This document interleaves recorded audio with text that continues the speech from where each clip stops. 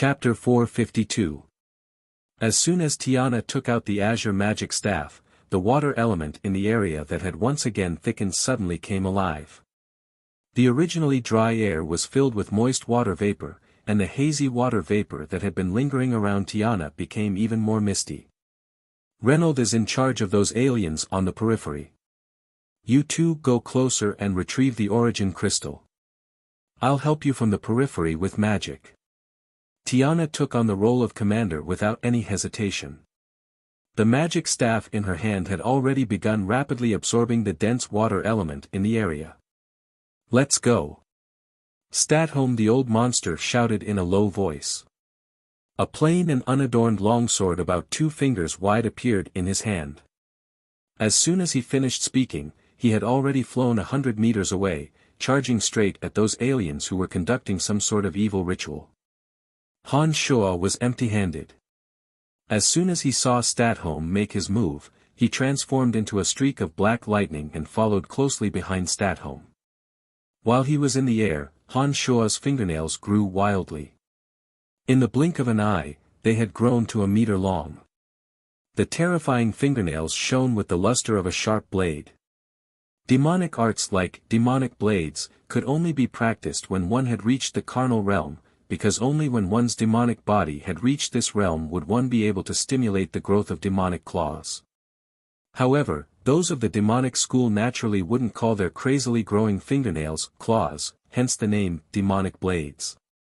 After the fingernails grew to 1 meter long and were imbued with pure demonic yuan, the demonic blades formed truly had the sharpness of a sharp blade. They were even sharper than the average divine weapon. The name, demonic blades, was well deserved. From a distance, Han Shuo looked like he was holding 10 sharp, gleaming blades. Statholm the old monster took the time to glance behind him and was startled by the bizarre transformation of Han Shuo's hands. He thought to himself, is this kid even human? How can his fingernails be sharper than the edge of a blade? Buzz buzz. The aliens who were conducting some sort of evil ritual immediately sensed the impending danger. An ear-piercing sound suddenly resounded through the sky. If it weren't for the fact that Han Shuo and the other 3 were true experts, ordinary people like Cecilia would have ruptured their eardrums just from the buzz-buzz. You take the left, I'll take the right. Charge! Statholm the old monster bellowed. His handsome face had an unhealthy shade of ashen. Before Han Shuo could agree, the old monster's speed suddenly multiplied. In the blink of an eye, he streaked across the surface of the Great Lake and landed on the island filled with aliens. Statholm swung the long sword in his hand. His formless fighting aura burst forth like a flood. The dozen or so aliens that were closest to Statholm suddenly exploded when they were still 3 meters away from him. Swordsmen and knights would have different colors once they obtained fighting aura. From the light blue of a trainee swordsman to the golden yellow of a sacred swordsman, they were all different. Legend has it that only experts who had broken through to sacred swordsmen would be able to return to their original state and make their fighting aura colorless and formless. This Statholm before him was clearly a true expert who had broken through to the sacred swordsman realm. If it wasn't for Han Shuo's powerful consciousness that allowed him to constantly pay attention to Statholm's movements, he might not have been able to detect the extremely terrifying formless and formless fighting aura condensed in his longsword. This kind of formless fighting aura contained a frightening power that would give anyone a headache in battle. Powerful indeed. He was indeed a genuine demigod expert. No wonder sacred swordsmen Corel and Dempus were defeated with their tails between their legs. After witnessing the old monster Statholm's attacks, Han Shuo inwardly came to a conclusion. While observing Statholm, Han Shuo's own movements weren't slow at all. When Statholm swept out with his sword, Han Shuo had also fallen into the group of aliens on the other side. Close to 100 aliens with 1 or 2 horns on their heads, green skin, and python tails fixed their ice-cold and emotionless green eyes on Han Shuo's body. Dozens of aliens had already charged over. Hee, this demonic technique of the demonic blades, I'll use you guys to try it out. Han Shuo sneered and muttered to himself in a low voice. His hands that were as sharp as blades suddenly intersected and danced at high speed. Streaks of dazzling rays of light flashed and Han Shuo swept forward amidst his sneer. The dozens of aliens surrounding him seemed to have been sliced by a sharp weapon at high speed. Their bodies that were dashing towards Han Shuo suddenly split into pieces. Some of the aliens still maintained their running motions, but their heads and half of their bodies suddenly flew out. The dozens of aliens turned into broken limbs in the blink of an eye. Perhaps it was because the demonic blades were swung too quickly by Han Shuo, or perhaps it was because the demonic blades were too sharp, but these aliens didn't even let out a scream. There wasn't even a hint of pain on their faces. In the blink of an eye, all of them had turned into broken limbs. As if an invisible sharp weapon was constantly whirling around Han Shuo, as he dashed towards the center of the small island, the bodies of the aliens surrounding him strangely split into pieces. Not a single one of them could even get within 3 meters of Han Shuo. Lightning Sacred Magus Reynold, who had just released a large-scale lightning magic, had an ugly expression on his face. He said in a low voice, "What a terrifying kid. No wonder Bretel City dares to be so presumptuous." As soon as Reynolds' words fell, dense elements of lightning suddenly converged from all directions. Under the clear sky, hundreds and thousands of lightning bolts the size of an infant's arm intertwined in the air like dragons and snakes, accompanied by the rumbling of thunder. All of them smashed towards the island at the center of the Great Lake. Han Shuo had finally experienced how frightening the magic of a sacred magus was. Hundreds and thousands of lightning bolts struck, as if a thunderstorm had fallen from the clear sky. The sky was filled with frightening lightning bolts of varying thicknesses. Although Reynolds' target was only the island at the center of the Great Lake, the area covered by the lightning omnipresent magic was obviously not limited to that. Under the intertwining of the lightning, the clear blue lake suddenly turned into a sea of electricity. The rumbling thunder completely shattered the tranquility of the Great Lake. Columns of water mixed with the power of lightning soared into the sky. These water columns were extremely turbid, having been blasted out from the deepest part of the lake by the lightning power. Strands of lightning power flooded the Great Lake. There were also some small fishes and shrimps that couldn't even be considered as magical beasts. All of them floated to the surface with their bellies turned white and dead. The outer perimeter was already so frightening. Naturally, the aliens on the island, who were the main target, were in an even more tragic state. Lightning bolts as thick as an infant's arm struck down densely, leaving almost no gaps between them.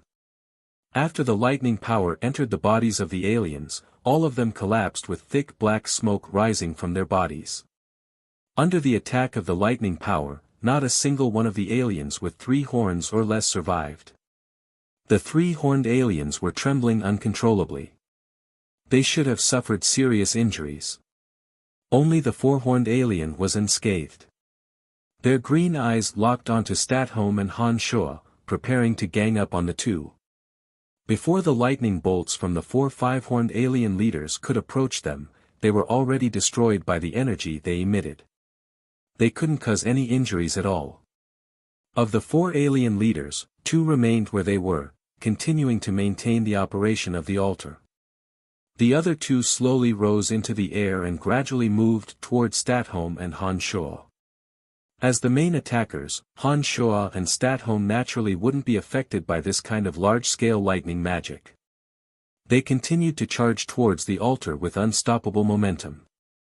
The aliens with 1 or 2 horns on their heads didn't have any opportunity to attack Han Shuo and Statholm. Under the attacks of the 2, they could only be slaughtered. The aliens with 3 horns on their heads could already make use of their high speed and the defensive strength of their bodies to barely block the attacks of the 2. However, they still couldn't stop the 2 from charging forward. However, the aliens with 4 horns on their heads could already fly high in the sky. More than a dozen of these aliens separately surrounded Han Shuo and Statholm. Even the sharp longswords and weapons in Statholm's and Han Shuo's hands could only leave bloody marks on their bodies. They couldn't kill them as easily as before. Although the aliens with 4 horns on their heads were a bit weaker than the human sacred swordsmen, the difference wasn't too great. Even Han Shua and Statholm were temporarily trapped by these terrifying aliens with 4 horns on their heads. What was even more frightening was that 2 of the alien leaders with 5 horns on their heads had already walked down from the altar. Han Shua had long been aware of the strength of these 2 alien leaders. Their green eyes were cold and devoid of any human emotion. As they approached, a destructive aura began to madly converge on their bodies. "Elder Sister Tiana, we can start now." Suddenly, the old monster Statholm yelled loudly. "Hold on for 2 minutes. We'll be done soon." Tiana's response came from an unknown distance away. Han Shua could feel the temperature of the entire space rapidly cooling down. The great lake below, which had been raging just a moment ago, had actually turned into a thick layer of ice at some unknown time.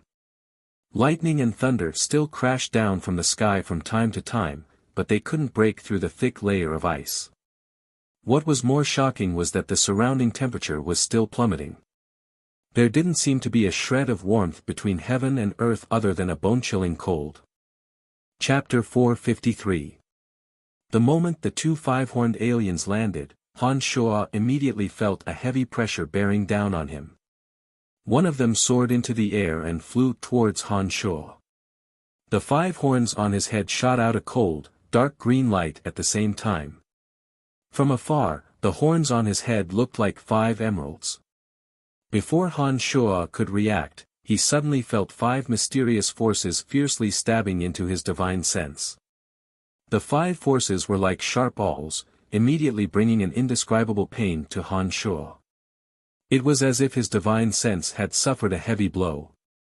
The spinning demonic blades in Han Shua's hands suddenly came to a halt.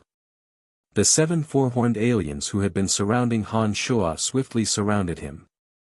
The horns on their heads also lit up with a dark green light. In an instant, 28 mysterious forces frantically surged into Han Shua's divine sense. Within Han Shua's divine sense, there were suddenly another 28 weaker soul attacks. A splitting headache. This was the most intuitive feeling. The intense pain even caused Han Shua to temporarily feel dizzy and hallucinate. The mysterious soul attacks were very simple, but they brought a pain that felt like blades were twisting and turning in one's mind. Many years of cultivation in demonic arts had caused Han Shua's pain tolerance to reach a perverse level. The demonic arts had caused Han Shua's soul to evolve into a high-level divine sense. This allowed his divine sense to possess unimaginable tenacity and miraculousness. His daily frenzied tempering of his physical body and the unbearable pain torture caused the sudden burst of pain in his mind. The resulting dizziness only lasted for 2 seconds. 2 seconds later, the blood essence in his demonic infant suddenly boiled. Han Shua's divine sense instantly obtained boundless power. Suddenly, the divine sense in his mind strangely disintegrated into thousands of strands. The attack on Han Shua's divine sense suddenly lost its target. In the next moment, Han Shua's divine sense that had been scattered into thousands of strands reassembled at the demonic infant. His divine sense reappeared. Sensing the reappearance of the divine sense, a total of 33 soul attacks reacted. However, before they could attack again, the divine sense that had fused with the demonic infant suddenly formed an extremely fierce suction force. The demonic art of assimilation began to circulate wildly, and the all-devouring attribute of a demonic cultivator began to surge wildly with the demonic infant as the foundation. All the attacks that were aimed at Han Shua's divine sense didn't even have time to withdraw from Han Shua's body before the 28 mysterious forces were all trapped by the suction force. Han Shua's divine sense tightened.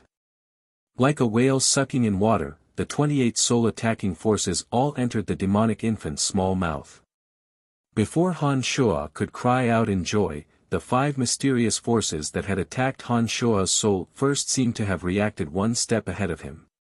Just as Han Shua's divine sense returned to the demonic infant and formed the demonic art of assimilation, the 5 mysterious forces seemed to sense danger and flew out of Han Shua's body ahead of time. Roar!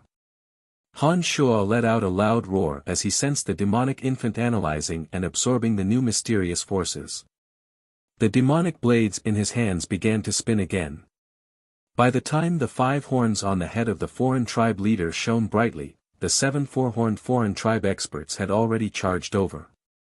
Right now, there seemed to be a hint of fear in their icy green eyes as they stared at Han Shuo.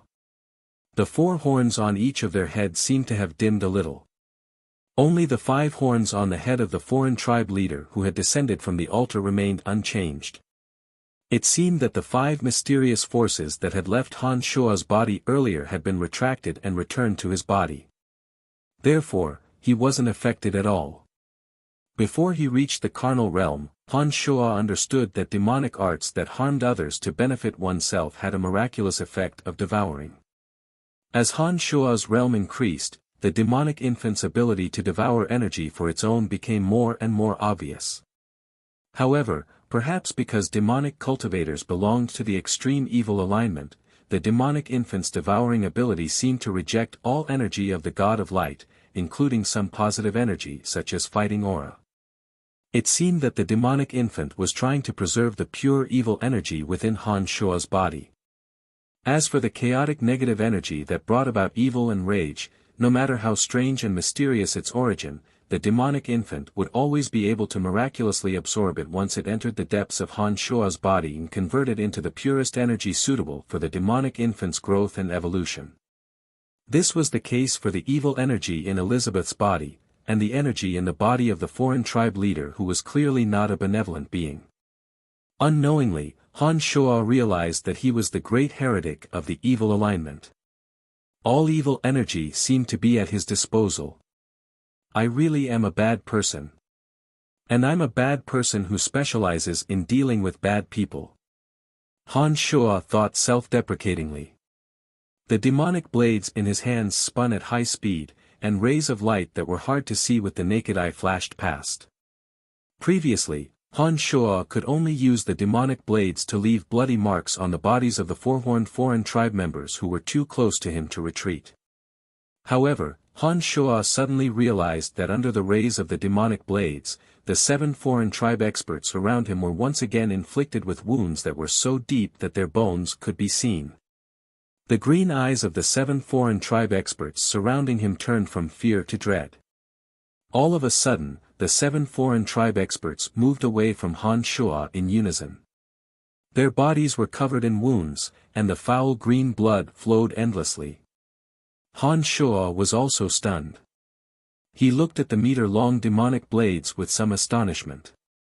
He couldn't understand why the demonic blades were suddenly able to inflict more damage on the 7 foreign tribe members. After thinking about it carefully, Han Shuo realized that the only difference between this attack and the previous one was that the demon infant had absorbed the strange energy from the 7 foreign tribe members' soul attacks. Could it be because the demon infant had absorbed the 28 mysterious energies of the foreign tribe members? Without waiting for Han Shuo to ponder deeply, the old monster Statholm's shout came from not far away, "Hey! Big Sister Tiana, can you hurry up?" Han Shuo turned his head to look and suddenly discovered that Statholm's body was slithering like a snake among the foreign tribe members. The lily embroidered at the corner of his robe, which was holding a long sword, was stained with green blood. Statholm seemed to be a germaphobe, and he seemed extremely dissatisfied with the green blood splattered on the lily embroidery on his robe. As he slithered through the group of foreign tribe members, he brandished his sword and cut off the corner of his robe that was stained with green blood from time to time. At this critical moment of life and death, he didn't forget to keep his robe clean. Han Shuo didn't know whether to laugh or cry. However, although Statholm seemed to be in a flurry, it was only because he was worried about the filth of the green-skinned foreign tribe members. After a careful look, Han Shuo couldn't help but sigh at how experienced and powerful the old monster Statholm was. He didn't allow the 5-horned foreign tribe leader to get close to him. Instead, he circled around the 4-horned foreign tribe members that surrounded him, walking in a wondrous manner. From time to time, he would brandish his sword and strike, and a bloody hole would appear on the body of a foreign tribe member. The older, the wiser. This old monster is a cunning and seasoned opponent. Han Shuo inwardly judged Statholm. All right. Tiana, the upper-class woman, who was hiding somewhere in the distance, shouted softly. Soon after, the bone-piercing coldness multiplied in the area. Strands of bone-piercing cold air swam like long dragons.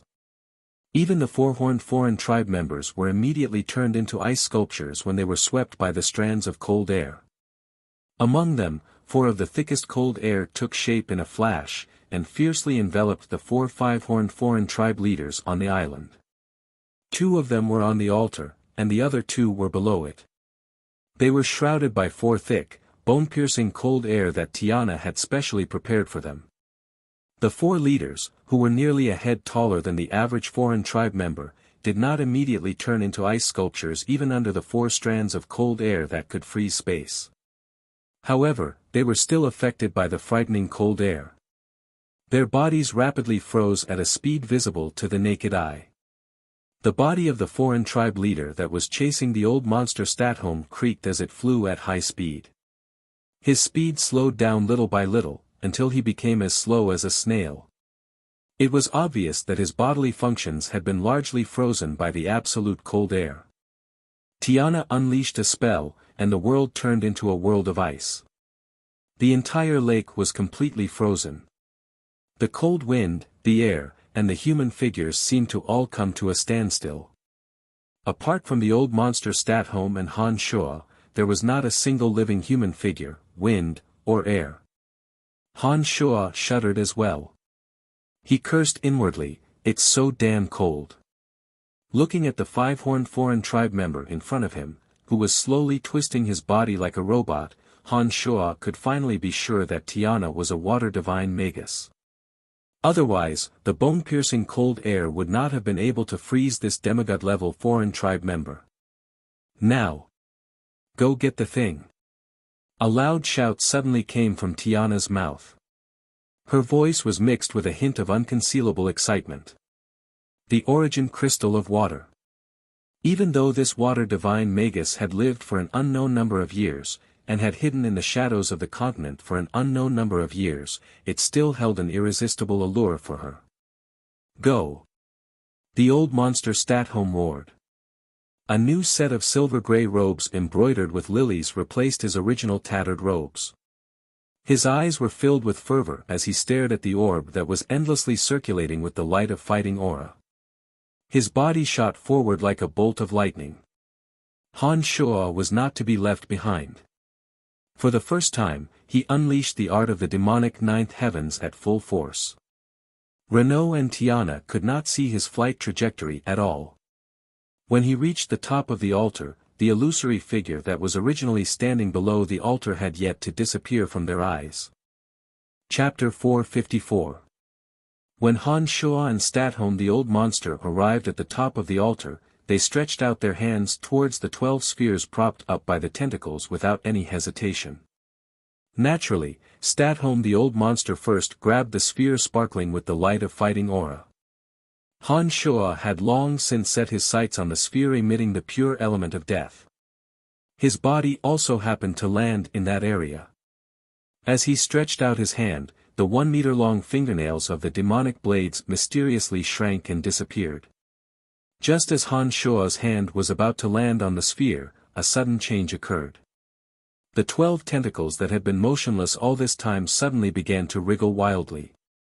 Han Shuo's outstretched hand actually missed. Statholm cried out in surprise. His body suddenly spun at high speed, staring straight at the fighting aura sphere. His 2 hands turned into phantoms as he stared fixedly at the sphere. The 12 tendon-like tentacles wriggled like monsters. Thick green mist suddenly emerged from the center of the altar and spread to all corners of the island in a flash. Han Shuo shuddered. He suddenly had an extremely uneasy feeling. At the same time, the green skin of the 4 pent-horned aliens that had been frozen by Tiana's frigid aura made popping noises under the green mist. Their stiff bodies began to tremble with creaking noises. Their sluggish movements became faster and faster. The green eyes of the two alien leaders on the altar shone with cold light as they respectively stared at Han Shuo and Statholm. "Quick, they've broken the seal." Tiana's voice was extremely anxious as she suddenly shouted from afar. Han Shuo was dumbfounded. His demonic yuan immediately circulated at the fastest speed he had ever circulated in his life. Just as the alien with the python tail on the altar was charging over, Han Shuo suddenly let out a loud cry. The 12 mystical demons that had been lurking in the surroundings in a state of nothingness suddenly solidified. Each and every one of them let out ferocious and terrifying shrieks as they lunged at the 12 spheres. Han Shuo didn't pay any attention to the alien who was shooting towards him at high speed. He raised his speed to the maximum and stared at the orb that was overflowing with pure death element. Vaguely, Han Shuo had a bad feeling. Although he was confident in the speed of the 12 mystical demons, the altar that was giving off a strange smell and the green mist that was suddenly spewing out made Han Shuo's heart palpitate. Therefore, he did not place all his hopes on the 12 mystical demons. His main body also acted without hesitation. Buzz! All of a sudden, an extremely frightening howl came from the mouth at the center of the altar, which was filled with viscous liquid. A chill that made people's hair stand on end instantly spread across the entire area. This sharp, sword-like howl carried an indestructible soul attack. Compared to the soul attack of the five-horned alien leader, this one was more than 10 times more powerful. Han Shuo's consciousness was struck before it could completely disperse. The piercing pain exceeded any pain that Han Shuo had experienced over the years. The unbearable pain in his consciousness caused Han Shuo to immediately feel dizzy. In an instant, Han Shuo's mind was filled with illusions and his limbs were cold and powerless. With his consciousness severely injured, Han Shuo's body involuntarily plummeted from the sky. All of a sudden, Han Shuo, whose mind was filled with illusions, suddenly felt 12 kinds of light stabbing pain in his consciousness at the same time. Of course, compared to the stabbing pain from the previous howl, this kind of pain was practically negligible. However, it was precisely because of these 12 stabbing pains in his consciousness that Han Shuo, who had been dazed and hallucinated by the howl aimed at him, suddenly woke up. His body no longer helplessly plummeted. In the next moment, Han Shuo understood that the 12 mystical demons he had painstakingly refined had all been annihilated. Even Han Shuo's consciousness would suffer heavy damage from the frightening howl mixed with the power of the soul attack. Naturally, the 12 mystical demons refined from his blood essence would not be able to escape this calamity. Having regained consciousness, Han Shuo hastily stopped his body. Suddenly, Han Shuo discovered that there were 3 spheres emitting different kinds of energy beside him. An origin crystal of the pure element of death, an origin crystal of the pure element of darkness, and a sphere brimming with the energy of destruction. Perhaps it was because the 3 spheres were treasures that only evil experts would willingly possess, they had been staying together all this time. When that dreadful howl sounded, the 12 muscles that were madly twisting stopped moving. Although Han Shuo's consciousness had suffered a heavy blow and was on the verge of collapsing, he still managed to arrive in front of the 3 spheres by sheer willpower. Of course, the 12 mystical demons also played a part in this.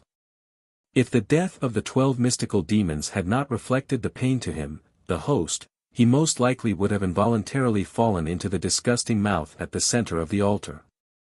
Without any hesitation, Han Shuo forcefully endured the discomfort in his head and took out the demon's layer edge that was still in hibernation. He used the sharpness of the demon's layer edge to cut off the 3 flesh tendons. The space ring flashed and the flesh tendons holding the 3 spheres all fell into the ring. Only after the 3 spheres were successfully collected did Han Shuo feel a little better from the pain of losing 12 mystical demons. With a quick glance, Han Shuo saw an origin crystal of fire 10 meters away from him. Just as he was about to make a move to collect it, he suddenly heard the old monster Statholm yell, "Run!" This loud yell from the old monster Statholm was specifically directed at Han Shuo. Han Shuo immediately turned his head to look at the old monster Statholm. He suddenly discovered that the old monster's silver-gray robe was already covered in fresh blood. The color of the blood was dark red. Blood flowed continuously from his 7 orifices. It seemed that the fresh blood on the new robe obviously came from the old monster himself. Statholm's devilishly handsome demeanor was nowhere to be seen. His sorry state caused Han Shuo to feel somewhat apprehensive. He didn't even bother to clean up the fresh blood on his body. He only stared at the disgusting mouth that had been continuously throwing magical beast cores and hearts into it. Following Statholm's line of sight, Han Shuo couldn't help but look down. He saw a large green head covered in sticky pus slowly squeezing out of the disgusting mouth. Han Shuo could tell that this was the head of another green-skinned alien. This head was even larger than the 4 alien leaders. Most importantly, there were 6 sharp horns on his head. Aliens with only 5 horns already possessed terrifying strength comparable to demigods. Han Shuo didn't dare to imagine just how frightening the strength of this alien with 6 horns on his head would be. Even with Han Shuo's consciousness, he couldn't even sense the existence of this alien who had emerged. Based on Han Shuo's understanding of demonic arts, he was certain that this alien's strength far exceeded anyone in this area. No wonder the old monster Statholm was so afraid to leave. This alien that was about to emerge most likely had the strength of a true god. Go! This loud yell came from Tiana. When Tiana's voice rang out, Han Shuo had already sensed that she was about to take action. Her aura was getting farther and farther away from this area. Go! The old monster yelled again. He turned a blind eye to the remaining origin crystals around him and flew away at a speed even faster than he had rushed over.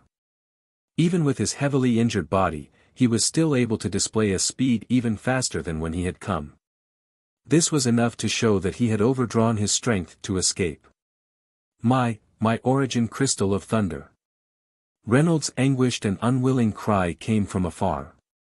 He was jumping madly in the void, but Statholm the old monster did not stop even for a moment because of him. Statholm the old monster came to help him collect the origin crystal of thunder that was not far from him. At this point, Han Shuo didn't hesitate at all. When the old monster Statholm made his move, Han Shuo also gathered all the strength in his body to escape. Finally, he turned his head to look regretfully at the remaining spheres.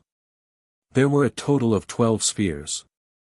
Han Shuo had obtained 3, while the other 2 spheres brimming with fighting aura and pure water element had disappeared.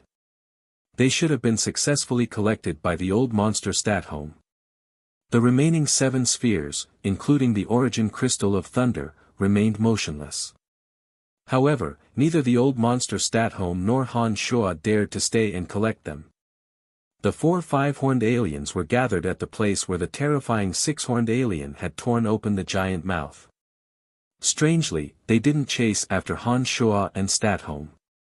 Instead, they joined forces to tear open the giant mouth and help the most terrifying 6-horned alien break free.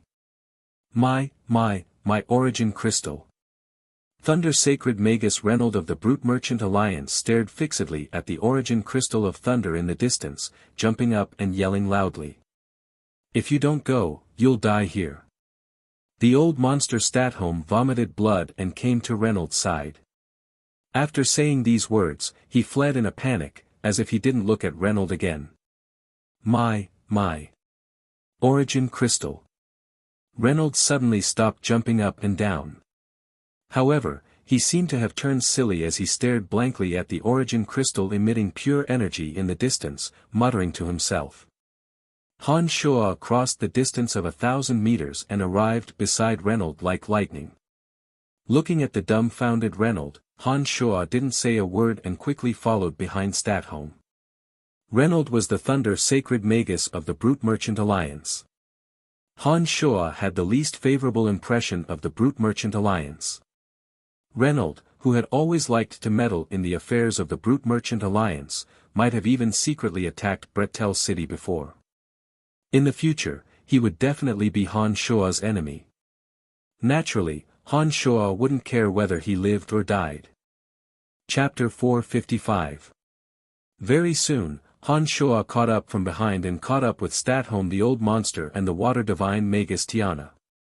Just as the three of them reached the area where the defense had been penetrated, an incomparably terrifying aura instantly enveloped the entire space.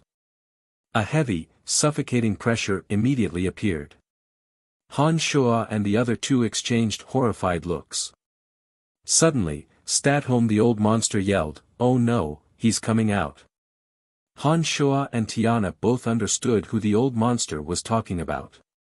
Tiana's graceful and calm expression changed. She hastily extended her hand and pressed it against the space protected by the strange power. An icicle sparkling with cold light suddenly condensed in the palm of her hand. The dense water element within it was extremely frightening. She casually pierced it into the space of the defense. Creak. The icicle condensed by the water divine Magus felt as if it had stabbed into the hardest iron and stone in the world. The icicle rapidly shattered from head to tail. The hearts of the three suddenly sank. Old Monster Statholm the old monster hastily asked, "Big Sister Tiana, what's wrong?" "The power has increased. I can't break through this defense." Tiana's voice carried a hint of panic. Her charming face turned somewhat ugly. Old Monster Statholm's eyebrows shot up violently. He had been holding the long sword in his hand and had never put away his space ring. His colorless and formless fighting aura suddenly burst forth with an invincible aura. A dazzling white light flashed. Clang! Statholm's attack, which he had gathered the rest of his strength to bombard the defensive space, also felt as if he had bombarded an unshakable iron and stone. Old Monster Statholm's right arm trembled slightly as he retracted it. His face was aghast as he shouted in a panicked voice, "I can't break through it either." One of them used a magical attack, while the other used a physical attack. Both were to no avail. "That guy has come out. He's strengthened his defense. I'm afraid we can't break through this defense," Han Shoa said in a low voice as he looked at the two panicking demigod experts. He understood that the six-horned alien must have exerted his strength. Buzz, a strange whistling sound rang out from afar. It was different from the soul attack that was used against Han Shoa. This whistling sound had a strange effect, as though it could tear the sky apart. Ripples appeared in the sky, and colorful cracks appeared in the void. Statholm the old monster and Tiana looked at each other and gasped at the same time. They stared at the colorful cracks in the void, their faces ugly to the extreme. Statholm, who had just taken out a scroll, looked at Tiana, wanting to cry but having no tears to shed. He said, "The space undulations are too violent. There's no way to release space magic scrolls. This bastard has cut off all our hopes of escaping." At this point, even Tiana was at her wit's end. She shook her head and sighed, saying, "It looks like we're going to die here. Statholm, I'm the one who got you into trouble this time. Who would have thought that an even more terrifying guy would show up?" Given the strength of the two demigods, they had no way to break through the defense shrouding the area with their own strength. They could only use the space magic scrolls, which were the best at preserving their lives, to tear through space and escape. However, the appearance of the sharp whistling sound caused the space to crack. Space magic scrolls were completely useless in the chaotic space. To them, there was indeed no hope of escaping. "I'll do it." Han Shoa, who had been quiet all along but had maintained his calm, suddenly said. The reason why Han Shoa had maintained a calm expression and mood from beginning to end was that Han Shoa still had a trump card. The two demigod experts' gazes instantly landed on Han Shoa. The old monster was dumbfounded, and said, You have a way." Without answering, Han Shoa chanted an incantation, and the simple-looking Earth elite zombie suddenly appeared. The old monster, Statholm, and Tiana suddenly looked at each other. Their eyes were filled with doubt, as though they had no idea what such a low-level zombie warrior could do at this time. However, something astonishing suddenly happened right under their noses. They saw the rather simple and honest zombie warrior suddenly melt into the earth as soon as he landed. The hard earth seemed to have no hindrance to him at all. His body rapidly disappeared. In this world, although Earth Magi could utilize the energy of the earth, they could only utilize it for attack or defense. They couldn't be like the Earth Elite Zombie, who was the darling of the earth, who could subtly utilize the energy of the earth to travel as he pleased. Therefore, when the Earth Elite Zombie's body sank into the depths of the earth like water, the two divine priests could only stare blankly at the unbelievable reality placed before them. They were unable to accept the absurdity of the situation, which caused them to be momentarily absent-minded. "Let's go." Han Shoa, who had already entered the depths of the tunnel, softly shouted at the two demigods. The two demigod existences' originally dumbfounded expressions were suddenly replaced by wild joy. They looked at each other, and hastily leaped into the tunnel that the Earth Elite Zombie had opened up. "Save me." Just as the three descended into the depths of the earth, lightning sacred Magus Reynolds' cries sounded from afar. His voice was filled with fear, as though he was rushing towards them at high speed. A heavy, suffocating pressure rapidly approached them from afar. Han Shoa, Tiana, and Tiana, who had just entered the tunnel, immediately understood what had happened. The six-horned alien had come out, and Reynolds was fleeing in their direction at high speed. He was probably being pursued by the alien experts. Han Shoa glanced at Statholm and Tiana, and discovered that the two were simultaneously creasing their brows, but with an extremely tacit understanding, they maintained their silence. Reynolds had been abandoned by the two. Han Shoa immediately understood. Naturally, Han Shoa knew what to do. He gave an order to the Earth Elite Zombie. The hole above the tunnel that the three had just entered was slowly sealed up by a thick layer of earth. When Stratholm the Old Monster and Tiana saw the last ray of light vanish above their heads, they breathed a sigh of relief at the same time. It was as though a boulder had been lifted from their hearts, and their faces relaxed somewhat. In the darkness, Han Shoa could clearly see their expressions, and gained a deeper understanding of human nature. "Every man for himself, and heaven and earth destroy." "Thank you, Brian. You are a miraculous young man." Statholm the Old Monster, who was following behind Han Shoa, suddenly said. "You're welcome. We're companions, it's what I should do." Han Shoa immediately replied in the darkness, but in his heart, he didn't think much of it. The reason why Han Shoa had brought the other two into the tunnel was because he couldn't be sure whether they would encounter even more terrifying dangers later on. Vaguely, Han Shoa could feel that it wouldn't be so easy to escape this time. With these two seasoned fellows by his side, the three of them might have a higher chance of escaping. That was why he selflessly brought them along. This time, Han Shoa and the other two had all obtained what they needed. Their strengths weren't too far apart, so they had a higher chance of escaping if they gathered together. As for Reynolds, his strength was a whole lot lower than the other three. He was no longer of any use at this time, so it was only natural that he would be abandoned. "Big Sister Tiana, here's your origin crystal of water." Statholm took out a ruby. As soon as the ruby was taken out, a faint, gentle red light appeared in the darkness. Statholm used the red light to pass the orb to Tiana. Turning his head to look behind him, Han Shoa saw an irrepressible excitement on Tiana's face. Her hand trembled as she held the orb. Her eyes sparkled as she murmured, "Origin crystal. I have an origin crystal." It would take some time to absorb the origin crystal. Although the three of them had all obtained what they needed during their escape, none of them had fused their souls with the origin crystal. Tiana had lived for who knew how many years. When the origin crystal fell into her space ring, the long years quickly calmed her excited emotions. She took a deep breath and looked at Han Shoa, who was leading the way. She asked, "How much longer until we can get out?" "Very soon. But I'm sure you can feel it too. Even in the depths of this earth, you can still feel that heavy pressure.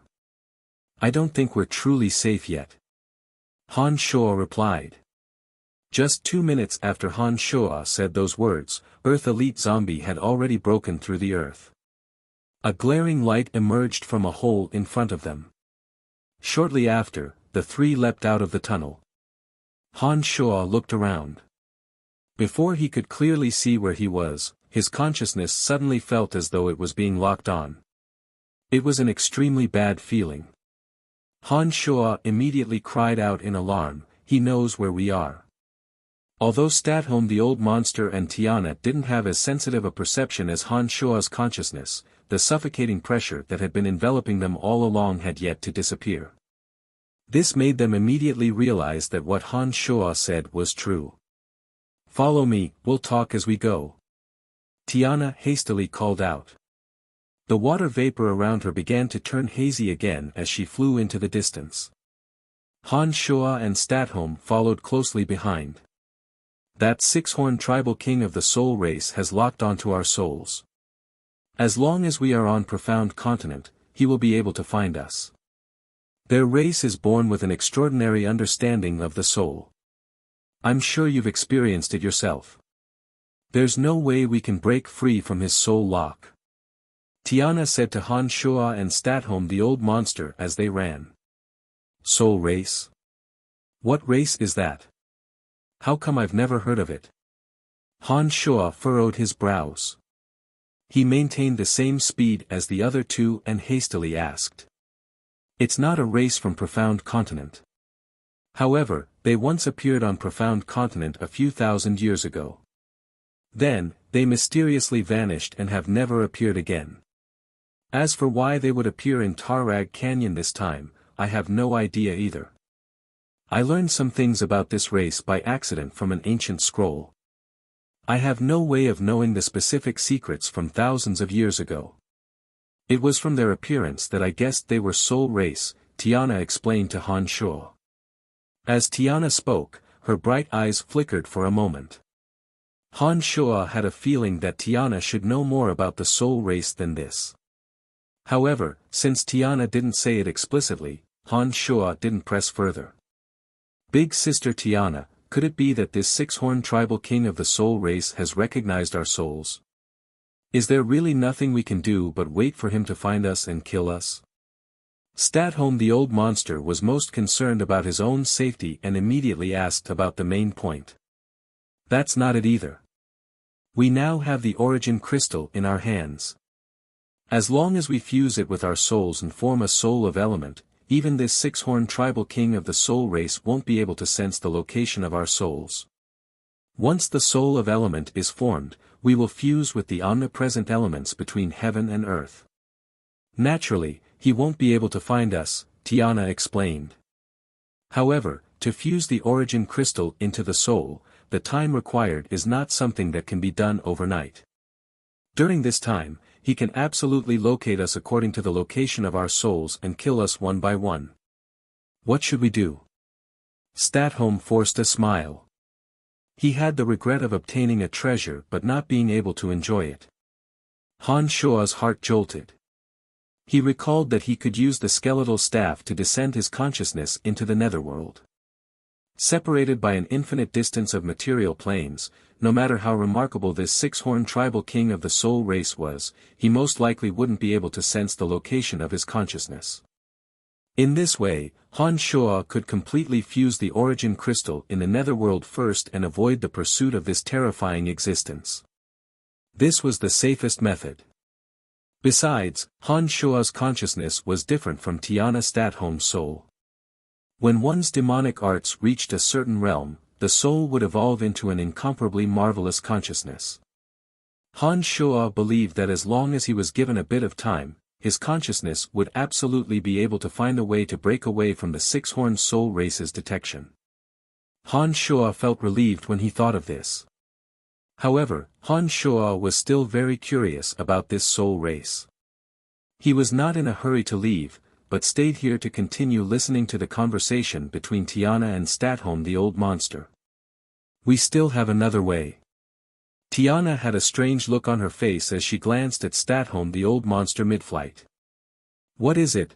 the Old Monster asked hastily, his expression shaken. By utilizing the convenience of the transportation matrices of various nations, we can be a bit faster than them. If we can bring them to a place where they have the strength to contend with them, and have them fight against those terrifying existences on profound continent, perhaps we will have a chance to escape with our lives. Tiana said to Statholm after hesitating for a moment. The old monster's eyes abruptly lit up. He immediately understood Tiana's meaning and said, the existences on profound continent that can contend against that six-horned soul race can be counted on one hand. Moreover, most of them don't have a fixed residence. The only ones with a fixed location are the headquarters of the Church of Light and the Calamity Church. Han Shuo, who was about to leave, was startled at first. But soon after, he decisively said, the Church of Light it is then. Tiana and Statholm the old monster both had strange expressions on their faces. The two exchanged glances and remained silent for a while. In the end, they silently nodded their heads, agreeing to Han Shuo's proposal. The Church of Light, which had always exterminated heretics to the last man, had such an obviously evil race appear in their headquarters. Han Shuo believed that something interesting would happen. Chapter 456. After coming to a decision, the three shared the same goal and began their grand escape plan. Having lost his 12 mystical demons, Han Shuo's consciousness could sense all kinds of life energy within a certain range. However, he couldn't probe every nook and cranny as clearly as the mystical demons could. Fortunately, Tiana and the old monster were more familiar with this place.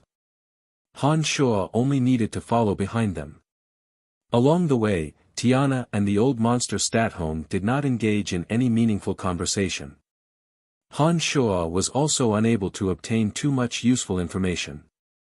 Since the two were unwilling to speak, Han Shuo naturally couldn't force them. However, he secretly had a plan in mind. The entire profound continent was vast, with numerous countries, mountains, and seas. Apart from humans, all kinds of races could be found everywhere. No one knew exactly how many strange and extraordinary people there were on this continent. However, from the previous conversation between Tiana and Statholm, Han Shuo was almost certain that even Tiana and Statholm, who possessed demigod strength, weren't the strongest existences on the profound continent. However, from what they said, Han Shuo also learned that there were only a few existences on the entire profound continent who were more frightening than them. Thinking about it, Han Shuo had never even heard of some demigod existences. Naturally, Han Shuo had no way of knowing more frightening existences. As the two most powerful religious organizations on the continent, the Church of Light and the Calamity Church were able to spread their influence to every region of the continent. This was enough to show how powerful they were on the profound continent. For these two religious organizations to be able to stand tall on the profound continent for 1,000 years without falling, it was likely that no one would believe that they didn't have any experts. It was reasonable for existences more powerful than Tiana and Statholm to be at the headquarters of these two churches. Elder Sister Tiana, no matter how I think about it, I still feel that it's a little inappropriate. When we arrive at the headquarters of the Church of Light in Odin Empire, we will certainly bring immeasurable losses to the Church of Light. After that, the Church of Light will certainly not let us off. What should we do? When they arrived at a brute merchant alliance city called Tujba, the three slowed down and landed. Old Monster Statholm asked Tiana. There's nothing we can do. The Church of Light is quite close to here. Besides, the Church of Light has always been benevolent. I think they'll forgive us. She thought for a moment, then added, don't worry too much. The protector at the Church of Light's headquarters basically won't leave the headquarters. As long as we leave early after this, there shouldn't be any problems. I'm relieved to hear that. Statholm the old monster nodded as if he had understood something. It was unknown if he was relieved that the benevolent Church of Light would not attack them, or that the protector of the Church of Light would not be able to leave the headquarters. Tujba city was not far from Tariq city. It was also a large city belonging to the Brute Merchant Alliance. The three of them quickly arrived at the teleportation array in Tujba city. Han Shuo frowned and said, "What do we do? Restrain the guards and force us to use the teleportation array?" The teleportation arrays of every country were not accessible to ordinary people. Only special people with clear identities could use these teleportation arrays that ordinary people could not use even if they had the money. "No need." Stratholme the old monster smiled calmly. At some point in time, a sign appeared in his hand. He swaggered over to the person in charge of the magical transportation matrix, flashed the sign at them, and said, "We're going to Thea City." The person in charge of the Brute Merchant Alliance did not say a word. He respectfully opened the teleportation array and let the three of them enter. A white light flashed, and the three of them appeared in Thea City of the Brute Merchant Alliance. Stratholme the old monster, who had lived for God knows how many years, had seen the rise and fall of every country. It was not surprising that he had some trump cards that allowed him to move unhindered across every country. After arriving at Thea City, the three of them heaved a sigh of relief and continued flying towards Odin Empire. Thea City of the Brute Merchant Alliance was the city closest to Odin Empire. The teleportation arrays of any two countries would not connect. The three of them had no choice but to continue flying. Fortunately, the three of them had temporarily shaken off the six-horned tribal king of the soul race by using the teleportation array. They were no longer as nervous and anxious as before. The three of them possessed demigod strength and could fly extremely fast. In less than half a day, they had entered the most powerful empire on Profound Continent, Odin Empire. After arriving at Odin Empire, Stratholme the old monster took out another token that represented a different identity and continued to use the teleportation array in Odin Empire without any hindrance. After 3 consecutive long-distance teleportations, the three of them finally appeared in the city closest to the headquarters of the Church of Light. This was a city named Sandro City in Odin Empire. After the three of them walked out from the teleportation array, they could see many temple knights and light priests of the Church of Light walking past them from time to time. The Church of Light had enormous influence in Odin Empire. This city closest to the sacred mountain of the Church of Light was jointly managed by the believers of both Odin Empire and the Church of Light. At a glance, Han Shuo discovered that the buildings here gave off a strong religious atmosphere. Churches of the Church of Light could be seen everywhere. The vast majority of the residents living in Sandro City were devout believers of the Church of Light. Many believers of the Church of Light on Profound Continent would travel thousands of miles to live in this city. They believed that this city was closest to the God of Light and could allow them to listen to the teachings of the God of Light at a closer distance. "Alright, that fellow will need at least a day to catch up to us. We can make use of this time to rest for a while.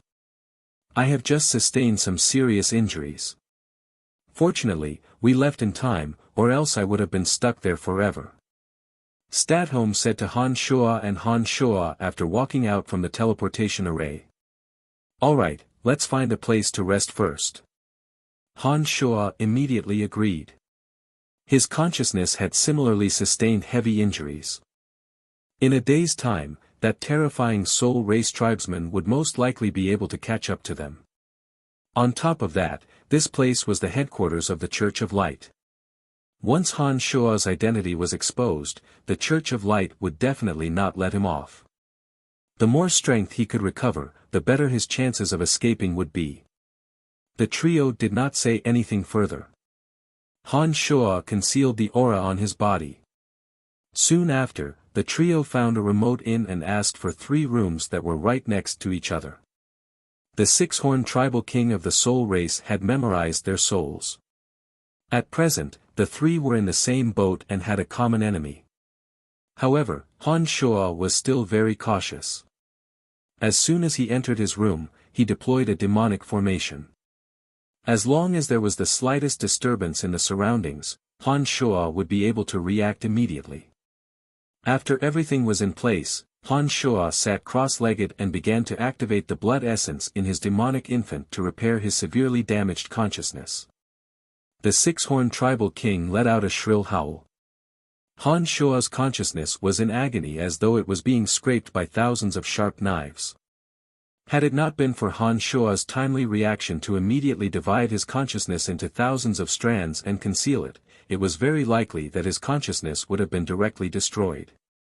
However, as long as his consciousness was not destroyed, he could use the blood essence in his demonic infant to activate the demonic yuan and reassemble his disintegrated consciousness. On the way to Sandro City, Han Shua had already begun to do so. Now that he had calmed his mind and focused all his attention on activating his blood essence, the speed at which his consciousness recovered immediately increased. The soul consisted of 3 souls and 7 spirits. The 3 souls were the heaven soul, earth soul, and life soul, while the 7 spirits were the heaven soul, earth soul, and life soul. The first spirit was the heaven soul, the second spirit was the wisdom soul, the third spirit was the chi soul, the fourth spirit was the strength soul, the fifth spirit was the core, the sixth spirit was the essence, and the seventh spirit was the heroism. Among them, the 7 spirits were hidden within the body. As long as the 3 souls were not destroyed, the 7 spirits could be reassembled. The soul commonly referred to the 3 souls, heaven, earth, and life. Among the 3 souls, the life soul was the most important. As long as the life soul did not disperse, the soul would not disappear between heaven and earth. Han Shua's demonic arts allowed the 3 souls, heaven, earth, and life, to fuse into one and form his consciousness. Not only did his consciousness possess marvelous abilities, but it could also be divided into thousands of strands and hidden within the 7 spirits. When the 6-horned tribal king launched a soul attack, Han Shua's consciousness instantly separated and hid within the 7 spirits, thus escaping the calamity. An ordinary person's 3 souls needed to be attached to the 7 spirits to survive. In other words, once the physical body was destroyed, the 3 souls would cease to exist between heaven and earth. However, Han Shua's consciousness did not have this limitation. Even if his physical body was pulverized and his 7 spirits were completely destroyed, his consciousness could still wander out and choose a new body to be reborn in. However, if he wanted to regain his original strength, he would have to spend another 100 years to refine his physical body. However, although the consciousness could not be destroyed even if the physical body was destroyed, it would still require the energy of the 7 spirits to recover once it was injured. Fortunately, the energy of the 7 spirits was hidden within the 7 chakras of the body, and demonic cultivators had top-notch control over their bodies. Using his blood essence to activate the demonic yuan, Han Shua's consciousness unceasingly activated the energy of the 7 spirits within the 7 chakras. Strands of the energy of the 7 spirits fused into his consciousness, recovering his injured consciousness little by little. Under Han Shua's all-out effort, the recovery process of his consciousness did not take up too much time. After the demonic infant consumed a dozen or so drops of blood essence, the energy of the 7 spirits was absorbed by his consciousness. With the replenishment of energy, the heavily injured Han Shua's consciousness had completely recovered.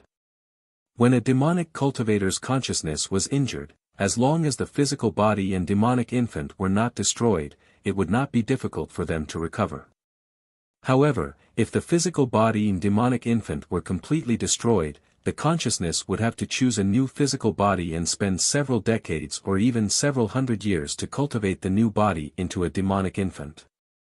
Only then would the damaged consciousness be able to recover. As soon as his consciousness was restored, Han Shua immediately woke up from his meditative state. His enormous consciousness abruptly spread out to spy on the situation in Sandro City. Chapter 457. Under the perception of Han Shua's consciousness, Sandro City could be sensed by Han Shua as long as the creature's strength was not higher than Han Shua's. This was indeed the city closest to the sacred mountain of the Church of Light. Under the perception of Han Shua's consciousness, there were believers of the Church of Light everywhere who carried divine energy. The entire Sandro City was filled with churches and numerous magical towers. A solemn and sacred energy filled every corner of the city. Wherever his consciousness passed, Han Shua could sense experts appearing one after another. Han Shua sensed the existence of a light sacred magus in Sandro City. Apart from this light sacred magus, all kinds of believers of the Church of Light could be found in every corner of the city. Among them, experts with profound strength could be found everywhere. As Han Shuo was slowly expanding his perception, he suddenly sensed a ripple-like divine energy coming from the sacred mountain of the Church of Light not far away from Sandro City. This divine energy that made one want to kneel and worship it made one feel calm and willing to submit to it. Under the influence of this divine energy, even Han Shuo, who was brimming with killing intent, felt as though he had laid down his butcher's knife and become a Buddha. Indistinctly, a kind of energy that penetrated deep into one's soul also followed. This energy that penetrated deep into one's soul carried some kind of intense bewitching power, making one feel as though they would forever kneel on the ground. Humph! Han Shuo let out a light snort. Shortly after, he withdrew his consciousness that was spying on Sandro City, concealing the aura on his body. The divine energy coming from the sacred mountain of the Church of Light might have the effect of enhancing the divine energy of some devout believers of light.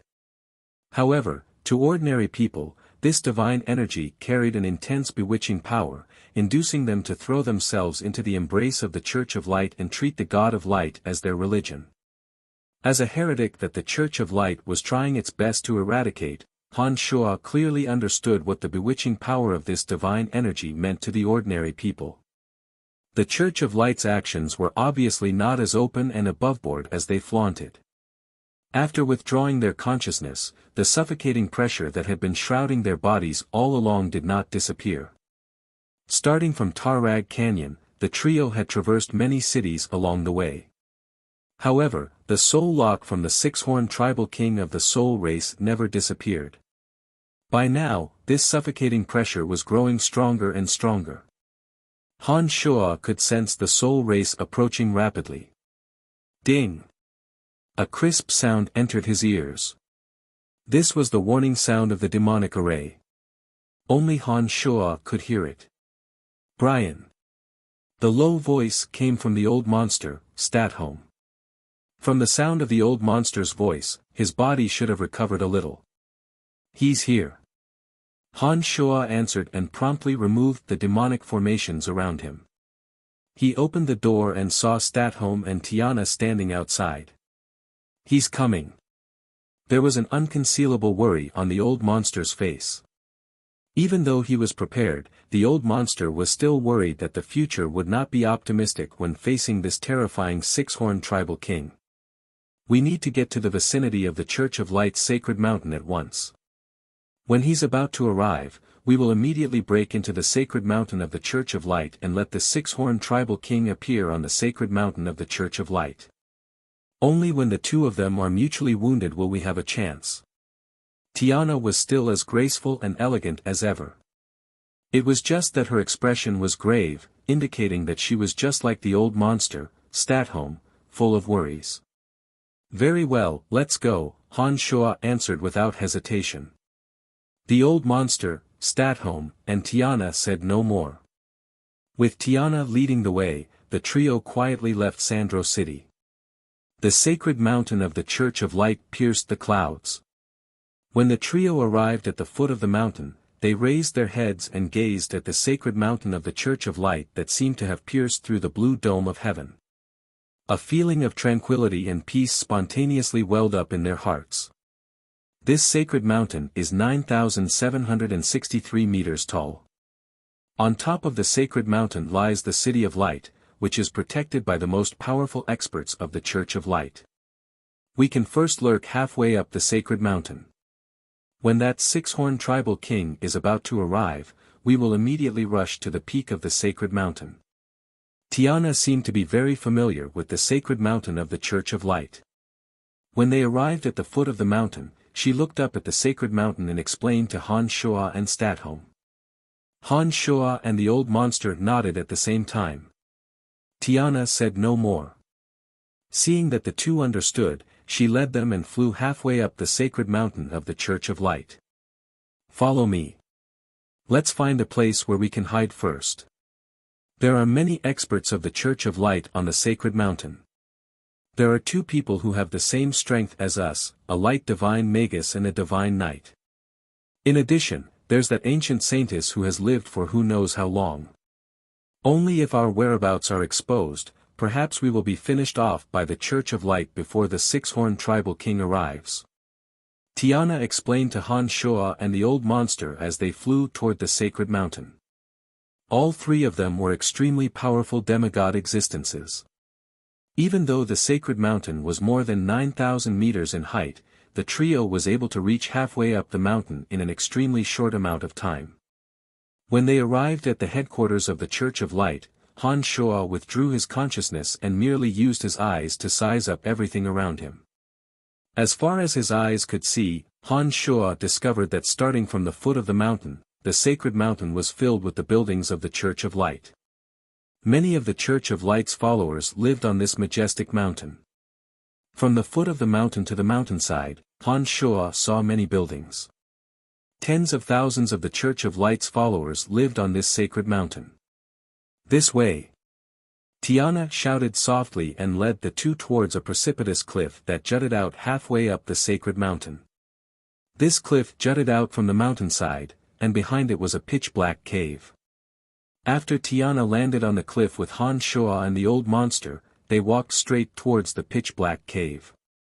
As soon as they entered the cave, Han Shoa discovered that this pitch-black cave was not as gloomy as it appeared from the outside. On the contrary, there were a few magical lamps inside. The cave was extremely wide and was obviously artificially excavated. Elder Sister Tiana, you've been here before. Old Monster Statholm said to Tiana in astonishment as soon as they entered. No, but I feel like there's no one living here. Alright, we'll stay here for a while.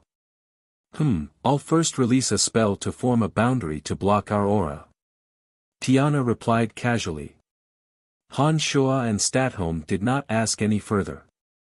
They watched as Tiana stood at the entrance of the only cave, took out her azure magic staff, and slowly chanted a magical incantation. Suddenly, just as Tiana finished her incantation, her body abruptly flew out of the only cave like a bolt of lightning. At the same time, the incantation finally fell from her mouth. Extremely dense water elements instantly enveloped the only cave entrance. The lively water elements quickly condensed, and before Han Shoa and Statholm could react, a 1-meter-thick chunk of ice blocked the only exit. Han Shoa and Statholm, the old monster's expressions immediately changed. Statholm even roared, "Elder Sister Tiana, what's the meaning of this?" Two hallowed auras rushed down from the peak of the sacred mountain without concealment. Within a few breaths, they arrived beside Tiana outside the cave. Separated by the solid ice that was as transparent as crystal, Han Shoa could tell that one of them was dressed as a light priest and the other as a temple knight. They both looked very young. The two people who flew down from the peak of the sacred mountain did not conceal their frightening auras. Han Shoa could immediately tell that they were the light divine magus and divine knight that Tiana had mentioned earlier. They were also demigod existences. Tiana, you've done well. You can stay on the sacred mountain and fuse with the origin crystal of water in peace. Our saintess will protect you from the persecution of that alien. The seemingly young temple knight said to Tiana with a gentle smile on his face. Bergson, that kid named Brian is the great heretic that you've been chasing. You can deal with him however you want. As for Statholm, I think as long as he hands over the crystal ball that contains the origin of fighting aura, you can spare his life. He has no conflict with your Church of Light. Tiana could not bear to see this happen and pleaded on the old monster's behalf. I'm sorry, I can't make the decision on this matter. Let's talk about it after I report it to the saintess. The divine knight named Bergson shrugged his shoulders and said with a smile, however, if Statholm is willing to swear fealty to the God of Light, then there will definitely be no problem. Han Shoa and Statholm suddenly sensed a dense divine energy that had shrouded the cave's surroundings at some unknown time. On top of that, Tiana had frozen the only exit. It seemed that the situation had reached its worst state. Elder Sister Tiana, I really didn't expect you to do this. The old monster, Statholm, who was trapped inside, stared blankly at Tiana. His calm voice, however, carried an unconcealable fury. Statholm, I'm very sorry. Bergson and I are very good friends. You just have to hand over that crystal ball of fighting aura, and I'll think of a way to let you walk out of this sacred mountain alive. There was not a trace of guilt on Tiana's face. She was still as graceful and elegant as ever. A frightening aura suddenly approached rapidly from afar. The strange buzzing whistle was so loud that Han Shuo and Statholm could hear it even though they were separated by layers of boundaries. At the same time, a melodious, gentle, and beautiful song rang out from the peak of the sacred mountain. A divine energy that only a god should possess fell in front of the cliff in an instant. Chapter 458. Han Shuo and Statholm, the old monster, glanced at each other. They immediately understood that the saintess of the Church of Light that Tiana had mentioned had arrived. The moment this expert, whom Tiana spoke of as possessing the true power of God, arrived in the area, Han Shuo and Statholm felt as though they were immediately shrouded by a kind of muddy swamp-like power. Even moving seemed to be a little difficult. Domain of Divinity. Both Han Shuo and Statholm, the old monster, were aghast. That kind of power that made them want to prostrate themselves in worship and made it difficult for them to move was the power that only a true god should possess. It was a kind of power that only a true god should possess, a power that mortals could not look directly at. Saintess. The two demigod existences of the Church of Light kowtowed at the same time, their faces expressing the respect from the bottom of their hearts. Greetings, Saintess. Even Tiana performed a solemn salute, her expression solemn and respectful. From Han Shuo and Statholm's point of view, they could not clearly see the appearance of the newcomer. However, that kind of divine aura that blotted out the sky and covered the earth was enough to move one's heart and soul. There seemed to be melodious singing praises of the God of Light mixed in with the divine aura, reverberating in the depths of their souls. This kind of voice had the divine power to bewitch people's hearts. Accompanied by the singing, Han Shuo gradually lost the strength in his limbs. It was as though he was willing to throw himself into the embrace of the God of Light, to submit and never regret his allegiance. Not good. Han Shuo's heart trembled as he realized what was going on.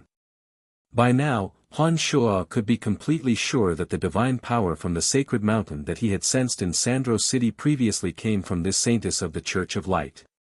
It was only because of the distance last time, and the fact that the saintess' divine power covered the entire Sandro City, that Han Shuo did not feel any discomfort.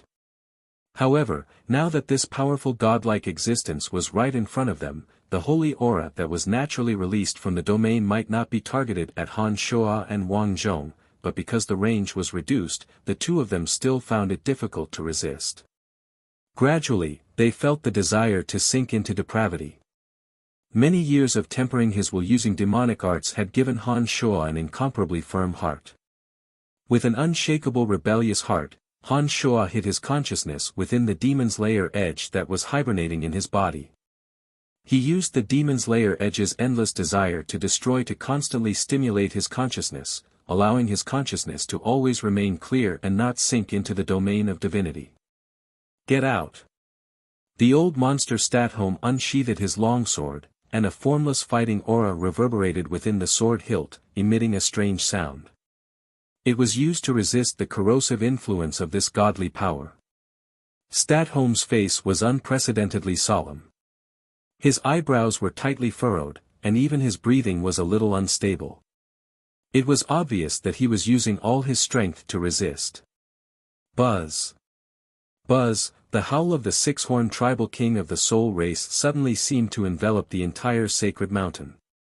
An ice-cold, deathly still aura, devoid of a single shred of humanity, filled every region like an indestructible ice blade.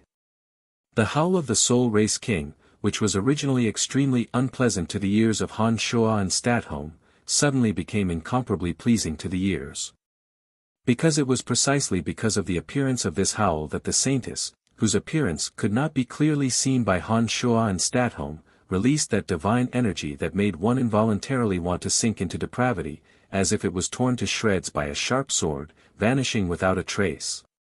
What a terrifying power! The old monster Statholm breathed a sigh of relief, and exclaimed with lingering fear in his heart. "Stop the intruders first. We'll deal with these two after the soul race has left." A gentle and sweet voice suddenly sounded from outside the cave, separated by thick layers of ice. "Understood, Saintess," the three demigod existences, including Tiana, replied in unison. Whoosh! The green-skinned, python-tailed, six-horned tribal king of the soul race was the first to arrive at the cave entrance. As soon as this six-horned tribal king landed, the other 4 five-horned soul race tribesmen stood behind him in unison. There was no communication, not even any superfluous movements.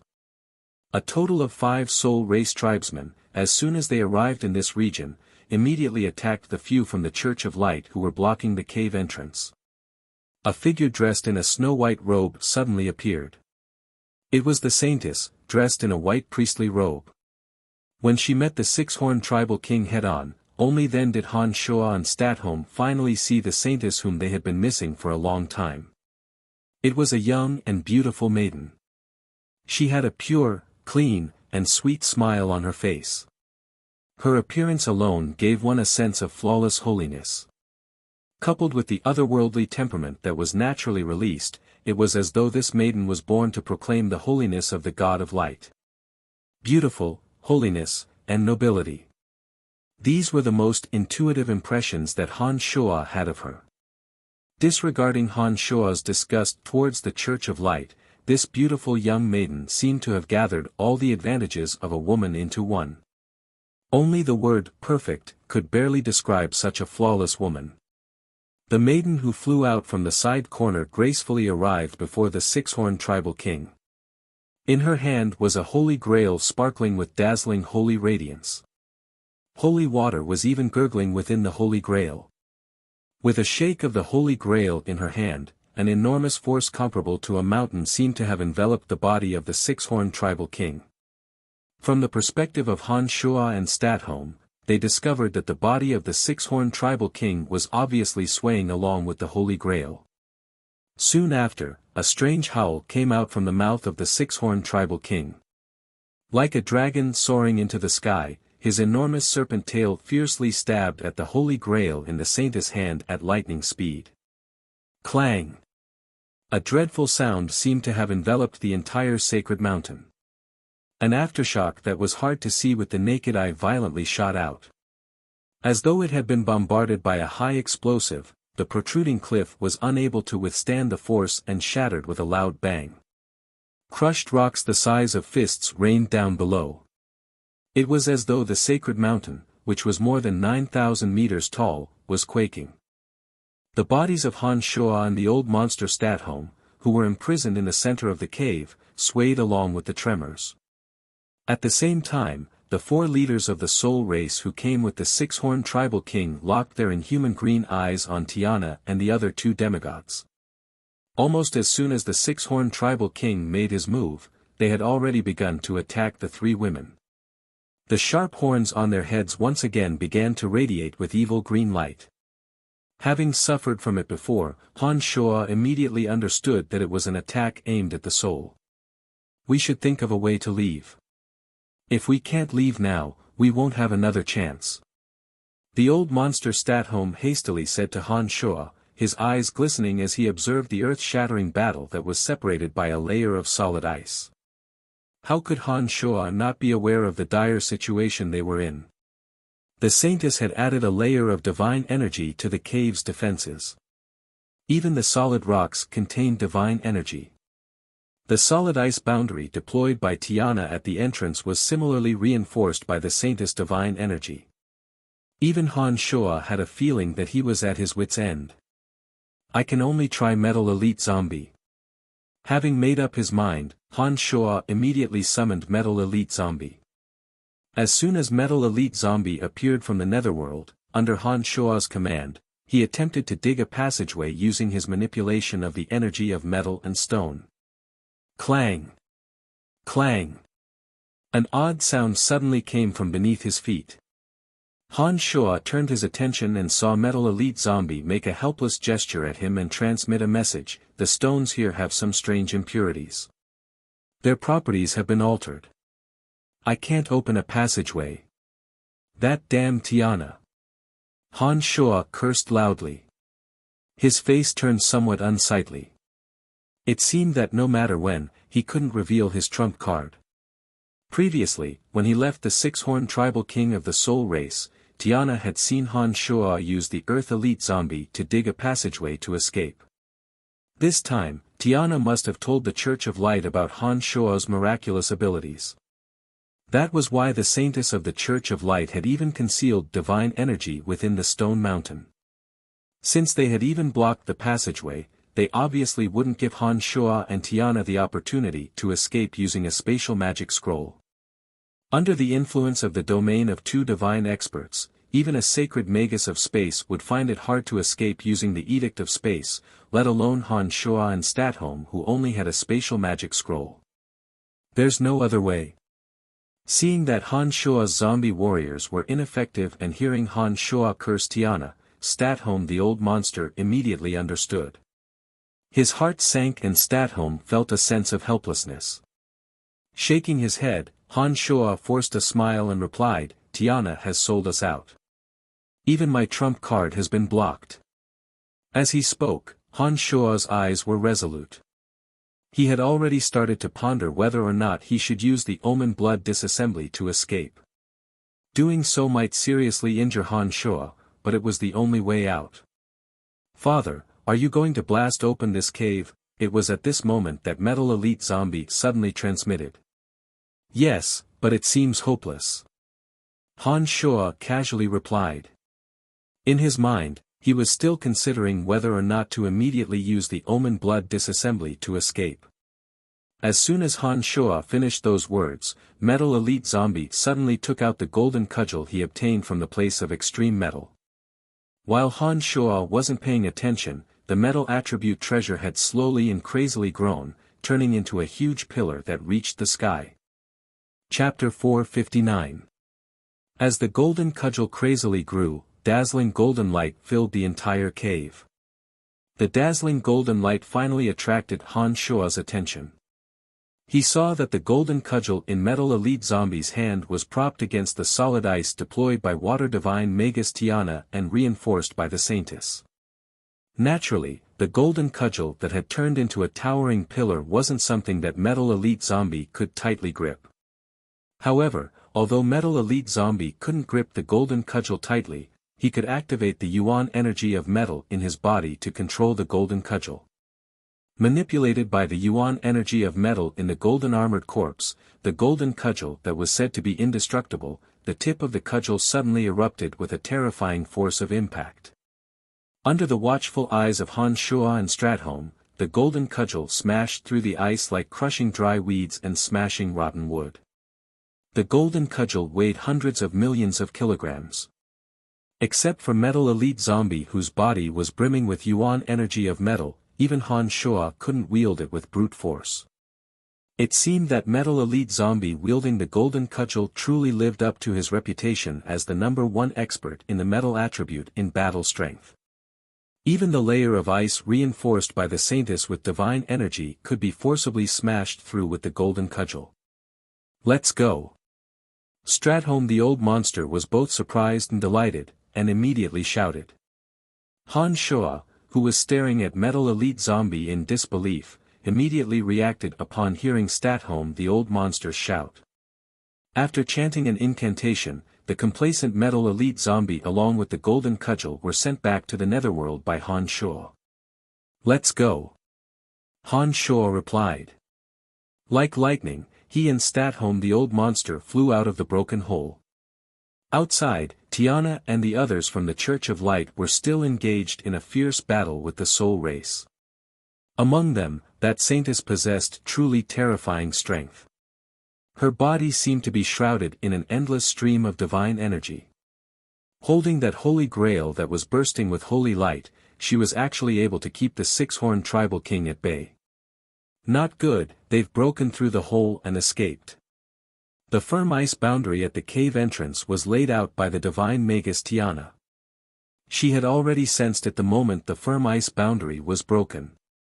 As soon as Han Shua and Statholm the old monster shot out from the inside, Tiana's cry of alarm rang out. However, at this time, whether it was the saintess of the Church of Light or the three demigod existences, they were all fighting with the soul race clansmen. In a battle between experts of this level, unless one side had strength that far surpassed the other, they could not afford to be distracted in the slightest. Tiana's group of three dealt with the 4 5-pointed soul race clansmen. With the Divine Knight as the main attacker, Tiana and the Light Archmage constantly bombarded them with terrifying magic attacks. Although Tiana and the Light Archmage had deployed layers upon layers of defensive boundaries, they were clearly at a disadvantage against the four of them. Tiana let out a cry of alarm. Her cold attacks against the Soul Race clansmen slowed down a little. The pressure on the Light Archmage and the Divine Knight, who were already having a hard time dealing with them, multiplied. Among them, the Divine Knight was in a sorry state after being swept by 3 python tails, and was nearly seriously injured. Taking advantage of the fact that the few of them were occupied, Han Shua and Statholm the old monster did not hesitate at all. They transformed into long streaks of light and rapidly flew into the distance. They did not dare to stay on this sacred mountain for even a moment longer. Han Shua and Statholm the old monster ran extremely fast. Before anyone had the time to take a closer look at them, the two of them had already rushed out of this area. The saintess of the Church of Light had placed all her energy on the 6-horned soul race clansmen. She dared not be distracted in the slightest. She could only watch helplessly as the two of them left. She had no spare time to stop them. As soon as Statholm rushed out of the sacred mountain, he immediately yelled at Han Shua, "Run!" Han Shua obviously understood how bad the situation was at this time. He moved like lightning and followed closely behind Statholm. However, compared to Statholm, Han Shua's face was a bit calmer. He was not as panicky as Statholm. Once Han Shua left that cave in the sacred mountain, he had plenty of ways to escape. In terms of flying speed, Han Shua believed that even someone a level higher than him would not be able to catch up to him. In the worst-case scenario, Han Shua could still use the transportation matrix that led to the cemetery of death to escape. Therefore, with these things to rely on, Han Shua was not as anxious as Statholm. Following behind Statholm, the two escaped from the sacred mountain of the Church of Light. They did not enter Sandro City at the foot of the sacred mountain of the Church of Light. Instead, they took a detour and flew towards another city, Orti City. After entering Orti City, Statholm the old monster used the token in his hand to activate the transportation matrix. After passing through several transportation matrices, the two flew from the border of Odin Empire back to Brute Merchant Alliance. Finally, they appeared in Tariq City of Brute Merchant Alliance. As soon as they arrived at Tariq City, Han Shua immediately sensed his location through a drop of blood essence in Lisabeth's brain. "Brian, it's all thanks to you that we could escape this time. I owe you a favor." Statholm the old monster said to Han Shua as soon as they arrived at Tariq City. "You're welcome." Han Shua replied with a smile. After a short pause, Han Shua knitted his brows and asked, "The 6-horned tribal king can sense our souls. What do you plan to do next?" Upon hearing this, Statholm the old monster put on a worried look. Under Han Shua's gaze, he finally let out a sigh and said, "I will immediately find a secluded place to fuse the origin crystal with my soul. Only after fusing the origin crystal with my soul will I be able to thoroughly shake off the soul race's pursuit. However, we don't know the specific situation at the sacred mountain of the Church of Light. If that 6-horned tribal king of the soul race didn't suffer serious injuries in the battle with the Saintess and finds you while you're fusing with the origin crystal, you will have no choice but to die," Han Shua said. "There's no other way. I can only take a gamble. If the 6-horned tribal king were to find me midway, I can only blame it on my bad luck." The old monster sighed again, his face filled with helplessness. After hearing Statholm's words, Han Shuo didn't know what to say. This was truly a matter of helplessness. Han Shuo had a pretty good impression of Statholm the old monster.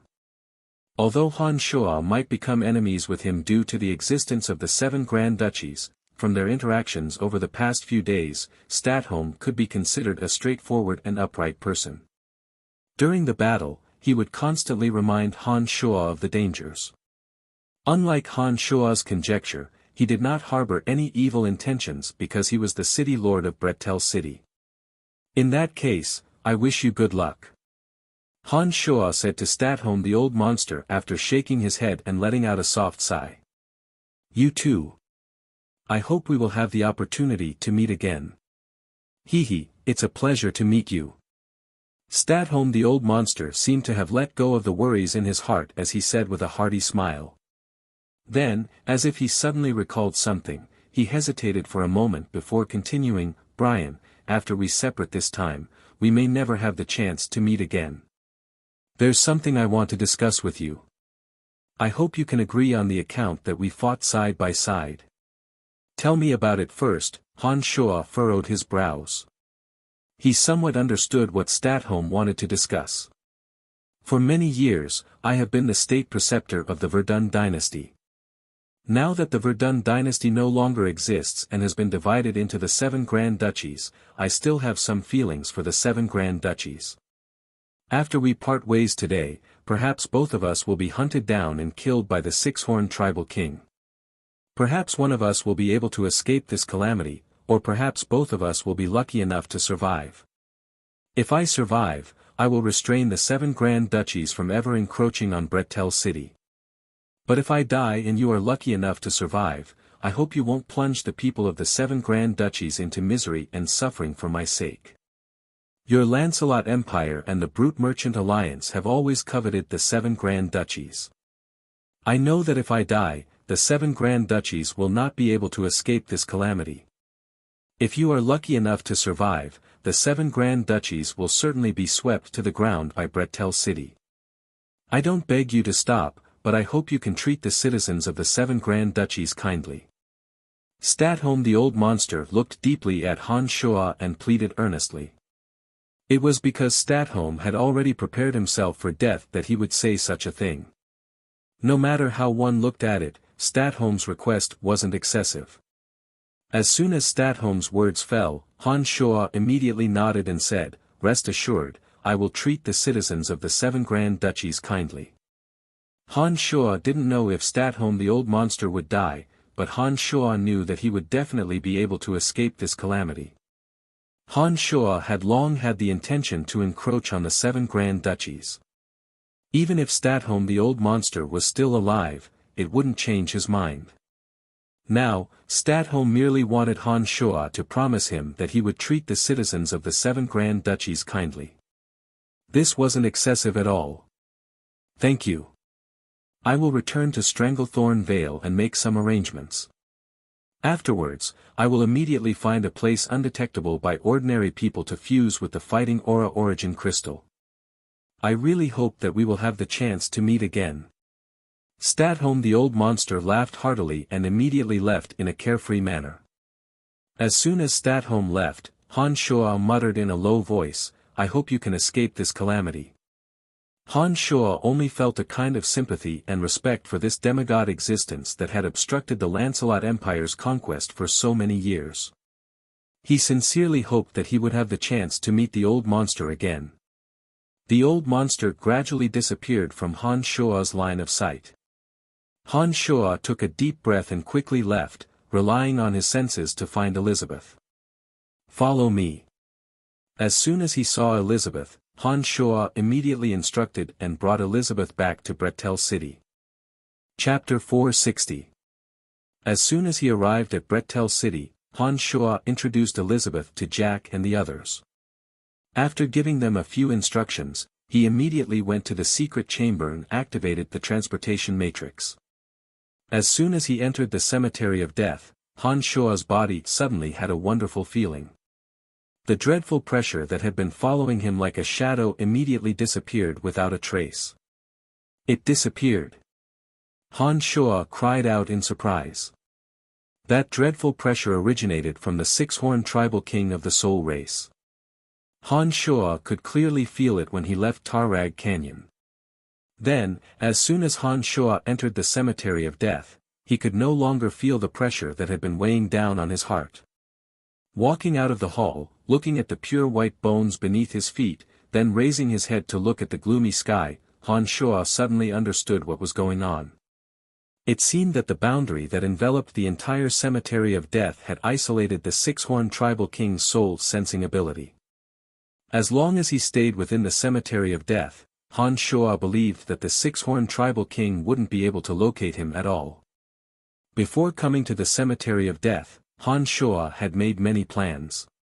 He was even prepared to use the skeletal staff to escape into the netherworld as soon as he entered the cemetery of death. But now, it seemed that these plans were unnecessary. The mysterious boundary of the cemetery of death had directly resolved Han Shuo's worries. Cemetery of death, oh cemetery of death, just how many secrets are you hiding? Han Shuo couldn't help but sigh. To be able to block the six-horned tribal king's soul-sensing ability was sufficient proof of the miraculous effect of the boundary that enveloped the cemetery of death. Poor Statholm. I wonder if he has left Stranglethorn Vale to cultivate in seclusion. But even if he is still in Stranglethorn Vale, the cemetery of death will not allow him to enter, Han Shuo thought to himself. With the threat of the six-horned tribal king gone, Han Shuo felt much more relaxed. Then, he sat cross-legged in the mystical demon refinement area of the cemetery of death and took out the 3 spheres that he had plundered from his space ring. Of the 3 spheres, one was an origin crystal rich in the element of death, one was an origin crystal rich in the element of darkness, and the last one was emitting a destructive power that caused one's heart to palpitate. According to the old monster Statholm, only a paranoid person would be willing to fuse with this sphere of destruction. While escaping from the Church of Light's sacred mountain, Han Shuo had already asked Statholm the old monster about the detailed usage of the origin crystal. Now that everything was ready, Han Shuo held the 3 spheres in his hand and aimed at the origin crystal that was emitting pure death element. Grabbing the origin crystal that was emitting the element of death, Han Shuo slowly used his mental strength to enter the origin crystal. From the origin crystal, he sensed an incomparably enormous and clean energy of the element of death. Releasing his consciousness, Han Shuo tried to fuse the origin crystal into his consciousness according to the method Statholm the old monster had taught him. Suddenly, something that Han Shuo did not expect happened. His mental strength could clearly sense the enormity and miraculousness of those strands of pure death element. But when Han Shuo tried to fuse his consciousness with this incomparably enormous energy of the element of death according to the method Statholm the old monster had taught him, his consciousness immediately locked up, not allowing even a tiny bit of the element of death to enter. His consciousness rejected the energy of the origin crystal, not allowing even a single strand of energy to fuse with his consciousness. He was unable to form the soul of element that Statholm the old monster and Tiana had mentioned. Han Shuo's demonic infant had the miraculous ability to absorb many kinds of evil energies and transform them. But Han Shuo's consciousness was so selfish that it would not allow even a strand of energy that was incompatible with demonic arts to fuse with it. Han Shuo could clearly feel the rejection coming from his consciousness. That kind of exclusive energy made Han Shuo understand the tyranny of demonic arts. Looks like I'll have to try the ball of destruction. Putting away the origin crystal that was rich in the element of death, Han Shuo took out the sphere that was emitting an intense energy of destruction. Following the method Statholm the old monster had taught him, he tried to fuse the energy within the ball of destruction into his consciousness. His consciousness still rejected it. That enormous energy of destruction was still unable to flow into his consciousness. Naturally, it was unable to fuse with his consciousness. Han Shuo had a bitter smile on his face. He held the origin crystal that was pure in the element of death in one hand and the ball of destruction that was filled with the enormous energy of destruction in the other. He thought to himself that he had spent so much effort to snatch these 2 spheres. Who would have thought that he would be unable to absorb them? It seemed like all his efforts were in vain. Within Han Shua's body, there were three most important things. One was the demonic infant located in his lower abdomen. The demonic infant was the source and foundation of demonic yuan, and was the foundation for the execution of demonic arts. The other two important things were located in the brain. The consciousness formed from the fusion of the three souls was the foundation of everything. Its importance was self-evident, and it was also what Han Shua relied on to survive. The last one was also located in the brain. Similar to the golden core of martial practitioners and the demonic infant of demonic arts practitioners, it was also the source of energy. Of course, there were still some differences between this place and the demonic infant. This region of the brain stored mental strength, and was also the key point for a grand magus necromancer like Han Shua to be able to cast necromancy magic. The most important of the three was of course the consciousness, which was what most people referred to as the soul. Within the consciousness were all of Han Shua's experiences and memories, all of his comprehensions, knowledge of demonic arts, and understanding of necromancy magic. The consciousness was the foundation and evidence that Han Shua was still alive. Han Shua's demonic arts had reached such a level that the fusion of the three souls to form the consciousness was the foundation for the advancement of demonic arts. Han Shua absolutely would not allow anything to go wrong with the consciousness. However, from the old monster Statholm's words, Han Shua knew that if one wanted to become a god in the field of magic, the soul must form the soul of element. Only then would the soul and elements reach the most perfect rapport, and only then would one have the deepest understanding of that type of magic. However, the soul of element was obviously a kind of evolution to the soul. This kind of evolution meant a change to the soul, and the soul was the most fundamental everything to a person. Unfortunately, his soul had already been transformed into the consciousness most suitable for practicing demonic arts. Unless Han Shua degenerated his consciousness to its original state, the origin crystal of element would really be of no use. No matter how one looked at it, when comparing demonic arts and necromancy magic, it seemed that demonic arts were more useful to Han Shua. Therefore, Han Shua would never give up on his demonic arts. Besides, Han Shua did not believe that he could not become a god without forming the soul of element. Therefore, after some consideration, Han Shua gave up on the origin crystal of pure element of death. The three spheres contained the three energies of death, destruction, and darkness. None of them was something that Han Shua could use. Placing the three spheres in front of him, Han Shua began to consider how to make the best use of these things that he had painstakingly obtained. After thinking for a while, Han Shua's mind lit up. He immediately summoned the little skull from the netherworld. This is for you. Take the energy inside and fuse it with your soul. This way, you will be able to make better use of the element of death in the netherworld. As soon as the little skull appeared, Han Shua immediately handed the origin crystal of pure element of death to the little skull. He also told the little skull the method of soul fusion. Thank you, Father. I can feel that this thing can bring me unimaginable benefits. It is the treasure of the undead creatures.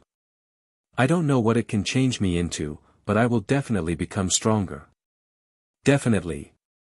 The little skull held the origin crystal of pure element of death.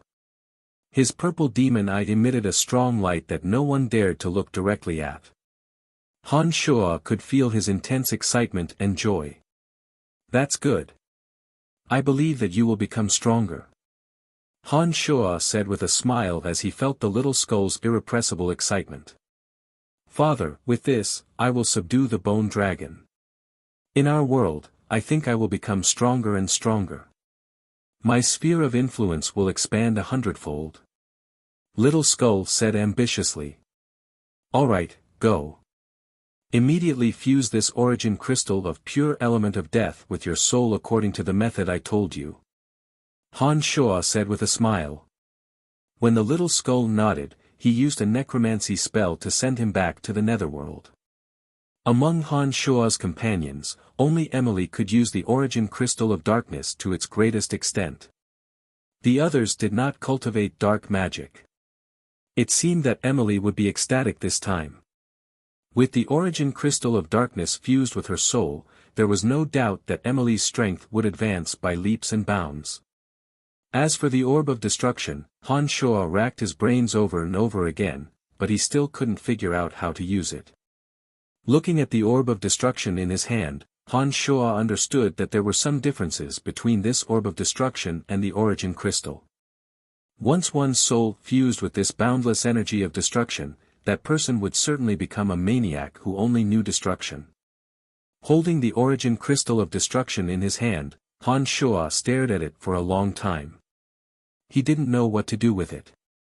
Suddenly, a violent and boundless desire to slaughter surged from Han Shua's body. With a thought, the demon's lair edge suddenly fell from the back of Han Shua's neck into Han Shua's palm. Boundless resentment and the desire to slaughter overflowed from the demon's lair edge, filling the entire cemetery of death. In Han Shua's palm, the demon's lair edge's ferocious might overflowed to the heavens. A stream of blood glistened brightly, flowing on the demon's lair edge as if it had a life of its own. Han Shua understood that the true primary soul within the demon's lair edge had evolved and formed. From today onwards, the demon's lair edge would become a peerless demonic weapon in the truest sense of the word.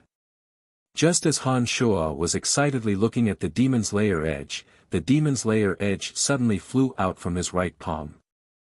Before Han Shua could react, the sharp point directly pierced into the ball of destruction that contained the enormous energy of destruction. While Han Shua was greatly shocked, something happened that left him dumbstruck. The primary soul that had just formed within the demon's lair edge had begun to fuse with the terrifying energy of destruction within the ball. Chapter 461.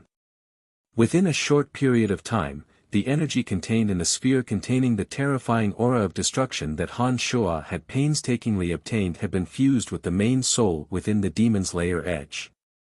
After the main soul had fused with the energy of the sphere of destruction, it once again flew from Han Shua's palm into Han Shua's body and fell back into a dormant state. The demon's lair edge was a demonic weapon that Han Shua cultivated with his life. Now that the main soul had formed, it had gained sentience. The main soul formed within the demon's lair edge, which was formed from Han Shua's life essence and demonic yuan, would forever serve Han Shua as its master. Unless Han Shua's consciousness dissipated, the demon's lair edge would forever be a demonic weapon that belonged solely to Han Shua. Han Shua looked at the sphere in his hand that had lost the energy of destruction. He thought to himself that this was pretty good. At least he didn't benefit an outsider. After absorbing the energy of destruction within the sphere, the demon's lair edge would certainly become even more formidable. As a weapon solely for Han Shua's use, the more powerful the demon's lair edge was, the more advantageous it would be for Han Shua. It wasn't a bad thing to think about it this way. Of the three spheres, one was obtained by Little Skull, one was fused with the main soul that had just been formed within the demon's lair edge, and the last one belonged to the dark Magus Emily. All three were people that Han Shua could trust the most. Although Han Shua's consciousness could not fuse with the three spheres, it could still indirectly strengthen him.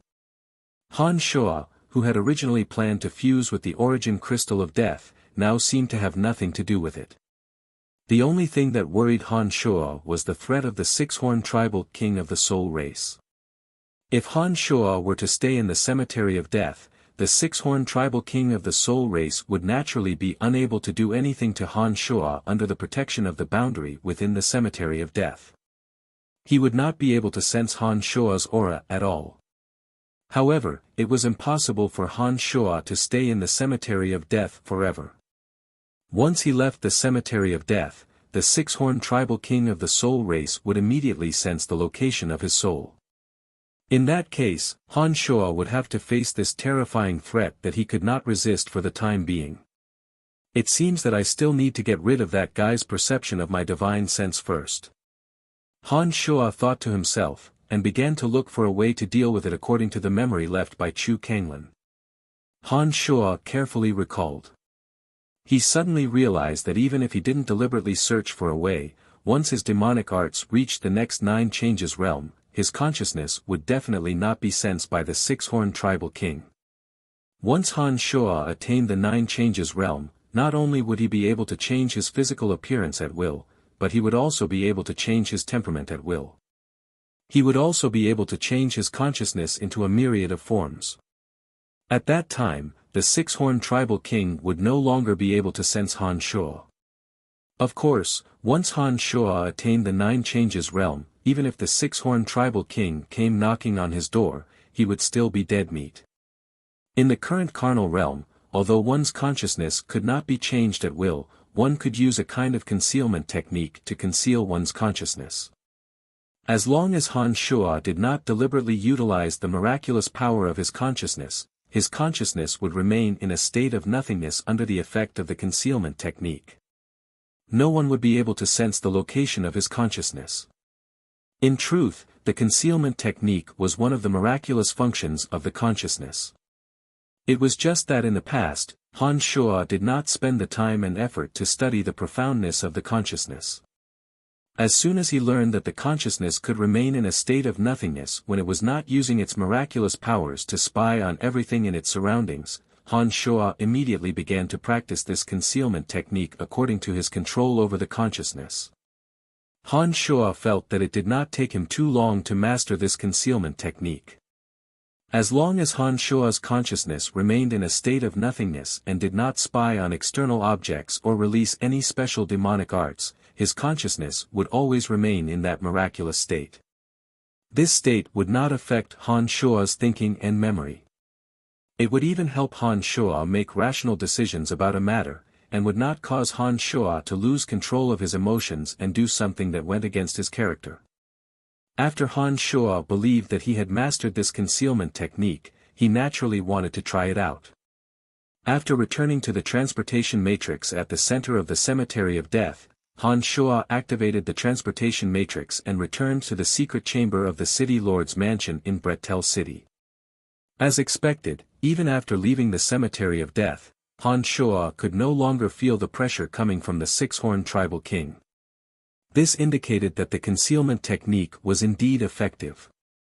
Han Shuo no longer needed to worry about the potential threat of the 6-horned tribal king.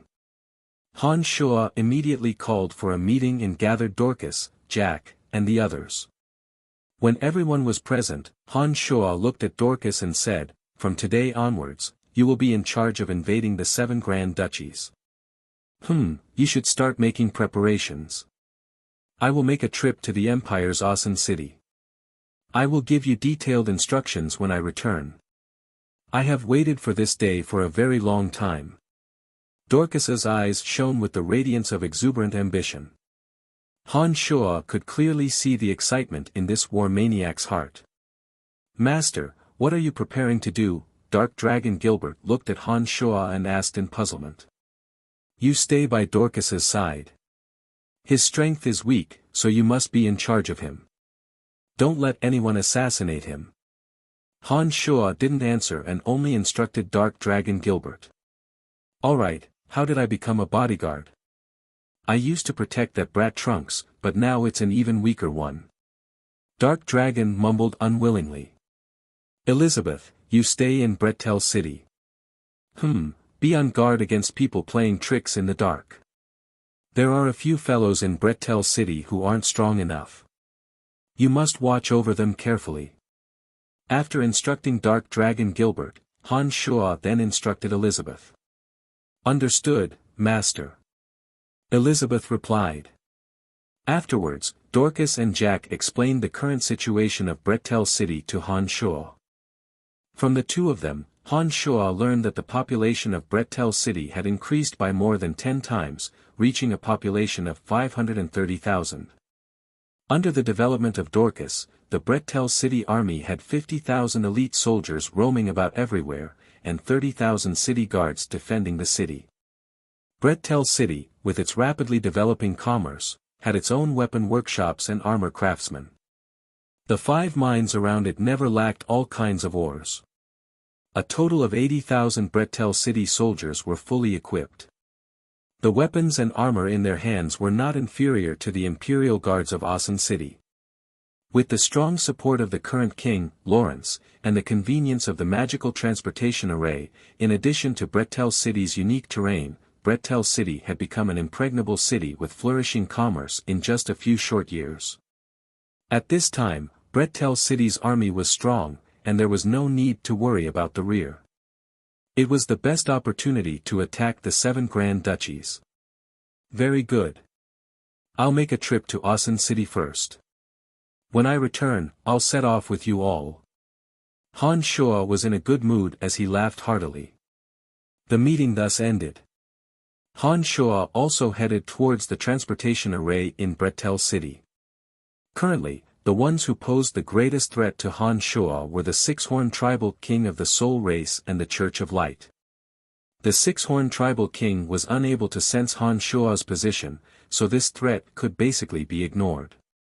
If 2 demigod existences of the Church of Light joined forces, Han Shua wouldn't be able to contend against them, but he was confident that he could easily escape. As for the saintess with the domain of divinity, Han Shua learned from Statholm that she seemed to be bound by the sacred mountain of the Church of Light and rarely left the sacred mountain. A saintess who basically wouldn't leave the sacred mountain of the Church of Light wasn't much of a threat to Han Shua. In that case, Han Shua really had nothing to worry about. The desires of the carnal realm gave Han Shua the urge to go all out. Only when one's desires were completely satisfied in the carnal realm could Han Shua break through to the next 9 changes realm. Therefore, Han Shua didn't restrain the desires in his heart at all and was ready to go all out. In the history of demonic sects, any ancestor who had broken through to the 9 changes realm would completely release the desires in their hearts in the carnal realm. These people were often ambitious and ruthless characters in the world. In many dynasties, these ancestors of demonic sects had played an important role, becoming the ones who controlled the tides of time. Now that Bretel City had its own transportation matrix, it was extremely convenient to travel to and from Asan City. Han Shua used this transportation matrix and appeared in Asan City in the blink of an eye. After arriving in Asan City, Han Shua headed straight for the Dark Mantle headquarters. Before coming to Asan City, Han Shua had learned from Dick that Emily rarely carried out missions herself. She was now in charge of assigning missions to the Dark Mantle headquarters. Her current position was much more relaxed and less dangerous. It seemed that perhaps it was because Han Shua had basked in Emily's light that she was able to be so carefree. Mount Ordas, Dark Mantle headquarters. After 3 years, Han Shua had already become a legendary figure in the Dark Mantle. From the moment Han Shua entered the Dark Mantle headquarters, when some of the seniors on the road discovered Han Shua's arrival, they all looked at Han Shua with incomparable admiration. "Where is Lady Emily?" Han Shua asked as he watched the guide beside him lead him straight to Candide's secret chamber. Only after hearing Han Shua's question did the guide remember the relationship between Han Shua and Emily. He immediately revealed a knowing smile and said to Han Shua, "Lady Emily and Lord Candide are not far from each other. Lord Brian, which one do you intend to go to first? Bring me to Lady Emily's secret chamber first." Han Shua instructed. "All right." The guide respectfully replied. His gaze towards Han Shua was filled with admiration from the bottom of his heart. In their hearts, although the current Han Shua wasn't one of the 3 heavyweights of the Dark Mantle, he was someone even more respected than the 3 heavyweights. Chapter 462. In the stone room, there were a few wide bookshelves and a large black wooden table in the middle. Emily had a focused expression as she held an ancient handbook in her hand. Her dark brows were slightly furrowed, as if she was puzzled by the dark magic knowledge written in the handbook. Reporting to Lady Emily, Lord Brian requests to come in. A report came from a narrow tube on Emily's table. Pleasant surprise immediately replaced the focused expression on Emily's face. She couldn't help but let out a soft cry and hastily put down the ancient handbook in her hand.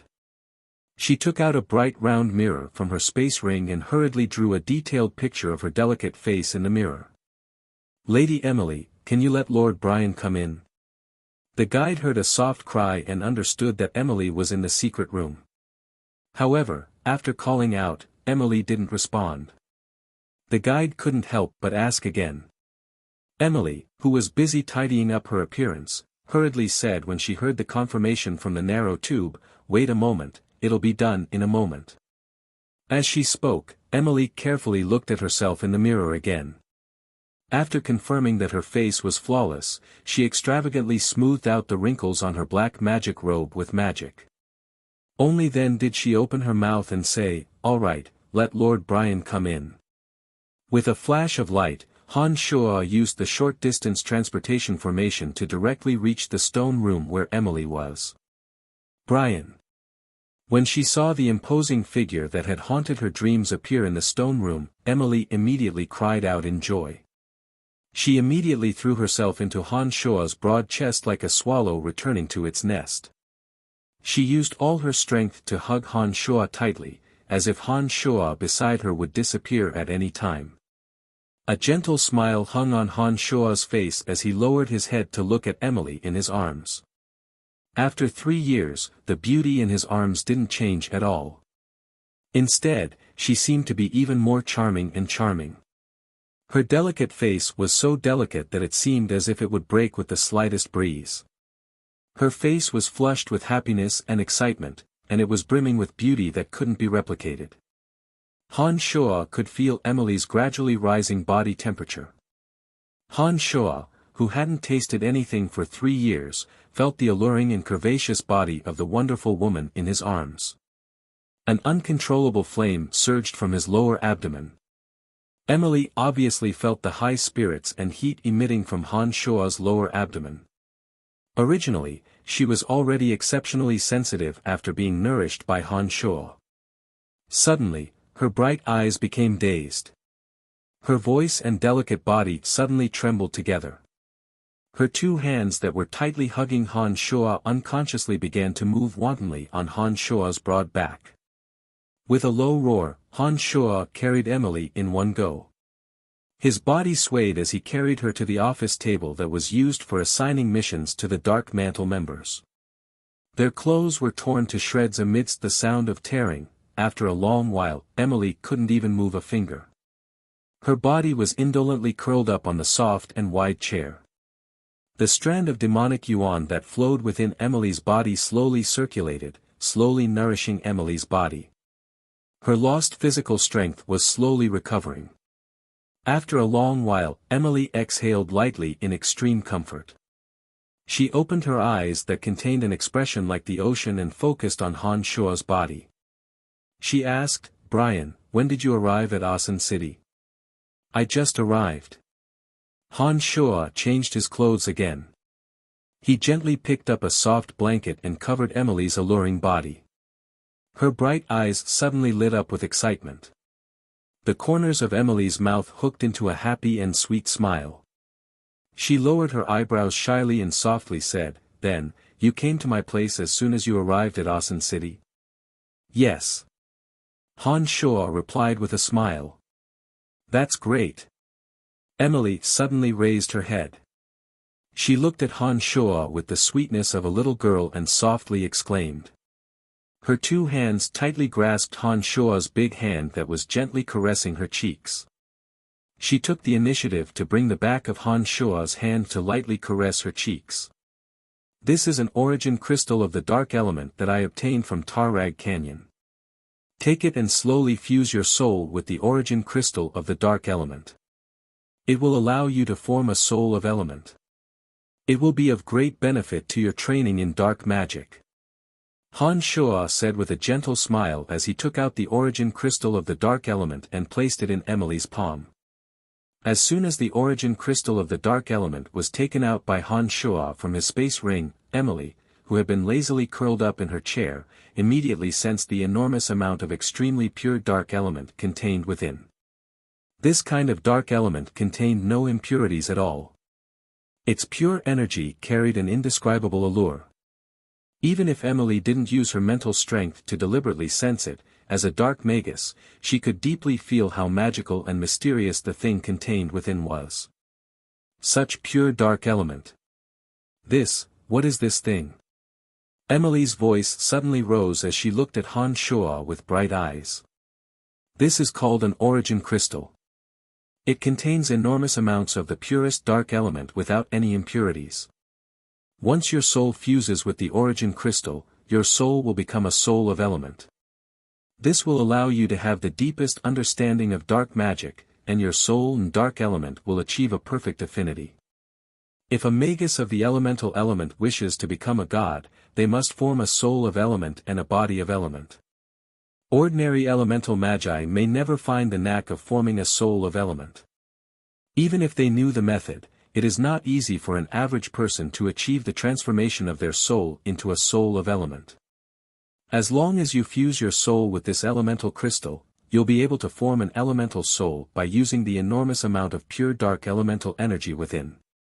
This way, you'll definitely make rapid progress in your dark magic cultivation.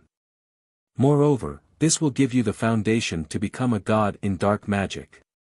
Han Shuo looked at Emily with a smile as he explained in a gentle voice.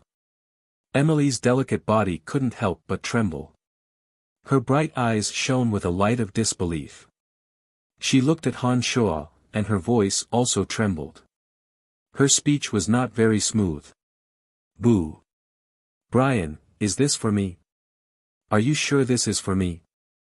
Silly woman, of course it's for you.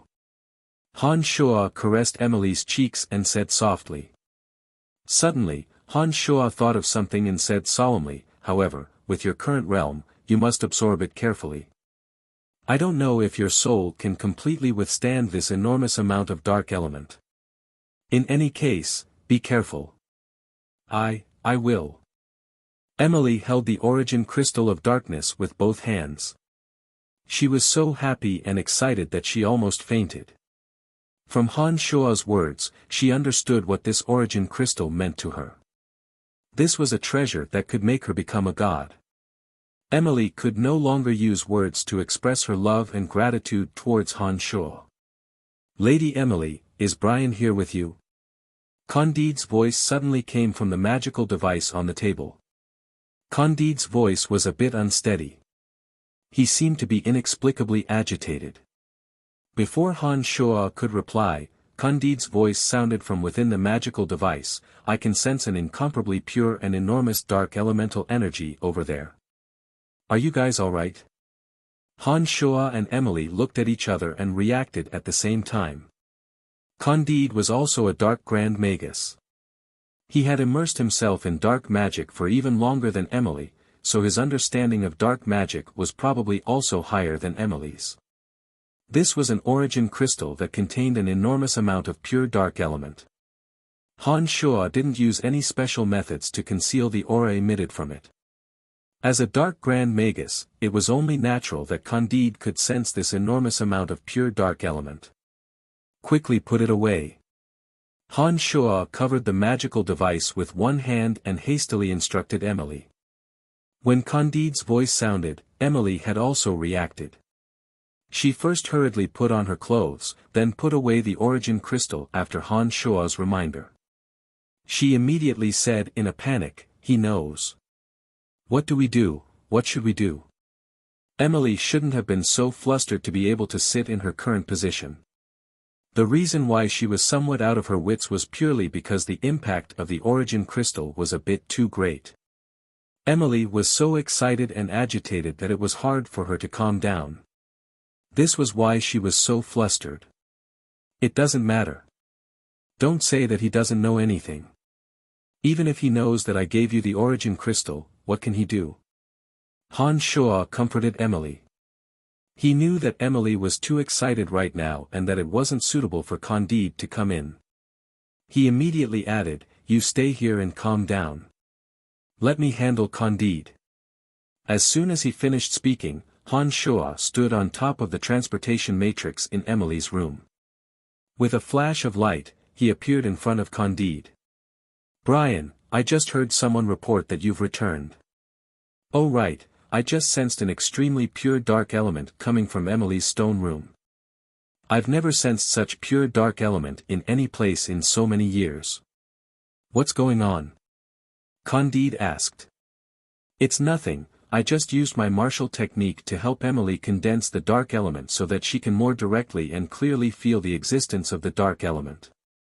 Han Shuo smiled faintly and immediately changed the topic. My lord, I've met the old monster, Statholm. Perhaps the old monster, Statholm, had piqued Candide's interest, or perhaps Candide was astute and understood that Han Shuo didn't want to talk about it in depth.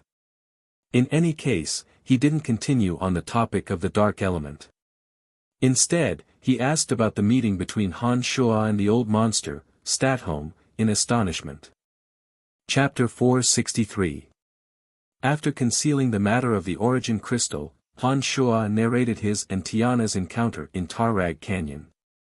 He didn't even conceal the matter of the sacred mountain of the Church of Light in Odun Empire. As Candide listened to Han Shuo's recount of the events, his face was gloomy and his brows were deeply furrowed. Lord Candide, do you know anything about the true experts of Profound Continent and those Soul Race clansmen? The reason why Han Shuo revealed everything was because he wanted to ask Candide if he knew of their existence. Tiana is the protector of Kasi Empire. In Kasi Empire, Tiana is a godlike existence. She and our Lancelot Empire's Dark Divine Magus, Mike Cotton, are characters from the same era. I really did not expect that she is still alive. Candide exclaimed. A character from the same era as Mike Cotton. Han Shuo was gobsmacked. Mike Cotton was the most famous character in the history of Lancelot Empire. It was because of Mike Cotton's existence that Lancelot Empire could be established and possessed the great power and influence it had today. However, Mike Cotton, the Dark Divine Magus, was a character from 500 years ago. Now that he heard Candide's words, Han Shuo finally understood how long Tiana had lived. No wonder even the old monster Statholm, an antique who had lived through 2 dynasties, had to address her as elder sister Tiana. Apart from Tiana, about the Church of Light and those Soul Race clansmen, does your lordship know of their origins? Han Shuo looked at Candide in a daze and asked. I have learned some information from ancient records about the Divine Knight and Light Divine Magus of the Church of Light. Both of them were famous tyrannical existences of the Church of Light 100 years ago. Everyone thought that they had died of old age. Who would have thought that they were still alive to this day? As for the saintess of the Church of Light and the soul race of Tarrag Canyon, I've never heard of them. If you hadn't told me this information, I'm afraid that I would never have known that such characters existed on Profound Continent. Sigh, these people are simply beyond my imagination. Candide couldn't help but shake his head and sigh as he explained to Han Shuo. Candide's knowledge was limited, but the fact that Tiana was the protector of Kasi Empire still allowed Han Shuo to understand her origins. Brian, you're saying that you already possess the same strength as Statholm, Tiana, and the others? After a while, Candide looked at Han Shuo in a daze and suddenly asked. Just now, Han Shuo said that he had fought alongside the old demon Statholm, and did not conceal the matter of the soul race. Candide naturally understood a fact. Han Shuo and Statholm were characters of the same level. There was nothing to conceal about this. Han Shuo nodded and calmly admitted, I believe that I possess that so-called demigod strength. Unimaginable, too unimaginable. Candide was somewhat incoherent as he muttered, Madame Grace's astrology is indeed miraculous. No wonder it said that you can bring a new future to Lancelot Empire. With an existence like you staying in Lancelot Empire, any nation will become stronger. I don't know if it's stronger or not, but Statholm won't appear in the 7 Grand Duchies for the time being.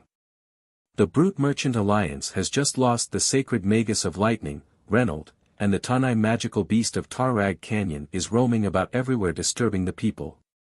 There's also a group of soul race clansmen of unknown origin. I reckon that he won't have the time to deal with other matters for the time being. This is the best time for us to dispatch troops to the 7 Grand Duchies. Whether or not Lancelot Empire can swallow up the 7 Grand Duchies will depend on this. Han Shuo said to Candide, brimming with ambition. Brian, go see His Majesty. I believe that His Majesty will definitely support you with all his might. After hearing Han Shuo's description, Candide immediately urged Han Shuo. It seemed that he was also somewhat impatient. Nodding his head, Han Shuo confirmed the identity of the 4th Dark Sun envoy from Candide. Without notifying Emily, he directly went to the Imperial Palace through the transportation matrix used by the highest-ranking members of the Dark Mantle headquarters. Brian, you brat, you've disappeared for 3 years. You finally reappeared. Hearing that Han Shuo was seeking an audience, Lawrence, who was already the king of Lancelot Empire, personally came to greet Han Shuo.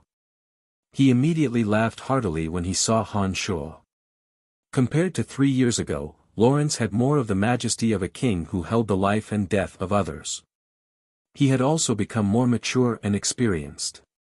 His originally clean lips were purposefully trimmed with a beard, and his eyes constantly sparkled with the radiance of wisdom. Your Majesty, long time no see.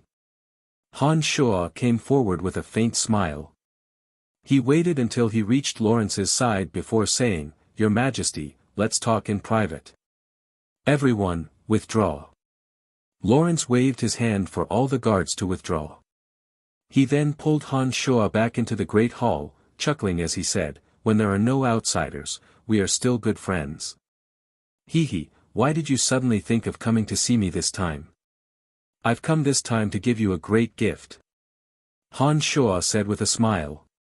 Oh. What kind of gift? Lawrence asked with interest. The 7 Grand Duchies. Han Shuo lightly shouted. Lawrence's body trembled, his eyes bursting with a cold light that normal people wouldn't dare look directly at. He said to Han Shuo with some excitement, Brian, are you confident? Nodding his head, Han Shuo recounted the conversation he'd had with Candide earlier to Lawrence. When Han Shuo finished, Lawrence's entire body trembled, and he tightly grasped Han Shuo's hands. He looked at Han Shuo with fiery eyes and asked incredulously, Boo. Brian, you're saying that you already possess the strength of a demigod? That's right. Han Shuo said affirmatively. Good. Good. Good. Lawrence threw his head back and laughed maniacally. After saying, good, 3 times, he laughed heartily and said, after our ancestor Ermite Cotton, our Lancelot Empire finally has another demigod expert. From today onwards, who would dare to ignore the existence of our Lancelot Empire's experts? Don't be too happy too early. I've just said that demigod existences aren't the strongest experts on the continent. Besides, I'm not the only demigod existence. Kasi Empire's Tiana is one as well. As the headquarters of the Church of Light, Odin Empire has more than one demigod existence. Han Shuo hastily poured cold water on Lawrence when he saw that he was so excited that he was about to go crazy.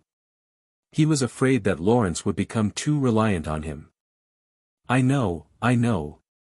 Lawrence's voice was high as he excitedly said, Of course I know. But with you in Lancelot Empire, I'm more confident. I've long had the intention of conquering the Brute Merchant Alliance and Kasi Empire, but I've always put it on hold due to various misgivings. But now, our Lancelot Empire can really go all out. Alright, I think you're not someone without a sense of propriety. Let's start with the 7 Grand Duchies.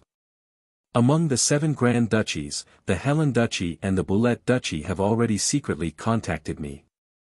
As long as we act discreetly this time, without the old monster Statholm coming out to stir things up, taking down the 7 Grand Duchies in one fell swoop is in the bag, Han Shuo said in a deep voice. Alright, I'll give you my full support, whether it's military force or material resources. Tell me, what do you need? I'll use the strength of the entire empire to help you. Lawrence was extremely straightforward. It seemed that he was determined to keep Han Shuo firmly under control. To be honest, mobilizing troops for war isn't my strong suit. Han Shuo replied with a wry smile. He thought for a moment before continuing, as for how to attack the 7 grand duchies, I'll leave it to you all to discuss. But it'd be best if the commander-in-chief for this matter is Dorcas. That fellow has been roaming around the 7 grand duchies for the past few years and is extremely familiar with the circumstances of the 7 grand duchies. In addition, he's extremely adept at commanding troops. I believe it's most appropriate for him to be the commander-in-chief. No problem, I'll make arrangements for this matter. Don't worry, without Statholm's obstruction this time, the 7 grand duchies will definitely find it hard to resist the iron hooves of our Lancelot Empire. Lawrence said to Han Shuo, brimming with confidence. All right, I've said all that needs to be said. I think you also need some time to prepare, so I'll be leaving first. This time I haven't had the time to see my women. If I don't find them immediately, I reckon they'll complain about me again. Han Shuo said to Lawrence with a smile. Knowingly winking at Han Shuo, Lawrence said with an understanding smile, I understand. Go repay your debt of gentleness. Oh, that's right, your mansion has been renovated and all the servants are still there. Phoebe, Fanny, and the others will also stay there for a few days from time to time. Don't forget that you still have a home in Asen City. Last time, during the chaos in Asen City, the mansions of many great nobles had been turned into ashes in a single night. Han Shuo's Count Mansion had also suffered heavy damage. Originally, Han Shuo had thought that the mansion was completely destroyed. However, it seemed that Lawrence really valued Han Shuo and had actually helped him renovate it. Thank you, Your Majesty. Han Shuo replied. He didn't say anything else and left the palace. A demigod expert. Madame Grace is truly an admirable astrologer. Brian, you really are my lucky star.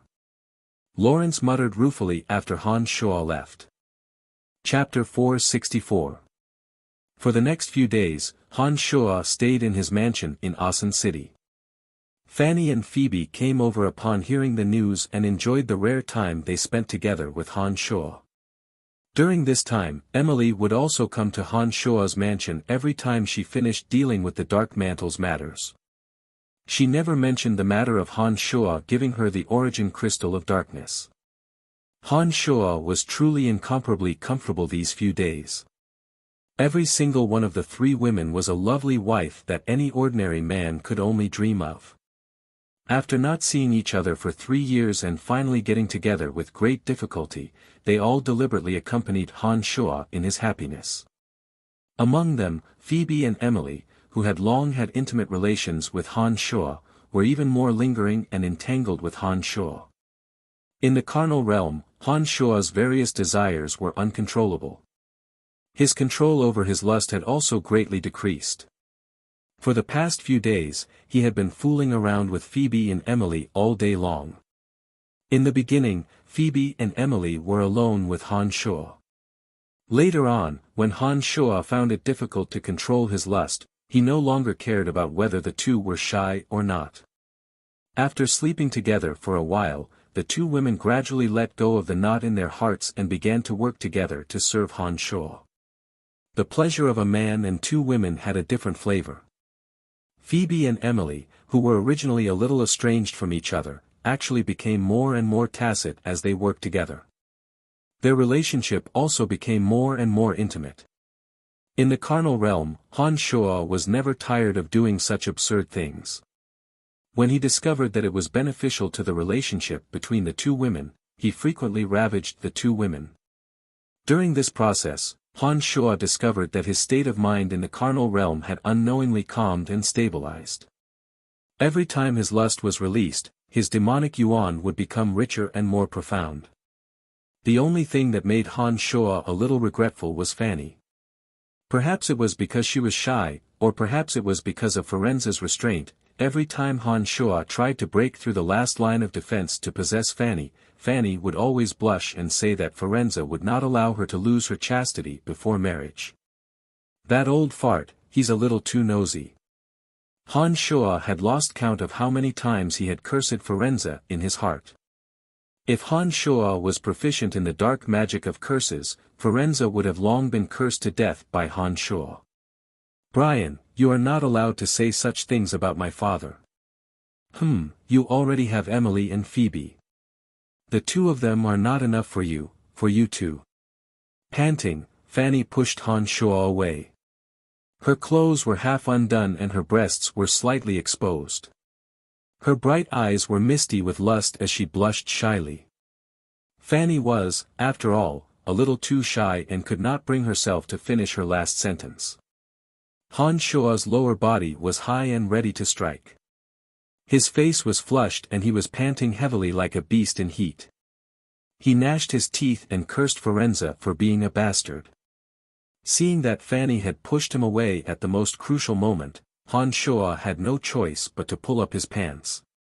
He pondered whether he should immediately leave this place and find Emily and Phoebe to relieve his lust.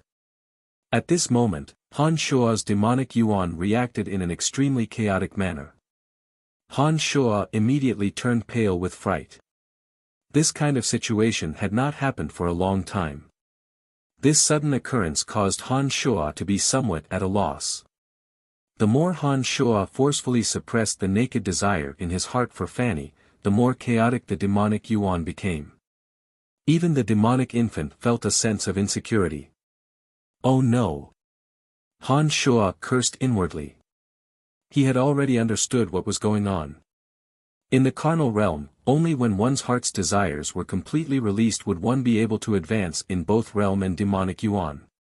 On the contrary, once Han Shuo restrained his desires that went against his heart, his realm would regress instead of advancing. For the past few days, Han Shuo had restrained himself several times on Fanny's body. He had already vaguely felt that something was wrong. Now that the demonic yuan in his body was in chaos, Han Shuo naturally reacted immediately. Han Shuo himself was well aware of how strong his desire to possess Fanny was. The more Fanny rejected him, the more violent that strong desire became. Especially when Fanny herself was somewhat unable to restrain herself and was almost succeeded by Han Shuo time and time again, the desire in Han Shuo's heart increased exponentially. After this happened a few times, Han Shuo finally suffered the consequences of his own actions. He felt that he was gradually losing control of the demonic yuan in his body. The more Han Shuo wanted to let go and leave this place, the worse his body's condition became. For a character of Han Shuo's level, it was truly difficult for an average person to harm him. Apart from a few elusive true gods, only Han Shuo himself could destroy himself. Feeling the tumultuous changes in his body, Han Shuo struggled fiercely in his heart. Perhaps he would suffer from qi deviation and suffer heavy injuries, or perhaps he would possess Fanny to calm the chaos in his heart. Han Shuo endured the increasingly unfavorable changes in his body. His face was flushed red to the ears, and he clenched his teeth in hesitation. Brian, what's wrong?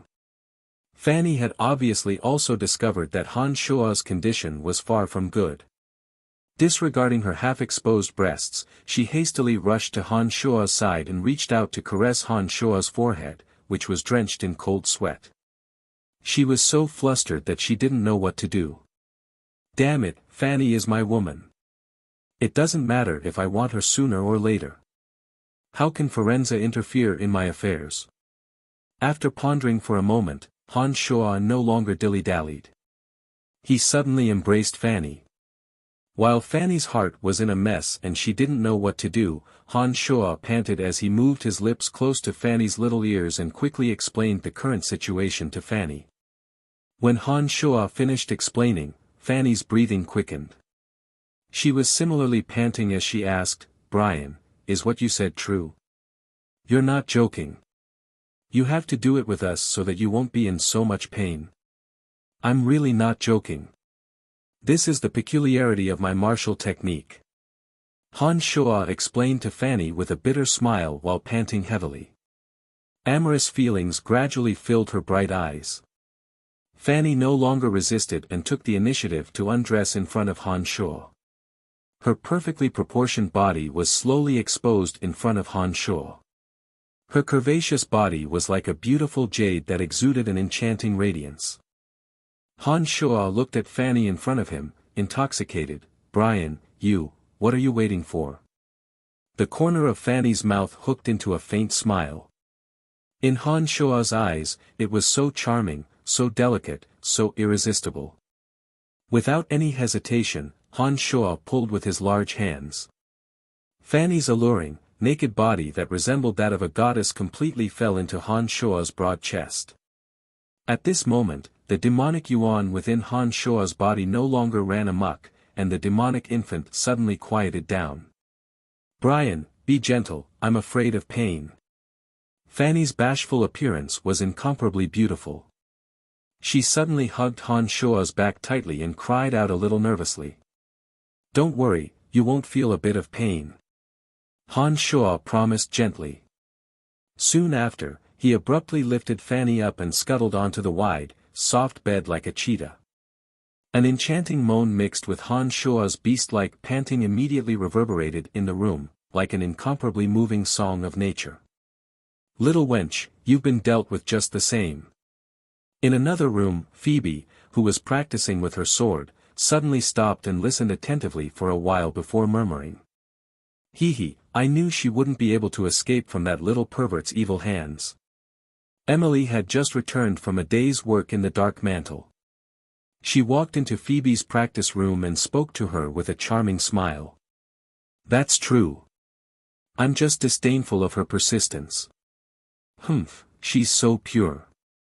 It's like she's setting off how slutty the two of us are. Phoebe finally voiced out the reason for her dissatisfaction. It looked like this was what she was dissatisfied with. Little sister Phoebe, don't talk nonsense. You're the only one who's slutty, don't drag me into this with you, alright? Emily laughed so hard that she was rocking back and forth. She winked and purposefully teased Phoebe. You're still talking. Phoebe's face was so embarrassed that it looked like it had been smeared with red dye. She angrily rushed at Emily and put down the long sword in her hand to tickle Emily. She retorted, You're not slutty. Then who was the one who used your mouth yesterday and enjoyed it so much? Damned sister, I'll tear your mouth apart. Emily, who had been laughing delicately, was so embarrassed that she almost wanted to find a hole to hide in after hearing Phoebe's words. The two of them immediately blushed and playfully fought with each other. However, they were mostly joking and naturally didn't use any real strength. Oh. Fanny's slightly shrill moan suddenly fell into the two's ears. The movements of the two women who were still fooling around suddenly froze. This loud moan signified Fanny's defeat. The two women were very clear in their hearts. Soon after, the two of them seemed to think of something at the same time and immediately blushed. They could clearly feel each other's body temperature rising. Emily licked the corner of her rosy mouth and suddenly suggested, I'm sure that Brian definitely hasn't finished. Why don't we go find him and pull Fanny in as well? Hey! You still say that you're not slutty, but that you're always coming up with some dirty ideas. Phoebe cursed in a low voice and then said in an even smaller voice, That's right, I really want to see what that girl Fanny looks like now. Alright, let's go find him. Emily suggested boldly and immediately pulled Phoebe into Han Shuo's room. Just in time to accompany me. When Han Shuo saw the two women come in, he immediately laughed heartily. The room was immediately filled with boundless spring scenery. That kind of erotic moan that made one's heart itch once again reverberated. Chapter 465. Time passed quickly. Han Shuo enjoyed the blessings of having multiple wives, and his inner desires were fully released. His demonic arts no longer showed any signs of chi deviation, but instead became increasingly profound. Apart from King Lawrence and a few members of the Dark Mantle, no one else knew that Han Shuo had returned to Asan City. Therefore, in the past few days, Han Shuo had been enjoying himself with the three women in his own mansion. There were no nobles who deliberately tried to curry favor with him. Happy times were ultimately short-lived. When Emily came over again and told Han Shuo that Lawrence was ready to attack the 7 Grand Duchies, Han Shuo had no choice but to leave Asan City once again. Fortunately, the spatial magic matrix connecting Asan City and Bretel City had already been completed. The 3 women were all noble characters and could easily use the transportation matrix to travel back and forth. Therefore, Han Shuo's departure didn't cause the 3 women to feel intense sadness. After communicating with Lawrence Candide, Han Shuo left Asan City and returned to Bretel City. As soon as he arrived at Bretel City, Han Shuo learned from Dorcas and the others that Bretel City's preparations were complete. They only needed to wait for the Empire's reinforcements to arrive before they could directly attack the 7 Grand Duchies. Leading troops into battle wasn't Han Shuo's strong suit. He had given all the military authority to Dorcas. After so many years, Dorcas had fully proven his ability to lead troops on the stage of Bretel City. All the soldiers of Bretel City willingly submitted to his leadership. Senior brother. After returning to the city lord's mansion, Ballins respectfully saluted in front of the door. Why are you here? Han Shuo was a little surprised to see Ballins. After exclaiming softly, he couldn't help but carefully size up Ballins. After 3 years, Ballins's murderous aura and bloody stench had completely disappeared. Han Shuo understood that this wasn't a sign that Ballins didn't have any achievements on the god-slaying devil path. On the contrary, from the aura Han Shuo sensed from Ballins's body, he understood that the former had successfully cultivated the god-slaying devil path to a realm where his murderous aura was restrained. At this realm, Ballins was proficient in using murderous aura. When he wasn't fighting an enemy, his murderous aura wouldn't leak out at all. Compared to his previous state of dense murderous aura, this kind of restrained murderous aura showed that his progress was extremely fast. Senior brother, for the past 3 years, I've been roaming around various battlefields. I've used the martial techniques you taught me to secretly absorb the scattered murderous aura, then digesting and controlling it according to the method you taught me. For the past 3 years, senior brother has been cultivating without a trace, so I haven't seen you. Some time ago, I learned that senior brother had appeared in Bretel City, so I specially rushed over. When Ballins faced Han Shuo, his expression was respectful and his attitude humble. He was even more attentive than when he served his former master, Corel. Han Shuo knew that this was because he could give him something that Corel could never give him. However, 3 years had passed. From the thick and restrained aura on Ballins's body, Han Shuo could be sure that his cultivation of the god-slaying devil path had been fruitful. Compared to his strength as a great sword master in the past, the current Ballins had become quite terrifying. Follow me. Han Shuo nodded and instructed Ballins. He went straight to the city lord's mansion. When they arrived at a training field in the city lord's mansion, Han Shuo stomped his feet and looked at Ballins.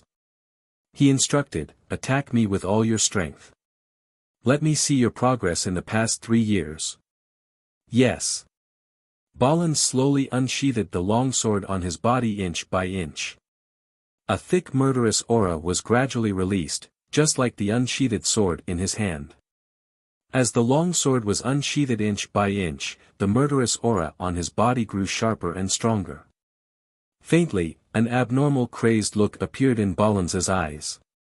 The god-slaying devil path was a pure demonic art of slaughter. The deeper one was immersed in this aspect, the more terrifying the murderous aura would be once it leaked out. It could even affect the cultivator's body. Han Shuo had a deep understanding of the god-slaying devil path. The reason why he taught Ballins was so that Ballins could become another sharp sword in his hand. Now that he saw the crazed look in Ballins's eyes, Han Shuo was not alarmed. Instead, he was delighted. He understood that Ballins's cultivation of the god-slaying devil path was progressing well. Under Han Shuo's watchful eyes, Ballins unsheathed the longsword in his hand inch by inch. At the same time, a terrifying murderous aura, so sharp that it seemed to be able to tear the air apart, suddenly erupted from Ballins's body. Hundreds and thousands of sword shadows were like pythons spitting out sharp murderous aura. They were as soft as silk as they entangled Han Shuo. Han Shuo opened his left hand. Demonic yuan circulated and condensed into a ghostly face. Initially, the ghostly face was only the size of a palm. However, when Balanza's hundreds and thousands of sword shadows were pushed forward by the murderous aura, the ghostly face had already blotted out the sky and covered the earth. It suddenly opened its bloody mouth and swallowed all of Balanza's sword shadows. The fingers of Han Shuo's left hand were twisted into the shape of a hook. It was as if thousands of invisible threads were connected to the ghostly face. The movements of his fingers manipulated the ferocious might of the ghostly face, causing the ghostly face to sweep through the air towards Balanz like a hungry wolf pouncing on its prey.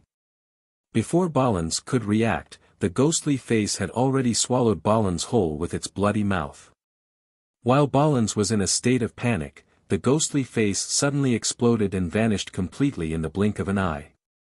It was as if everything that had just happened was just an illusion. Only Han Shuo remained unruffled, standing where he was with a faint smile on his face. After waking up from his panic, the crazed look in Balanza's eyes gradually disappeared. He respectfully kowtowed towards Han Shuo and said, "Senior's martial arts have indeed reached the acme of perfection. Very good. To be able to progress to this stage in just 3 years, this shows that you have worked hard." From Balanza's previous attack, Han Shuo understood that Han Shuo's strength had improved rapidly. By profound continent standards, the current Han Shuo should be able to contend against a newly advanced sacred swordsman. "Master, you have returned." Suddenly, Elizabeth's voice sounded from afar. After a short while, Elizabeth appeared before Han Shuo. "Senior, what was that martial technique just now? Was that malevolent ghostly face real or fake?" Balanz was extremely interested in Han Shuo's previous attack and paid no attention to Elizabeth. He only stared at Han Shuo and asked. "That was formed using demonic yuan. Hehe, as for whether it's real or fake, you can figure it out yourself. When your control of killing intent reaches a certain realm, you will also be able to condense killing intent. At that time, you will understand." Han Shuo explained smilingly. He paused for a moment and suddenly approached Balanz. Before Balanz could react, Han Shuo suddenly pressed his hand on Balanz's head. Some basic knowledge regarding demonic arts flowed from Han Shuo's palm into Balanz's head. When his demonic arts had reached the separate demonic realm, Han Shuo could separate memories. Now, it was incomparably easy.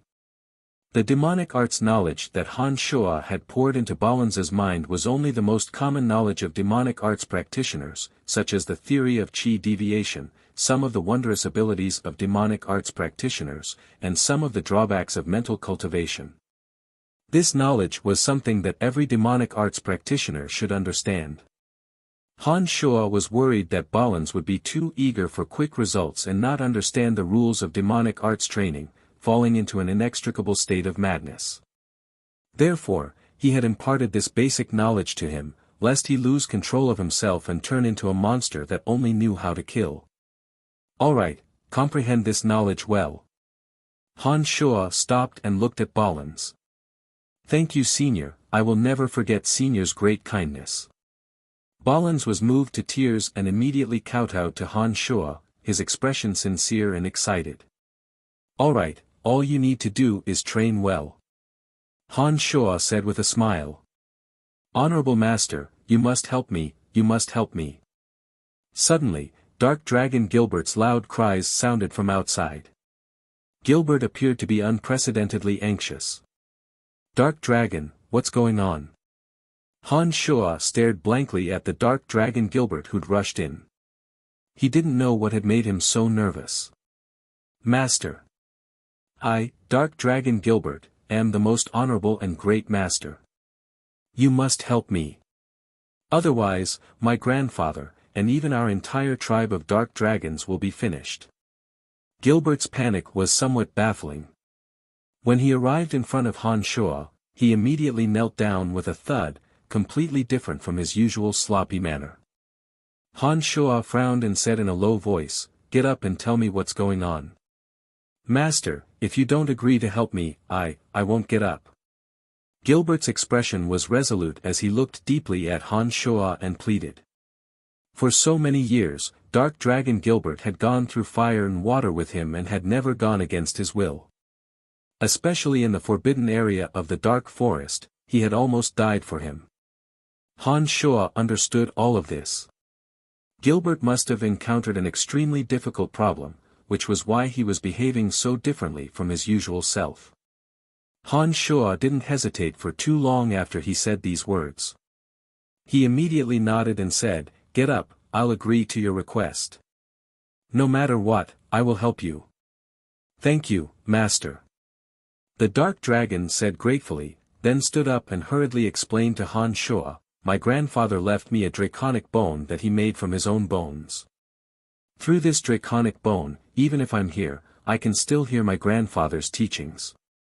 All along, my grandfather has said that our tribe of dark dragons will face a great calamity. If our tribe cannot avert the danger, we will forever be erased from the underground world. I've always thought that my grandfather was just being an alarmist, but just this morning, my grandfather sent a message through the draconic bone, saying that a calamity is coming for our tribe. He told me to never return to the underground world, and to stay as far away from it as possible. My grandfather even left behind his last words. I know that something very frightening is about to happen to our tribe of dark dragons, or perhaps it has already happened. Master, I beg you to save our tribe of dark dragons." After speaking, Dark Dragon Gilbert once again knelt at Han Shuo's feet, his eyes filled with the desire to help as he looked at Han Shuo. "I've already promised you." Han Shuo helped Dark Dragon Gilbert up and said, "I don't know if I can help you, but I will make a trip to the underground world with you." "Thank you, Master." "Thank you, Master. I know that with Master's help, our tribe of dark dragons will definitely be able to avert the danger." Gilbert said hastily. "Ballins, follow Dorcas in secret and temporarily protect him in place of Gilbert. Elizabeth, you stay in the city and assist Dick in taking care of Brettel City's safety." Han Shuo instructed the two. Logically speaking, Han Shuo shouldn't be running around in the face of a great battle. However, the relationship between Dark Dragon Gilbert and Han Shuo wasn't as simple as that of a master and servant. Now that the Dark Dragon tribe was facing a calamity, and with Gilbert pleading like this, Han Shuo really couldn't find an excuse to refuse. Fortunately, the guardian god of the 7 Grand Duchies, Old Monster Statholm, couldn't even protect himself and wouldn't appear in the 7 Grand Duchies during this period of time. In addition, Statholm had made an agreement with Han Shuo beforehand. The absence of Han Shuo, who wasn't adept at leading troops, didn't seem to have much of an impact on the overall situation in a large-scale battle of this scale. Therefore, after making his decision, Han Shuo immediately summoned Dorcas, Jack, and the others and explained a few things in detail. "My lord, don't worry.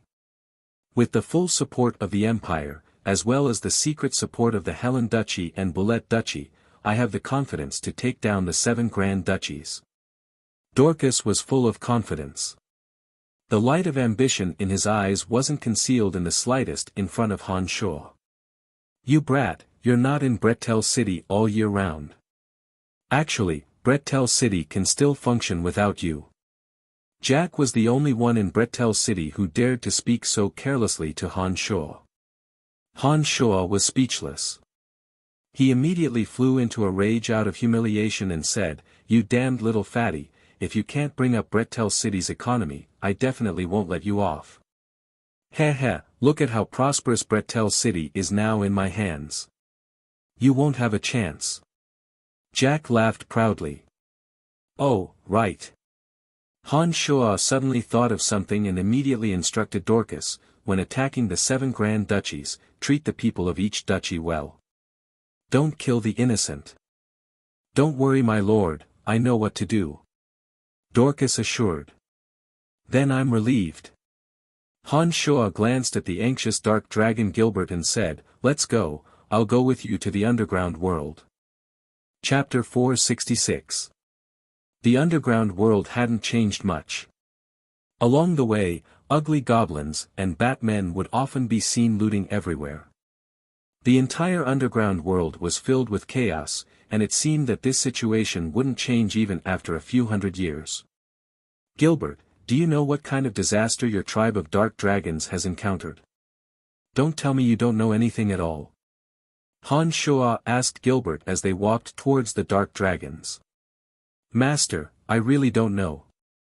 Grandpa told me these things through the dragon speech bone. I really don't know anything. Gilbert felt very wronged as he answered with a long face and a bad mood. Gilbert was burning with anxiety along the way, constantly urging Han Shuo to hurry up. It seemed that although Gilbert had run away from home, he still had deep feelings for the dark dragons. Otherwise, he wouldn't have begged Han Shuo so bitterly. Having followed Han Shuo for so many years, although they had encountered some dangers, the two had always been able to turn them into safety.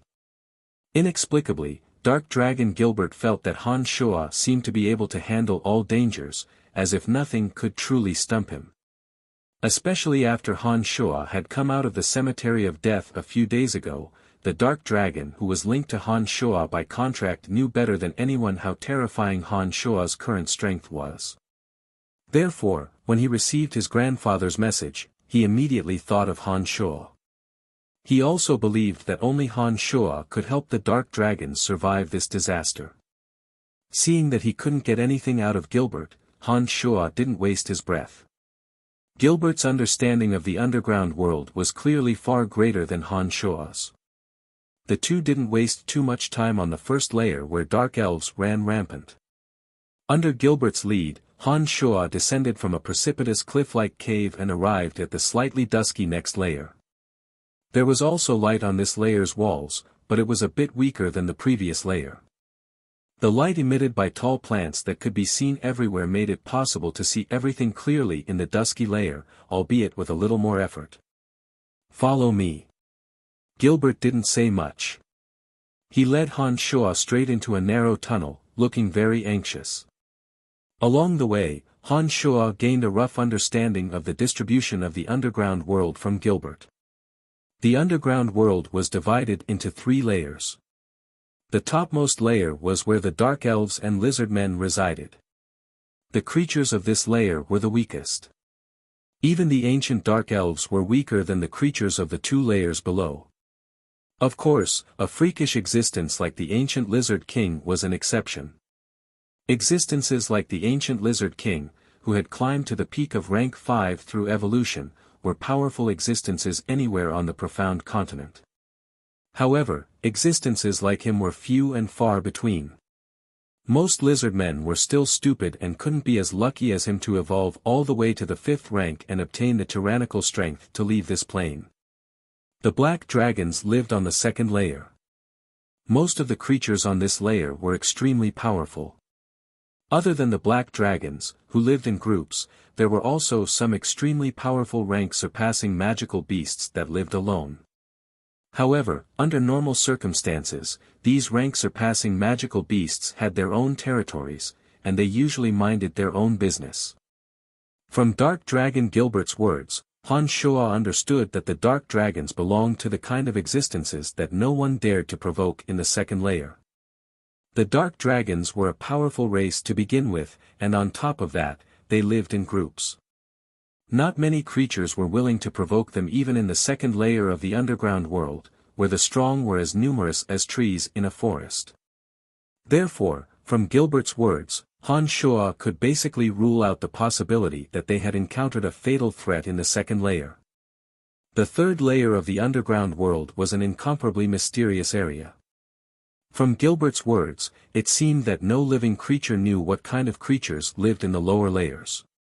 Legend had it that there was indeed a passageway from the 2nd layer to the 3rd layer of the underground world. However, very few creatures knew of the existence of this passageway, and the super-rank magical beasts that were fortunate enough to pass through the passageway and enter the 3rd layer had never returned.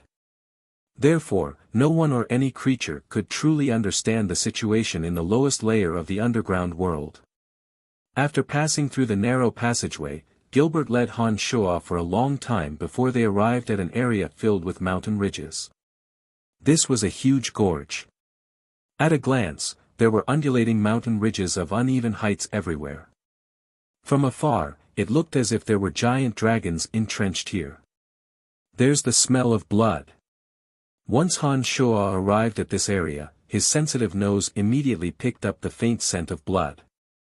Dark Dragon Gilbert's eyes immediately reddened as he cried excitedly, "Grandpa, I'm back, Gilbert is back." Gilbert's voice reverberated endlessly in Tanai, containing a touching emotion. As he cried, he charged towards Tanai, and Han Shuo hurriedly followed him. "Go back." From the deepest part of the gorge, an old, furious roar suddenly rang out. The roar was mixed with unconcealable fear. "Grandpa, it's my grandpa's voice." Gilbert was pleasantly surprised. He hurriedly said to Han Shuo, "My grandpa is still here, he's fine. But I think some of your clansmen have already died." Han Shuo shouted softly. He grabbed Dark Dragon Gilbert and suddenly sped up, charging towards Tanai like a bolt of lightning.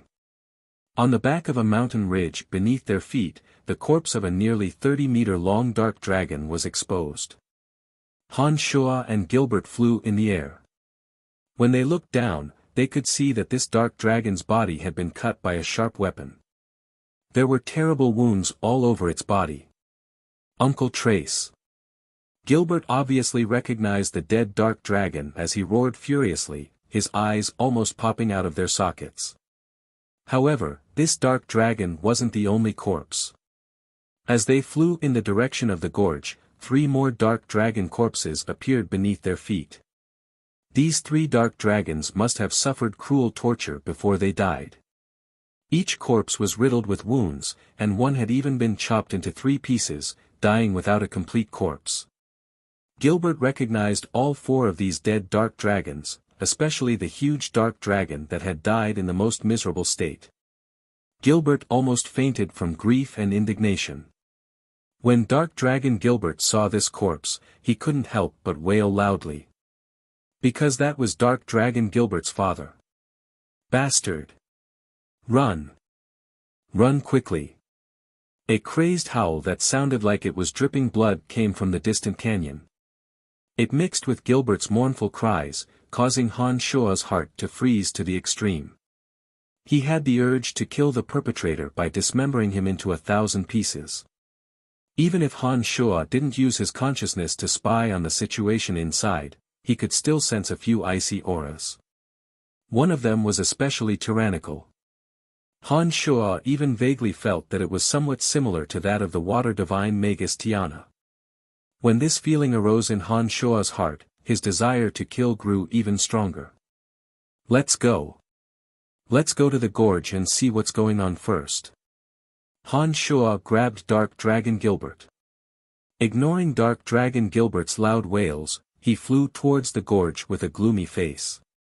"Another one. TSK, interesting."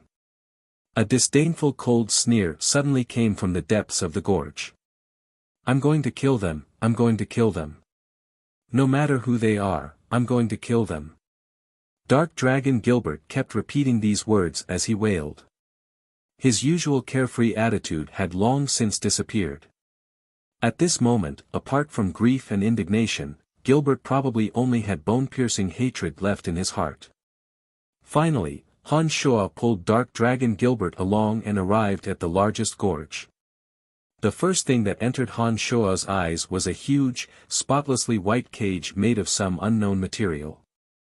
Inside the cage were 17 dark dragons with skin as dark as ink who had already taken human form. There were old and young people among them, and they all wore collars around their necks like dogs. All of them had bloodstains on their bodies from being whipped. Even a young female dark dragon was the same. Blood still flowed from the bloodstains on her cheeks, as if she had just been whipped. Surrounding the cage were 6 people dressed in clothes as white as snow.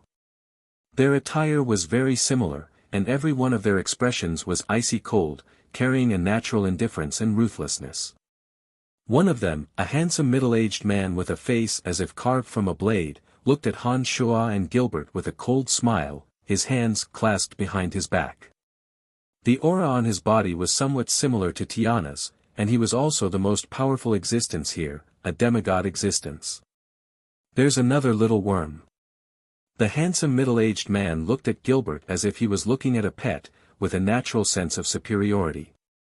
Only after he finished speaking did he look Han Shuo up and down, and asked, "Who are you?" "You know Tiana, don't you?"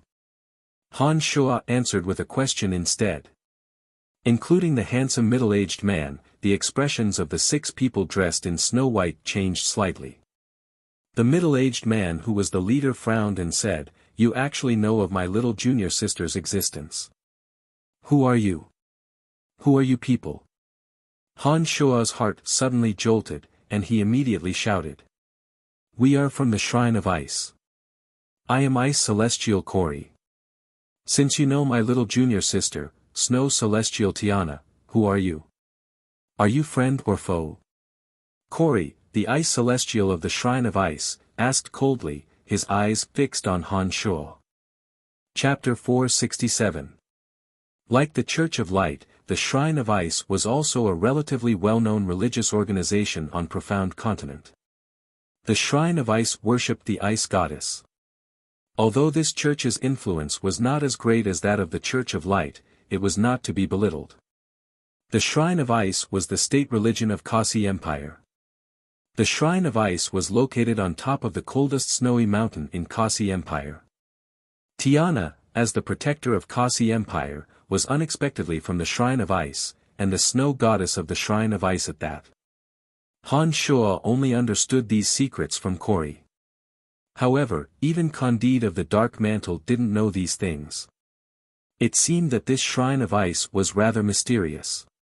By now, Han Shuo finally understood why Tiana would plot against him. The Church of Light and the Shrine of Ice had always been close. As the snow goddess of the Shrine of Ice, it was only natural that Tiana would frame them for the Church of Light. In front of Han Shuo, a group of Shrine of Ice members, led by Ice Celestial Kori, were watching Han Shuo vigilantly. Among them, Kori was the strongest, roughly on par with Han Shuo in strength. The other 5 emanated icy auras, roughly at the level of sacred grade experts. The strength of this group was by no means weak. They would be a force that no one would dare to ignore in any country. It made sense. This was the second layer of the underground world. For them to dare to slaughter in the territory of dark dragons, they naturally had to possess a certain level of strength. It was also at this moment that Han Shuo began to understand why Lawrence was so happy when he learned that Han Shuo possessed demigod strength. Odin Empire had the Church of Light, and Kasi Empire had the Shrine of Ice. Generally speaking, religious organizations like these controlled terrifying experts. The reason why Lancelot Empire hadn't dared to go on expeditions for so many years was probably because they were apprehensive of the existence of those people. Soon after, another doubt surfaced in Han Shuo's mind.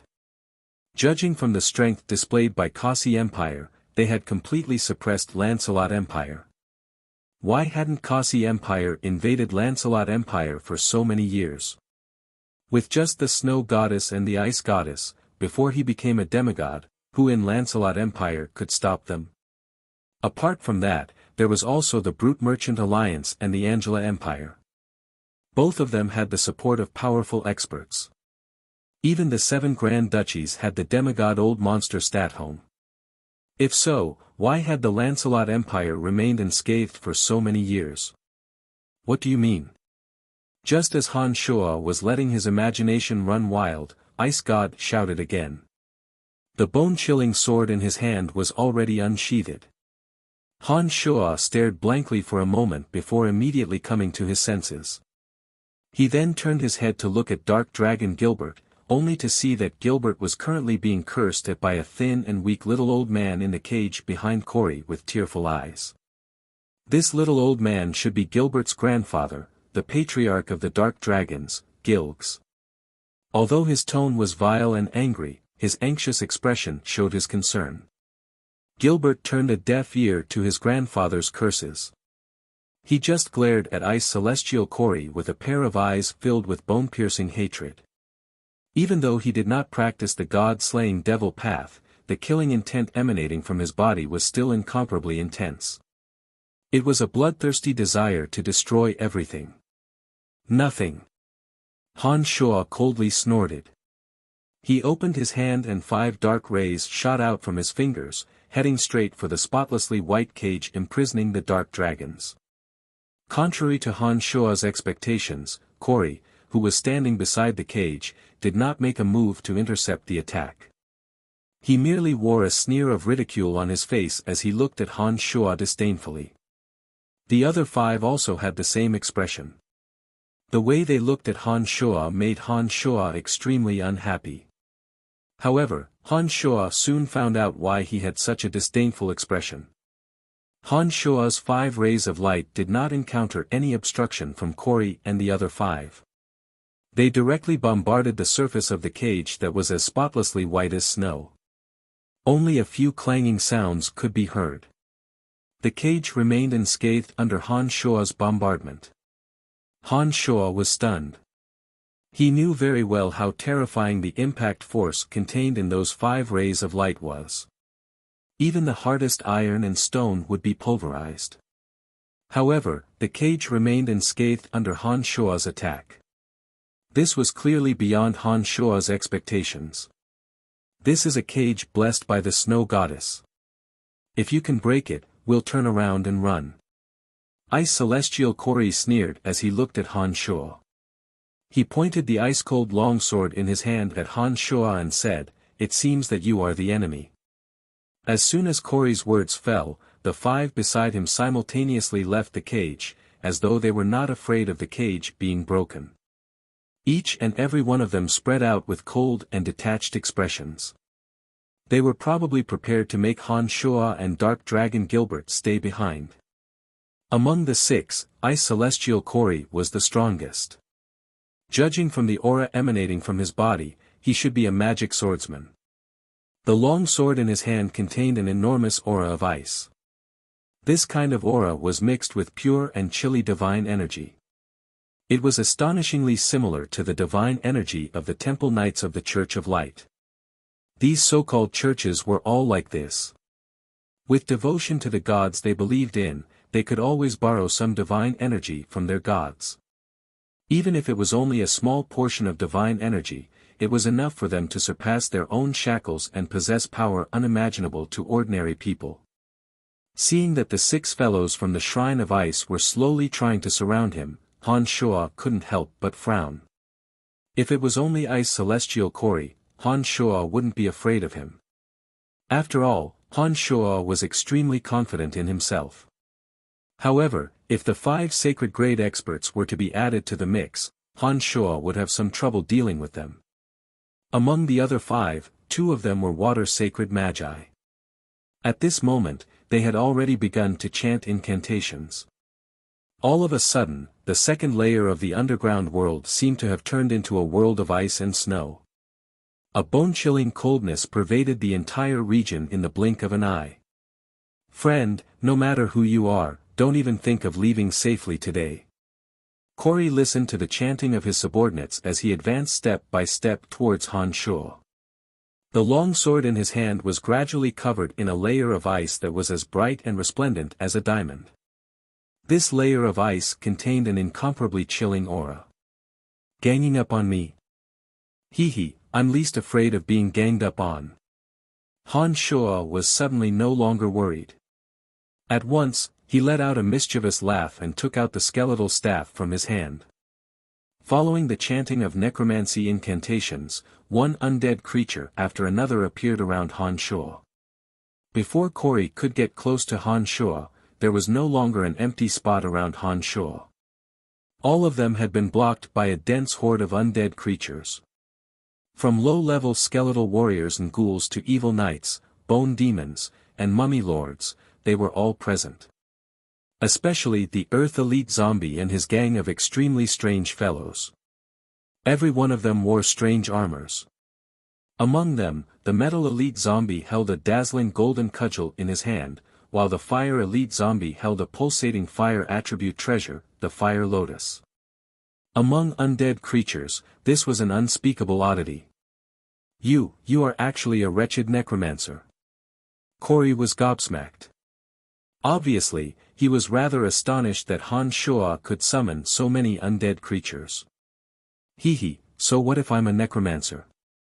Even the entire race of dark dragons have been imprisoned in our hands. What do you think these low-level undead creatures can do to us? Corey was very conceited. Obviously, he did not attach any importance to the undead creatures summoned by Han Shoa. Low-level?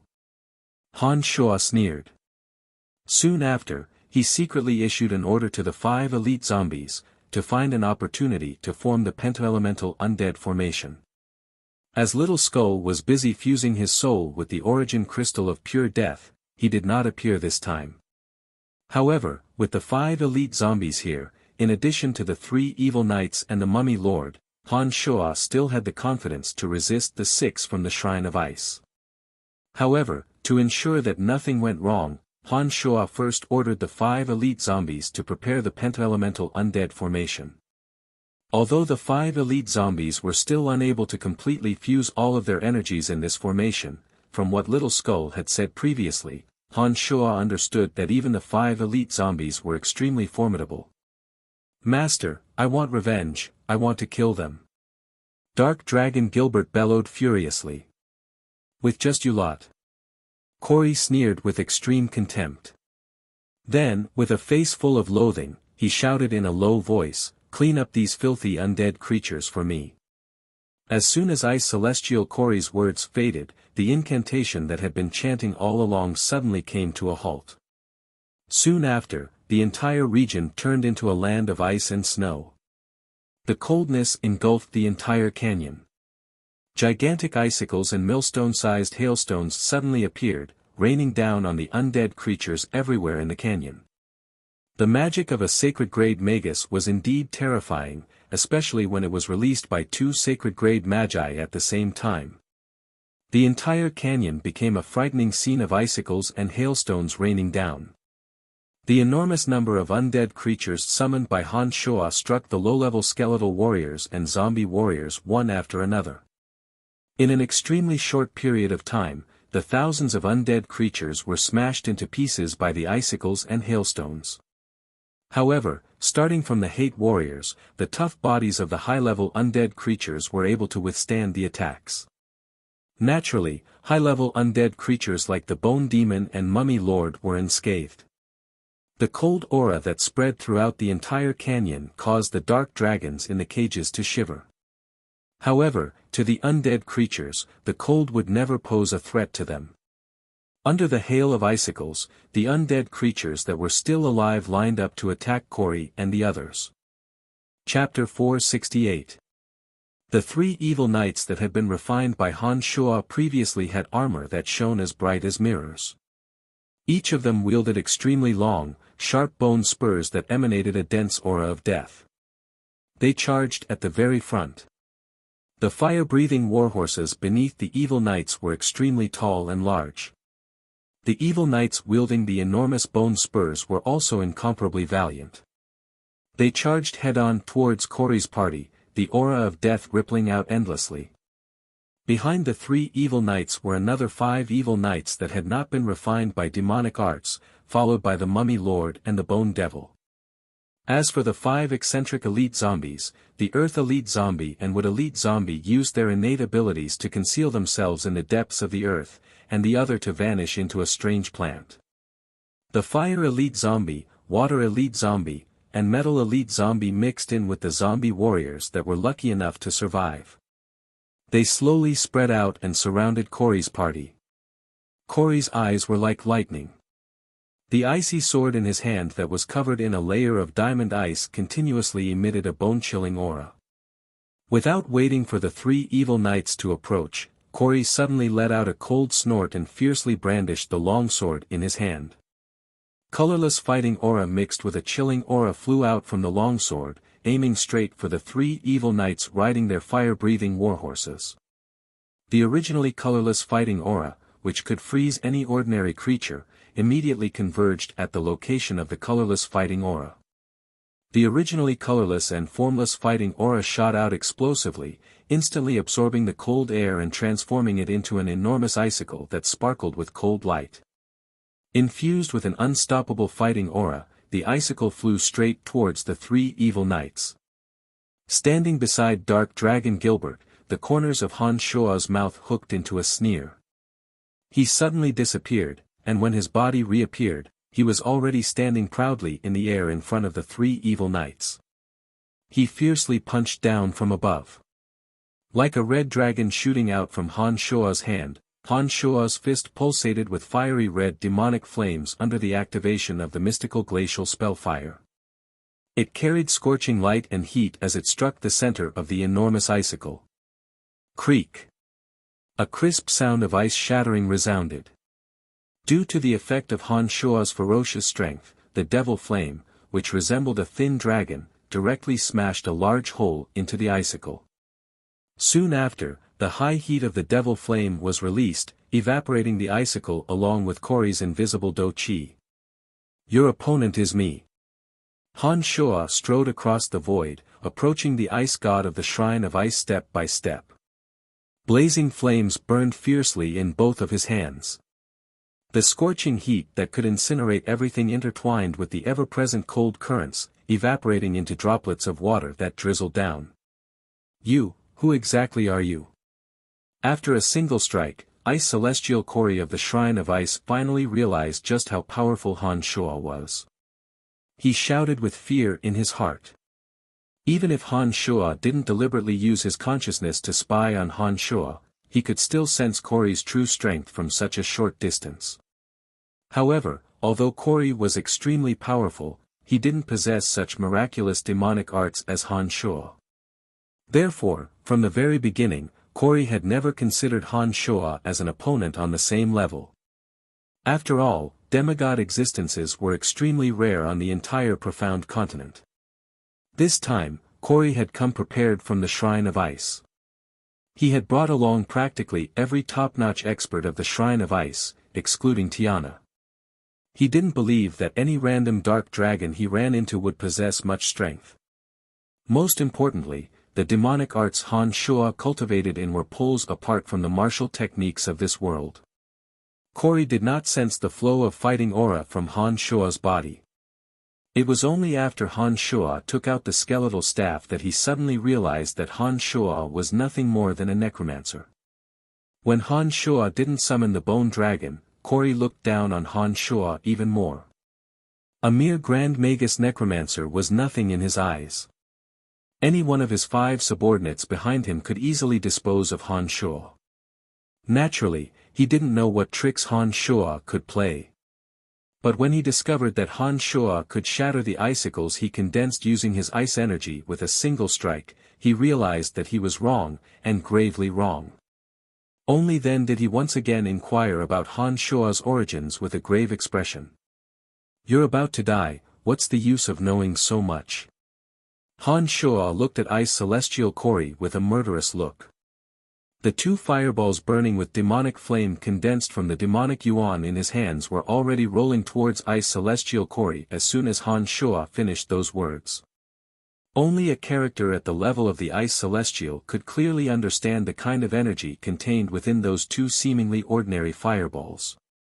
Therefore, he immediately let out a loud roar. His long sword danced in the air, emitting sparkling and translucent cold air. The cold rays shot towards the 2 fireballs of demonic flame. Contrary to Ice Celestial Corey's expectations, the 2 blazing balls of demonic flame that were originally flying towards him in a straight line suddenly circled around his longsword in a bizarre trajectory.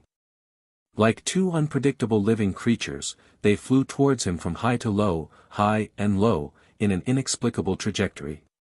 After the 2 fireballs, Han Shuo's smile was even colder than the world of ice and snow. He first issued an order to Earth Elite Zombie, and then instructed Dark Dragon Gilbert from afar, just take good care of your grandfather later. Due to the magic jointly released by two sacred-grade magi, the entire area was filled with bone-chilling coldness. Ice shards and snowflakes filled the air as they danced in the air. It was as though this place was the snowy mountain where the Shrine of Ice was located. Perhaps because their physical strength was restricted, the dozen or so dark dragons that were imprisoned were shivering from the cold. As for that dark-skinned girl covered in cuts and bruises, it was unknown whether it was because of the cold or the ice shards that landed on her face, but her skin actually appeared a little fairer. As soon as those words left Han Shua's mouth, the floor of the cage that imprisoned the dozen or so dark dragons suddenly caved in to reveal a pitch-black hole. Amidst the dark dragons' panicked cries, the entire cage rapidly fell into the pitch-black hole. At the same time, beneath Dark Dragon Gilbert's feet, a tunnel leading to the underground was similarly formed. Gilbert immediately reacted and hastily leaped into the tunnel. After the cage and Dark Dragon Gilbert fell into the tunnel together, the two strangely appearing caves, under the attentive gazes of the Shrine of Ice experts, miraculously closed up again. Before they could even react, the two caves had completely disappeared, and the ground was restored to its smooth and flat state. "My lord, Lord Corey! The Jadefrost cage is gone." Suddenly, the Archmage who had just chanted an incantation cried out in alarm. Corey was brandishing his sword to ward off the extremely tricky fireballs.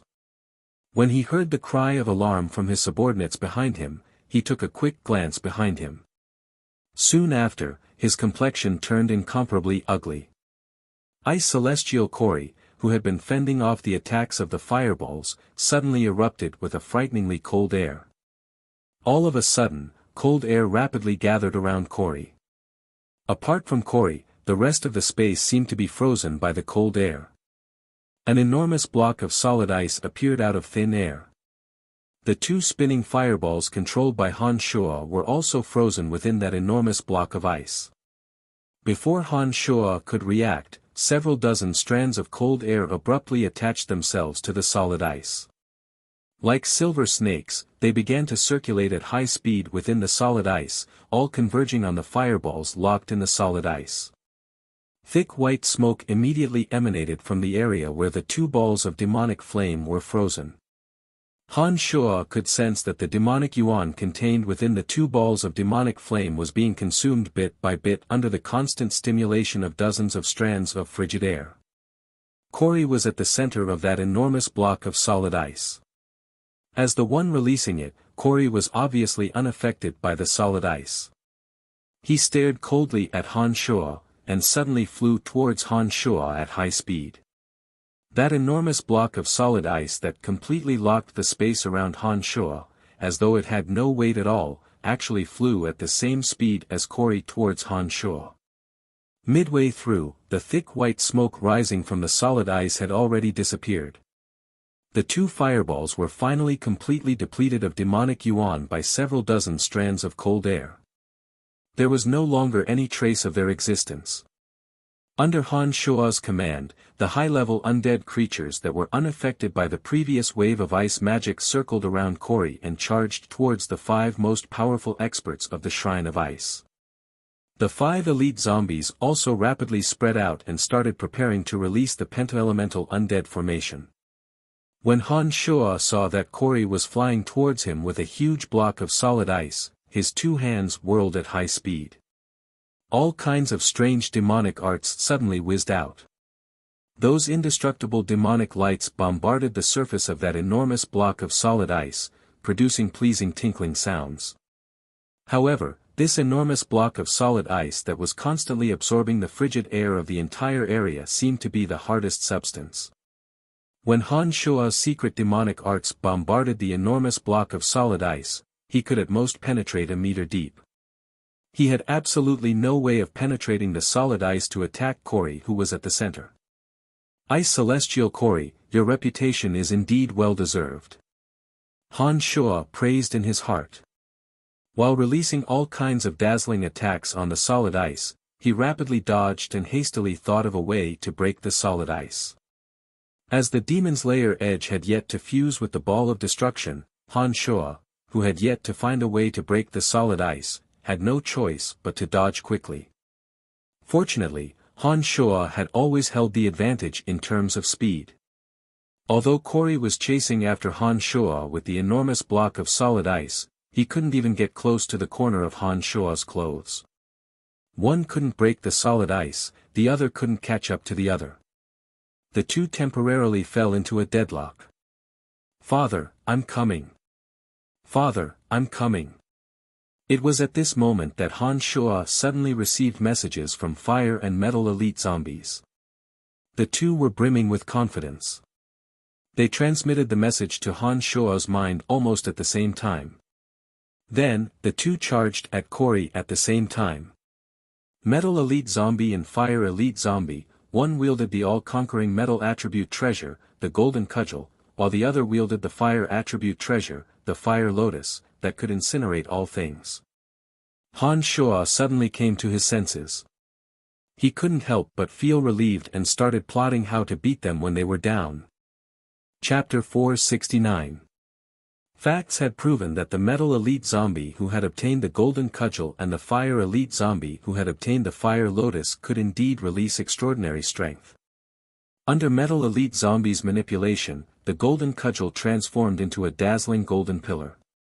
Carrying a force of hundreds of millions of kilograms, it bombarded the enormous block of ice surrounding Ice Celestial Corey. Frightening cracking sounds suddenly erupted from the block of ice. Ice Celestial Corey, who was at the center, suddenly felt an unparalleled force rushing towards him, causing his body to shake violently and his aura to become unstable. Fire Elite Zombie followed closely behind.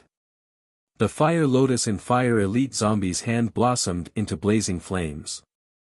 They constantly leaped out from the Fire Lotus and landed on the block of ice that had yet to completely shatter.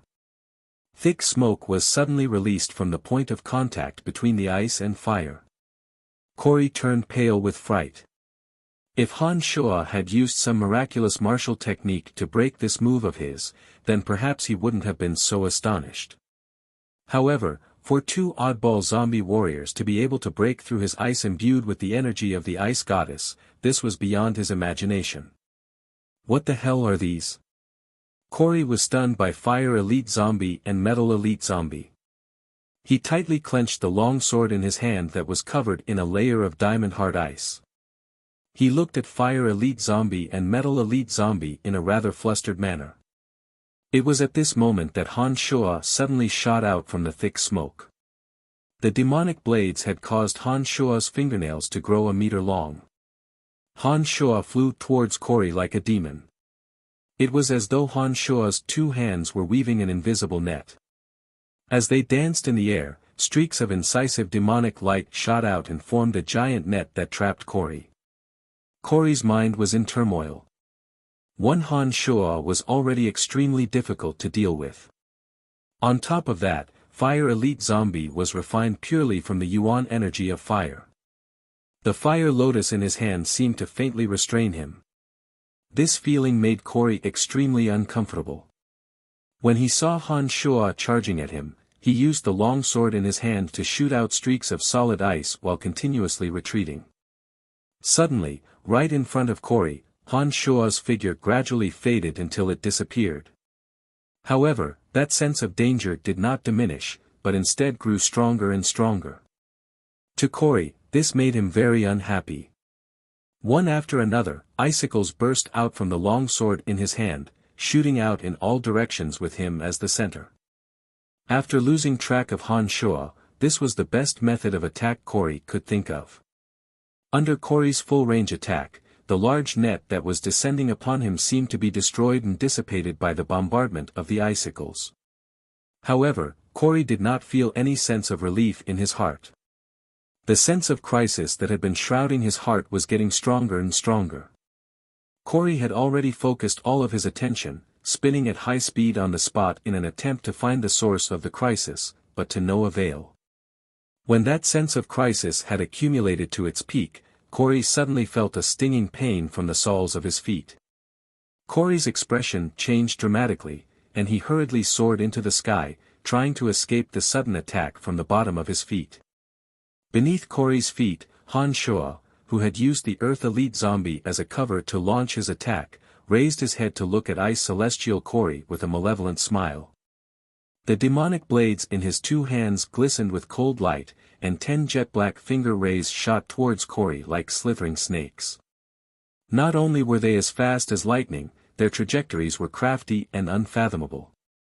Damn it! Corey inwardly cursed himself for being careless. In a flurry, he used the long sword in his hand to spin and flick. Out of the 10 strange finger auras, 6 of them were destroyed by Corey's frantic defense, but there were still 4 that stuck to Corey's body like shadows, bombarding his thighs and waist respectively. Fresh blood spurted out almost immediately, and Corey's miserable howls could be heard soon after. Take his life while he's down. Han Shua soared into the sky. The meter-long demonic blades in his 2 hands seemed to be flowing with demonic light. The 10 finger rays were once again accumulating power, ready to take Corey's life at any moment. Contrary to Han Shua's expectations, Ice Celestial Corey, whose status in the Shrine of Ice was slightly higher than Tiana's, actually hastily took out a magic scroll after his lower body was pierced by one of the finger rays. Before Han Shua could approach, Corey had already activated the magic scroll that was as white as snow. Retreat! Corey shouted. The snowflakes that filled the sky suddenly rushed towards Ice Celestial Corey. In but an instant, Ice Celestial Corey disappeared amidst the flying snowflakes. Corey let out a miserable howl. The snowflakes that covered the entire area suddenly wrapped around the remaining experts of the Shrine of Ice. Amidst the fluttering snowflakes, the 5 remaining experts seemed to have fused with the snowflakes, magically vanishing before Han Shua's eyes. Even though Han Shua's consciousness was extraordinary, he could only sense their auras in the fluttering snowflakes in the sky, but was unable to pinpoint their exact location. It was as if they had all melted into the snow. There were traces to follow, but there was no way to make a move. As soon as the party of 6 disappeared, the snowflakes that covered the entire canyon abruptly stopped. Han Shua could sense that the auras of Corey and his party were gradually disappearing. When Han Shua could no longer sense the auras of the 6, the cold and dense world of ice and snow that enveloped the entire canyon was still present. However, not a single snowflake could be seen drifting down from the sky. The undead creatures that had lost their targets stood blankly on the spot, waiting for Han Shua's orders, not knowing what to do. Father, they're gone, Earth Elite Zombie slowly emerged from beneath Han Shua's feet and transmitted. They actually escaped. This method of escape is truly miraculous. They actually melted into the snow. Han Shua mumbled to himself. Soon after, he said to Earth Elite Zombie, open the underground tunnel and get Dark Dragon Gilbert and the cage out. All right. Earth Elite Zombie straightforwardly replied. Soon after, the ground beside the 2 suddenly split open to reveal a cave. From within, Dark Dragon Gilbert and the Dark Dragons in the cage emerged. Gilbert was lying on top of the cage, his tears flowing into the cage uncontrollably. He didn't say a single word, but continuously wailed at the patriarch of the Dark Dragons, Gilgs. His grandfather's eyes were bloodshot and old tears were rolling down his cheeks. He choked with sobs as he consoled Gilbert. After glancing at Gilbert and the Dark Dragons in the cage, Han Shua quietly distanced himself from them. Han Shua knew that it was best to give them some time to be alone. Moreover, Gilgs might tell Gilbert some secrets about the Dark Dragons. It wouldn't be appropriate for him to stay here. As the temperature in this region had returned to normal, the ice and snow that previously covered the earth gradually melted.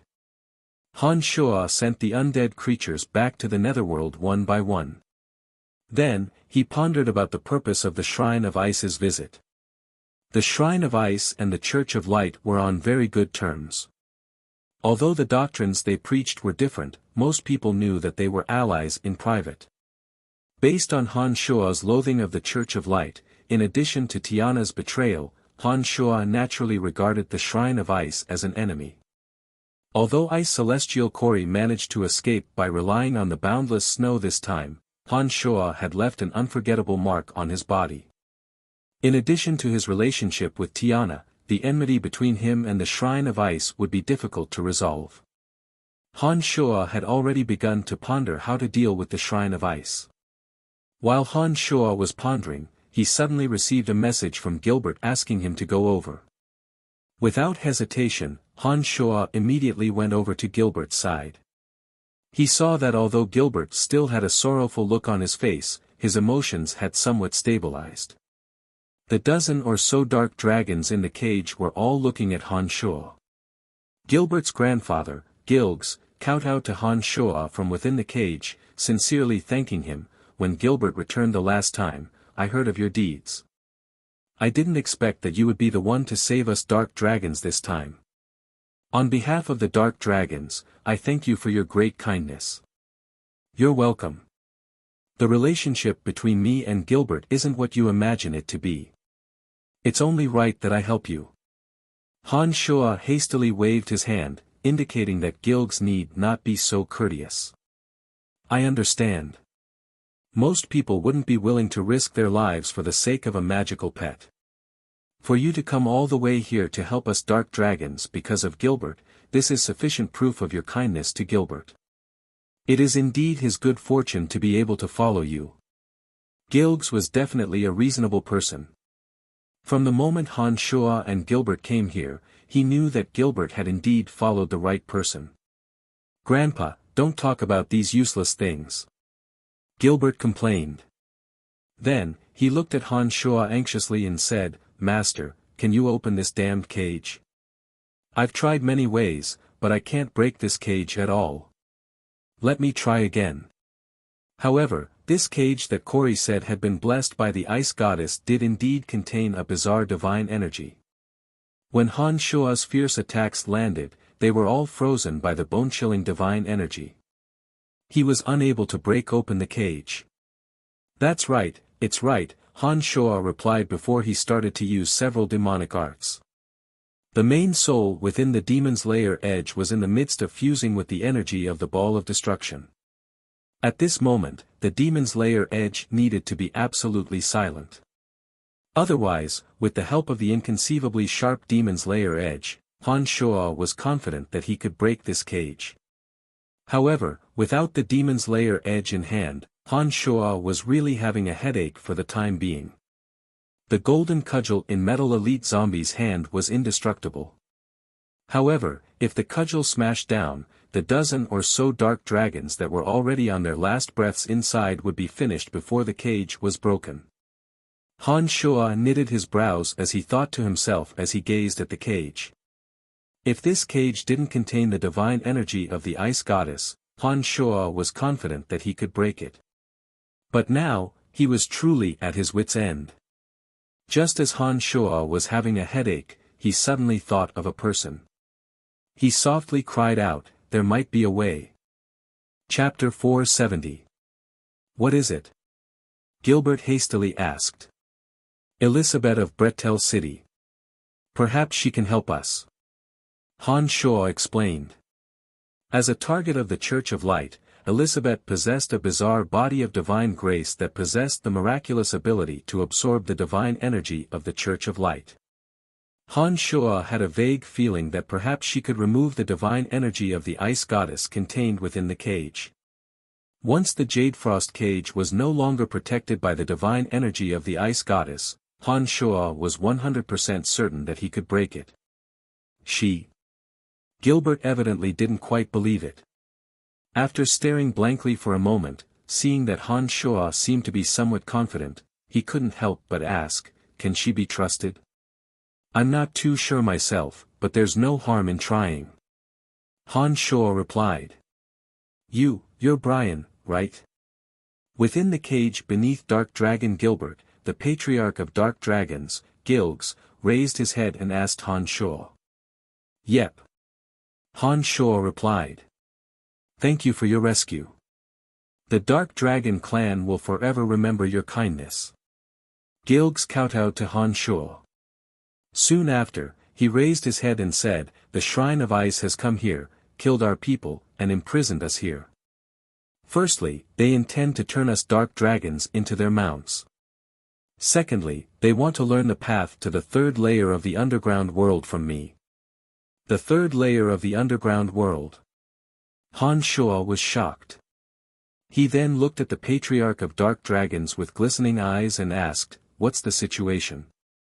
Since Gilgs took the initiative to reveal the situation of the third layer of the underground world to Han Shuo, it seemed that he was prepared to tell Han Shuo the whole story. This was somewhat out of Han Shuo's expectations.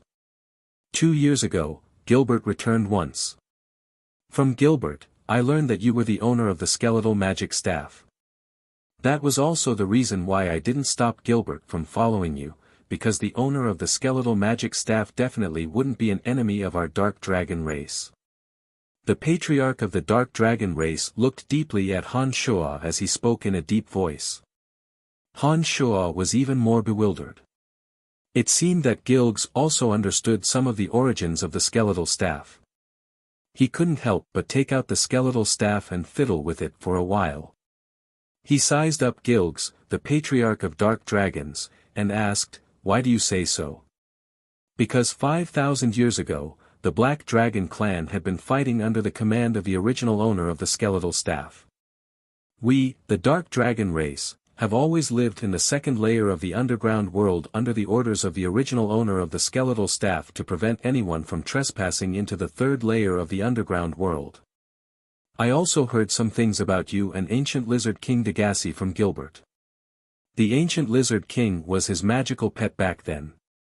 Degasi must have told you some things, right? Gilgs asked. No, Degasi didn't talk about the past in depth. He only told me that I could obtain the truth from the skeletal magic staff. However, I still haven't completely grasped the secrets of the skeletal magic staff. Therefore, for the time being, I don't know what happened 5,000 years ago. If you know, I hope you can tell me. Han Shuo's heart was filled with doubts as he looked at the Patriarch of the Dark Dragon race, Gilgs. Gilgs shook his head with a wry smile. Soon after, he saw the longing look in Han Shuo's eyes. He forcibly shook his spirit and said, "I have only lived for 2,000 years. I only know these things from the ancient records left behind by my ancestors. My knowledge is also very limited." "What do you know?" Han Shuo asked. Under Han Shuo's attentive gaze, Gilgs pondered for a moment before he said, 5,000 years ago, there was a great war that involved all the experts on the profound continent. That war was extremely bitter and desperate. It seemed that there were even experts from other material planes involved. The side of the skeletal magic staff's owner and our dark dragon race should have lost in that great war. Some of the main leaders were killed while others fled. Our side suffered disastrous losses. It is said that several of our powerful races have vanished from the profound continent forever. Our dark dragon race can be considered lucky. Although we have been holed up in the second layer of the underground world forever, at least we haven't been exterminated.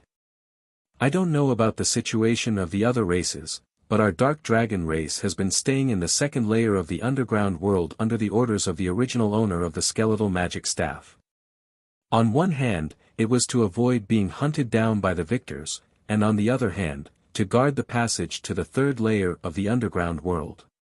When the owner of the skeletal magic staff gave us this order, he also said with certainty that after 5,000 years, powerful enemies would descend upon us. He said that as long as we could avoid this calamity and guard the passage for 5,000 years, we would be able to leave the second layer of the underground world. That's all I know. As for what happened 5,000 years ago, why did we lose so miserably? Who were the enemies? What is in the third layer of the underground world? I don't know about that.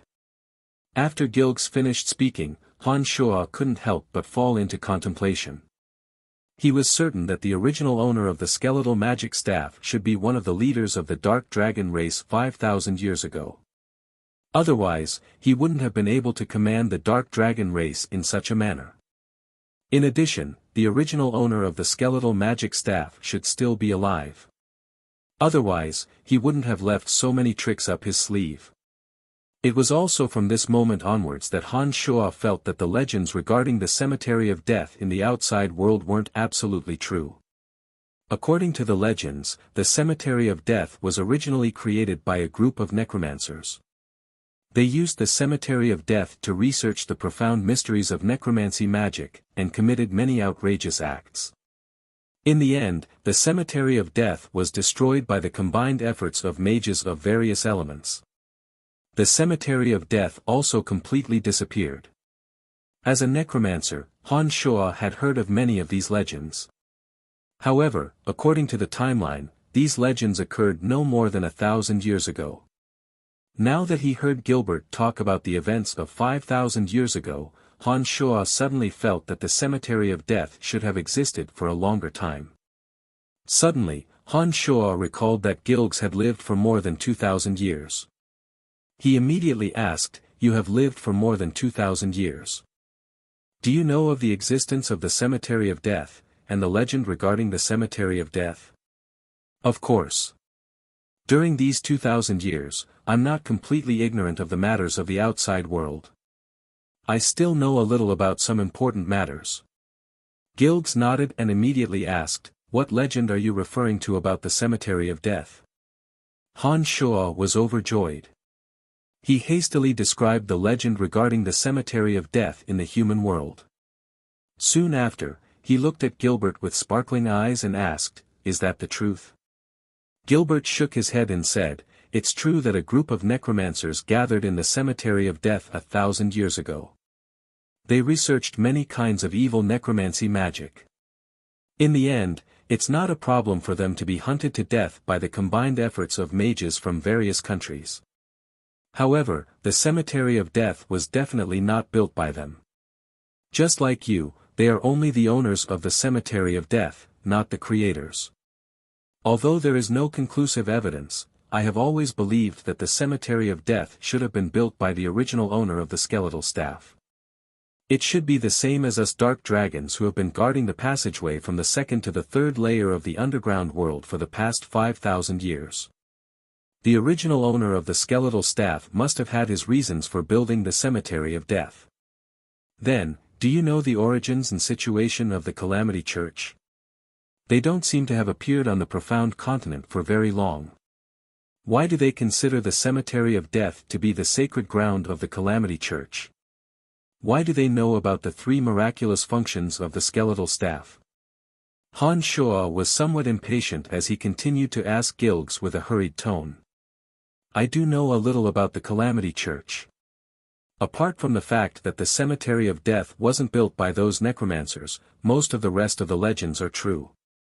As for the Calamity Church, it was actually established by a group of necromancers who originally owned the cemetery of death. Back then, they had created many terrifying spells in the cemetery of death. In particular, the appearance of the plague spell had caused many humans in the city to become undead creatures. Therefore, they became the public enemy of the entire continent. In the end, they were besieged and annihilated by experts from various countries. However, their vitality was extremely tenacious. They weren't completely annihilated under the encirclement of various countries. However, those who were fortunate enough to survive no longer dared to show themselves in public like they used to. They would forever hide in the darkness. It must be said that these people were truly incomparably powerful.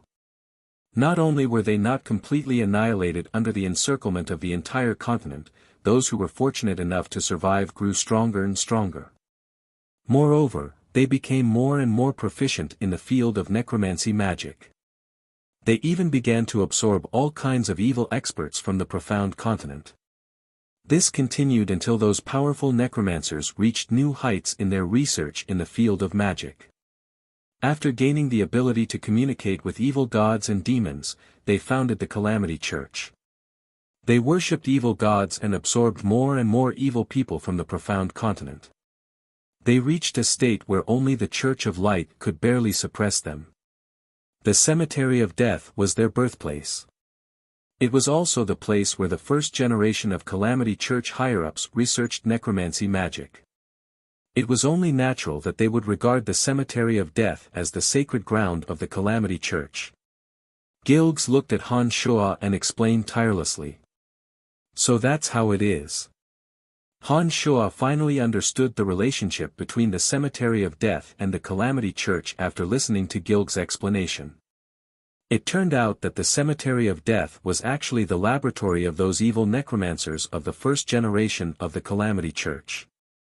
The founders of the Calamity Church researched those evil magics in the cemetery of death. No wonder Wolf kept saying that Han Shuo was one of them. Chapter 471.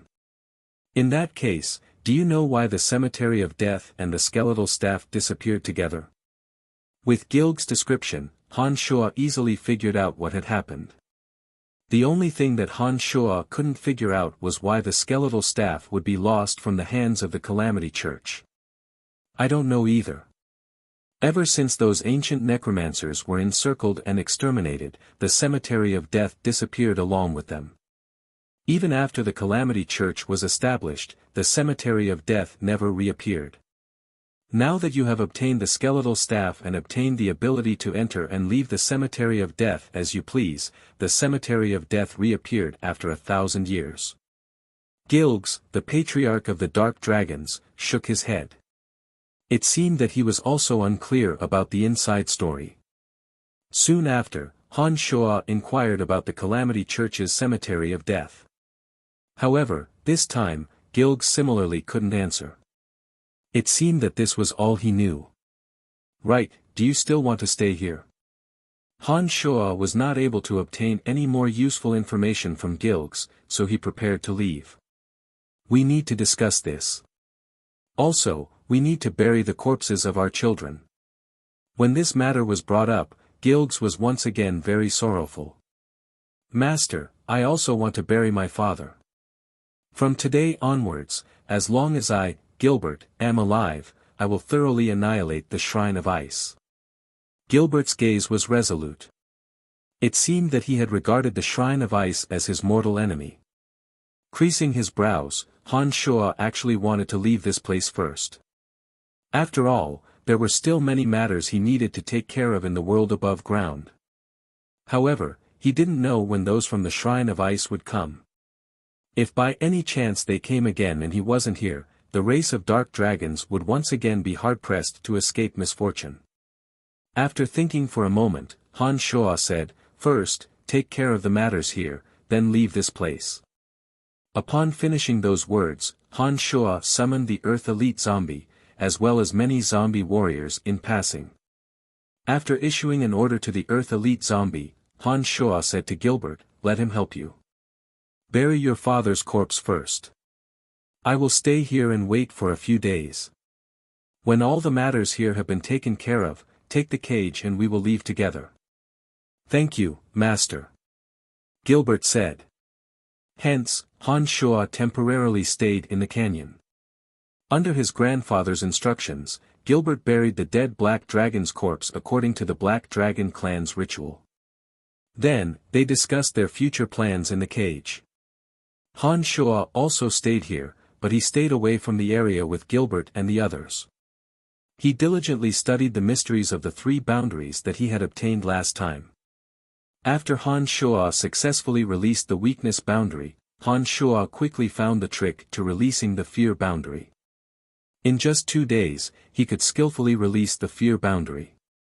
The ward of weakness and the ward of fear were very similar. Han Shuo didn't spend too much time mastering them. When it came to the ward of aging, he was a little confused. For the next 3 days, Han Shuo continued to study the method to release the aging ward. He tried many times, but he was unable to form the aging ward even once. 5 days later, with the help of Earth Elite Zombie, the dead Black Dragons were properly buried. Gilbert had also stabilized his chaotic state of mind during these 5 days. His grandfather, Gilgs, also planned to leave this place for the time being. On one hand, he had to open the cage, and on the other hand, he had to prevent those from the Shrine of Ice from coming again.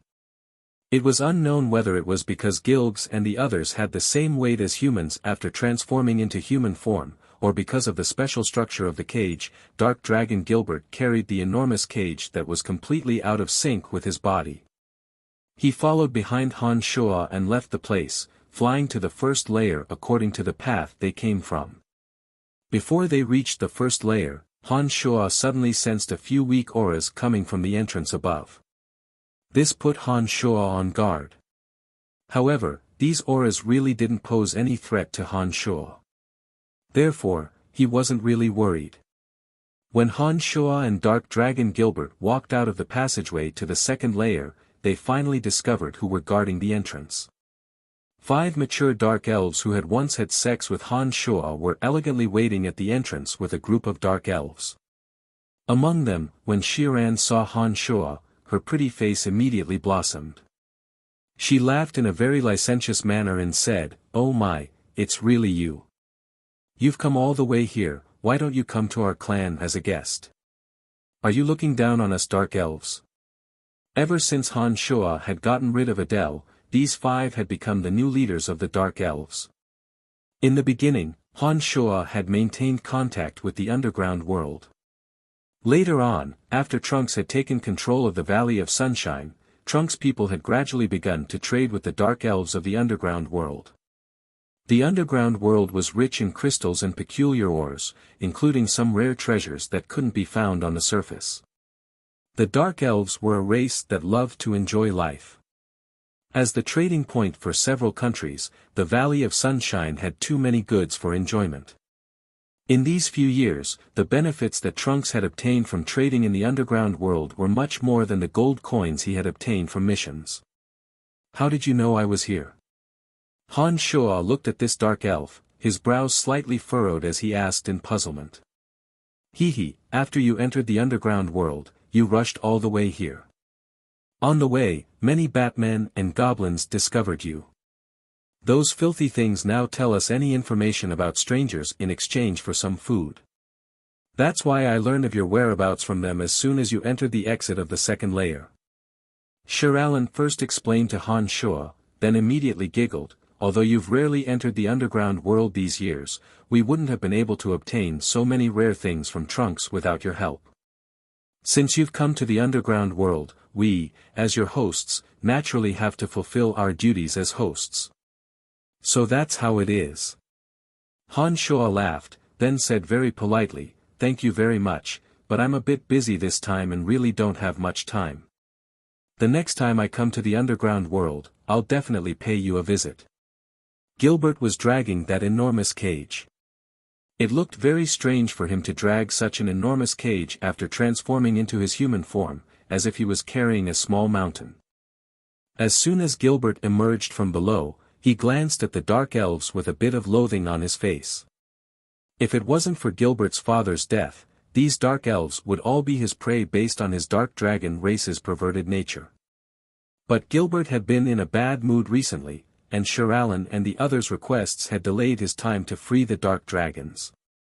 Naturally, he wasn't in a good mood. "It's him, that Dark Dragon." Behind Shiralan, a dark elf who had once seen Gilbert hastily spoke up for Shiralan in a low voice. Then, Xiran took another careful look at Gilbert, and then looked at the few black dragons in Gilbert's cage with sparkling eyes. She had a thoughtful expression on her face. After a while, a beautiful and pure young dark elf beside Shiralan suddenly coughed lightly. Shiralan was startled and couldn't help but turn around to look at the beautiful young dark elf. The expression in her eyes was a bit complicated, but she quickly returned to normal. "All right then, but since you've come to the underground world with great difficulty, we can't let you return empty-handed."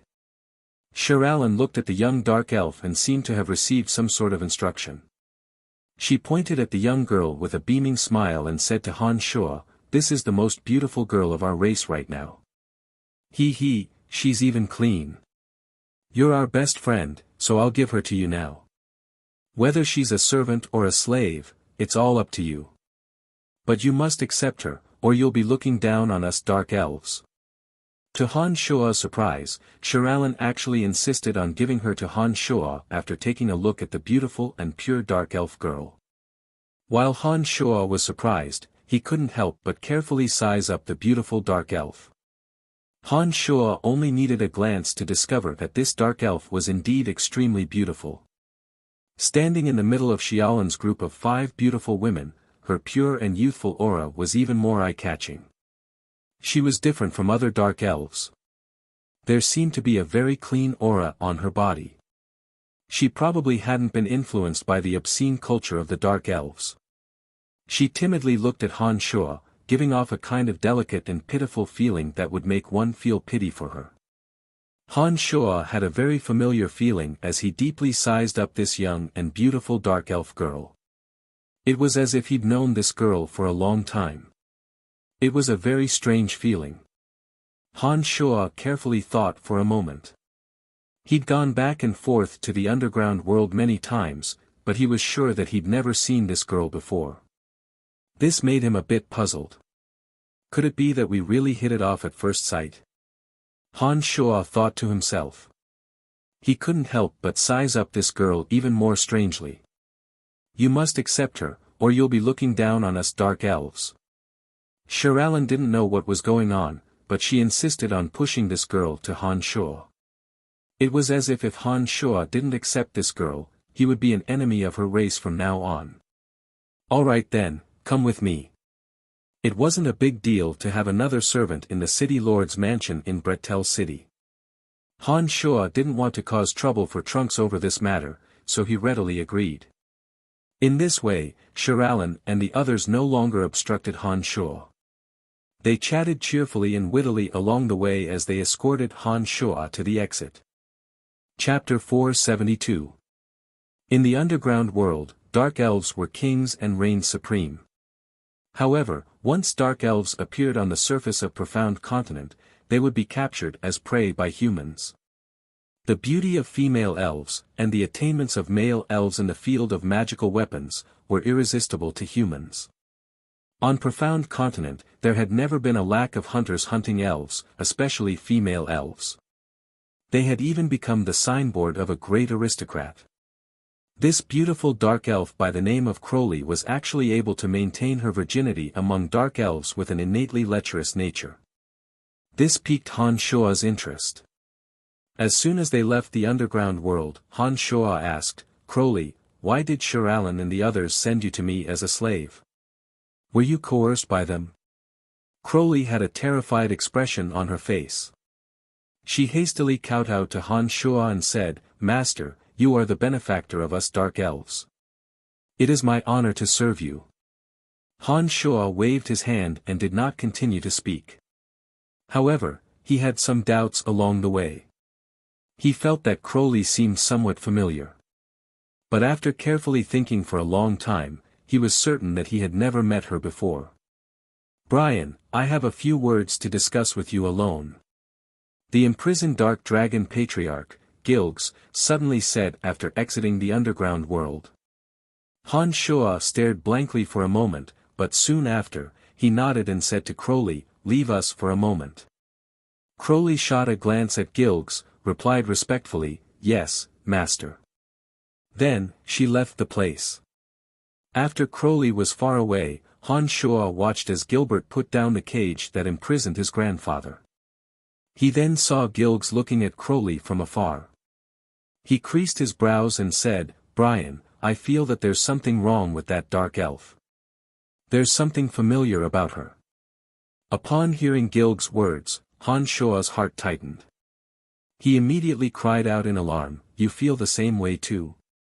I don't know why, but when I was in the tunnel just now, this dark elf kept sizing me up in the darkness. I feel that she wants to harm me, Gilgs said in a low voice with his brows creased. Gilgs furrowed his brows and said in a low voice. Soon after, he appeared a little embarrassed, but, it might be because I'm old, and a little too nervous and sensitive. Han Shuo didn't think so. The older one was, the more they would notice the details. They had an insight that younger people couldn't have. With regards to this Crowley, Han Shuo had always felt that there was something odd about her. Now that he heard Gilg's words, he immediately became vigilant. Gazing at the slender, graceful, and charming dark elf in the distance, Han Shuo couldn't help but cautiously release his consciousness and slowly sense Crowley's aura. Indeed, Crowley didn't have the lewd aura that a female dark elf should have.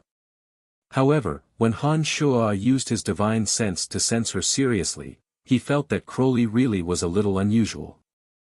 It was precisely because her aura was too different from that of an ordinary female dark elf that Han Shuo felt suspicious.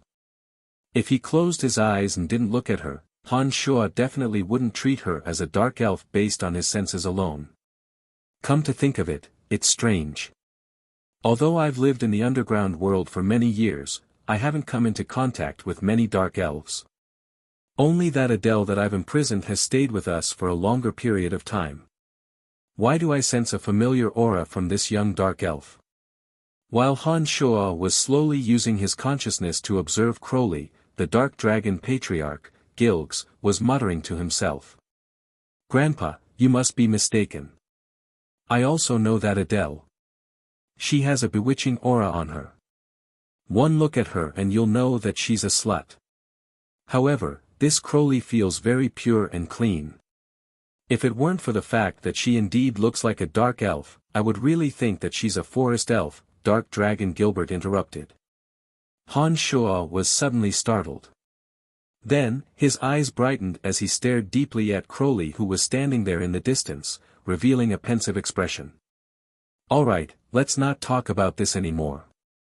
Han Shuo suddenly opened his mouth, interrupting the conversation between the two. He beckoned to Crowley who was quietly standing in the distance. When Crowley came over, he smiled and said, "We still have things to do. It's not very convenient for you to follow us. Here, take this badge and go back to Bretel City first. With this badge, nothing will happen to you in Lancelot Empire." "But master, I don't know the way. What if I get arrested in the dark forest?" Crowley looked at Han Shuo timidly, appearing to be at a loss of what to do. "Head north from here and you'll reach the Valley of Sunshine in 2 days. If you have any more questions, just take this badge and tell Trunks that you're my maid. You're a dark elf, so your life won't be in danger even if you're captured. With this badge, my friends will naturally let you go, and my enemies will use you to blackmail me. In short, you won't die. Don't worry." Han Shuo comforted.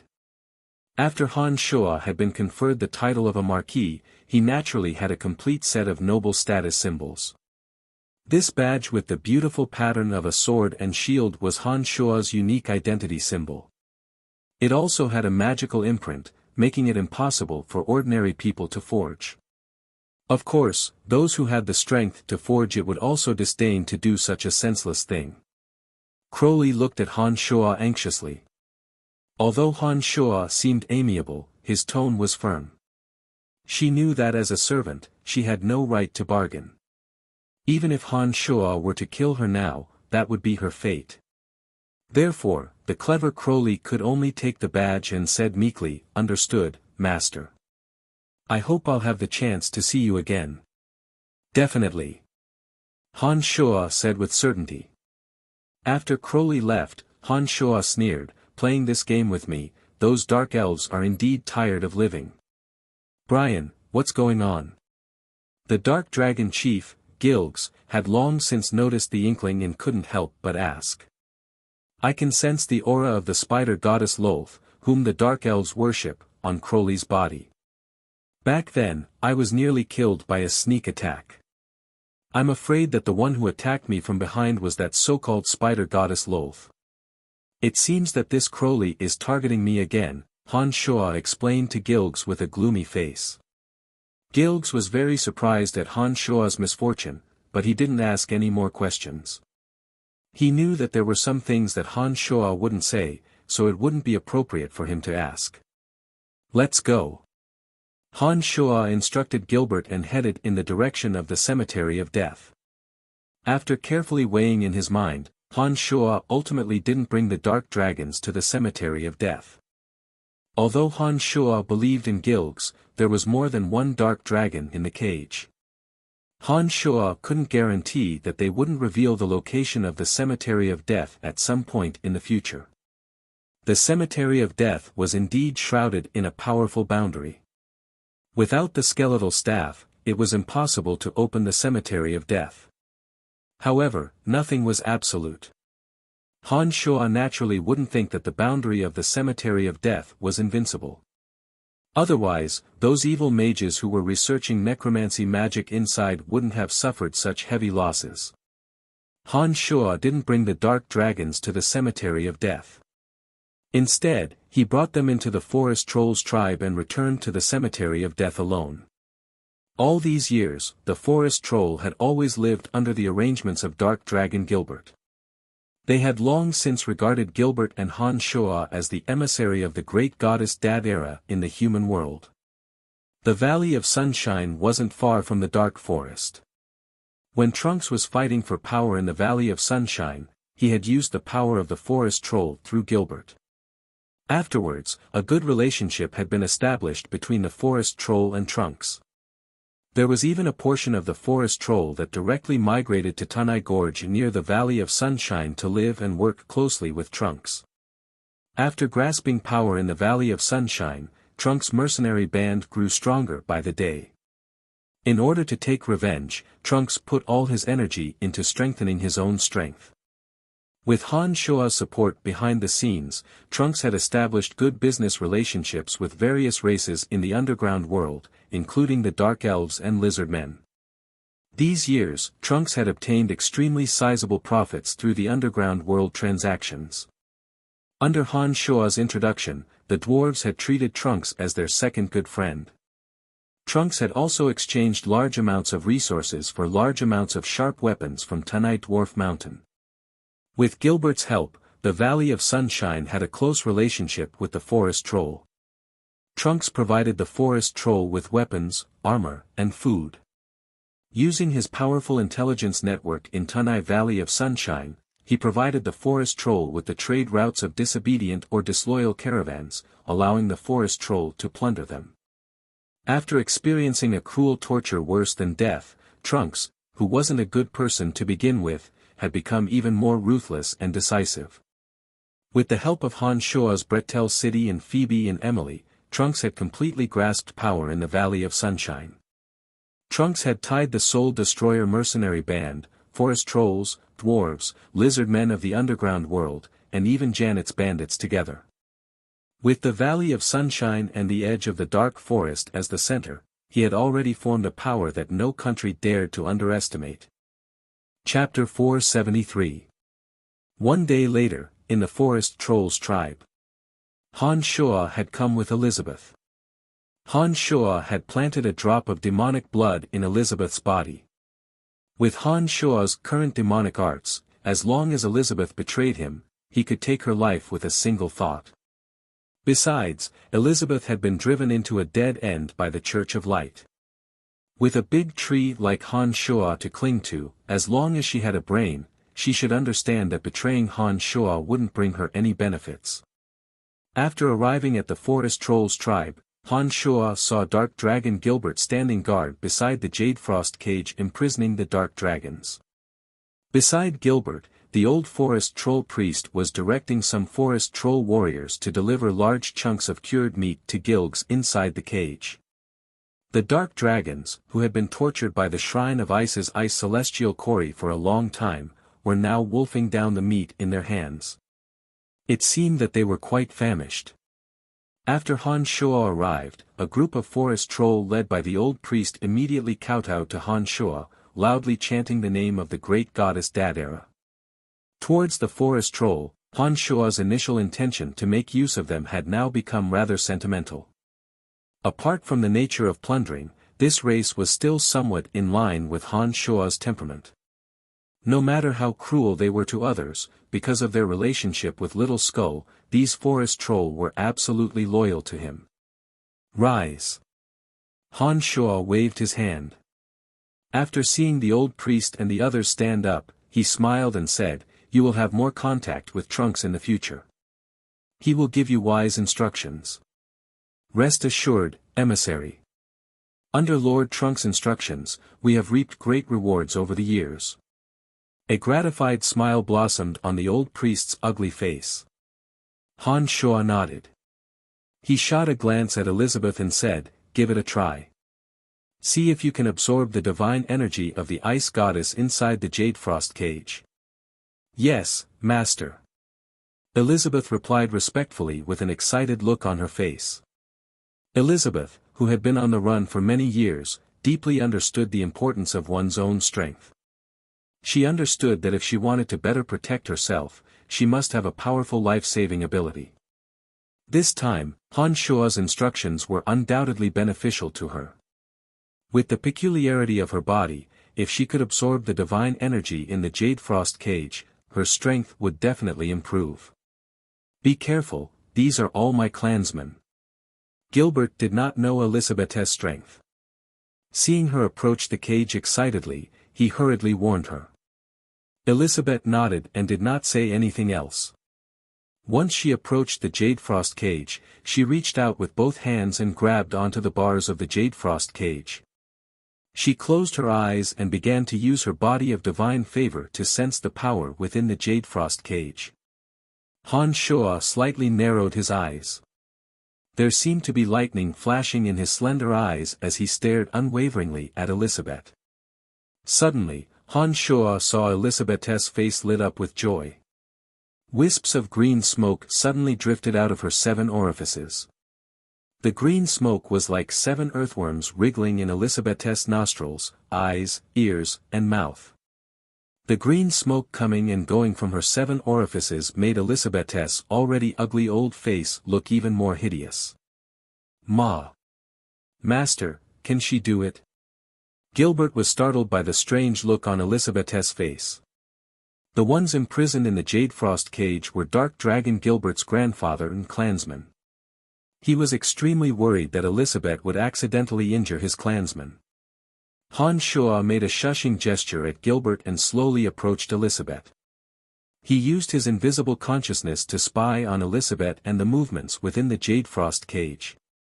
Han Shuo could sense that Elizabeth's unique body of divine favor had already allowed her to discover the ice and snow divine energy that existed within the jade frost cage.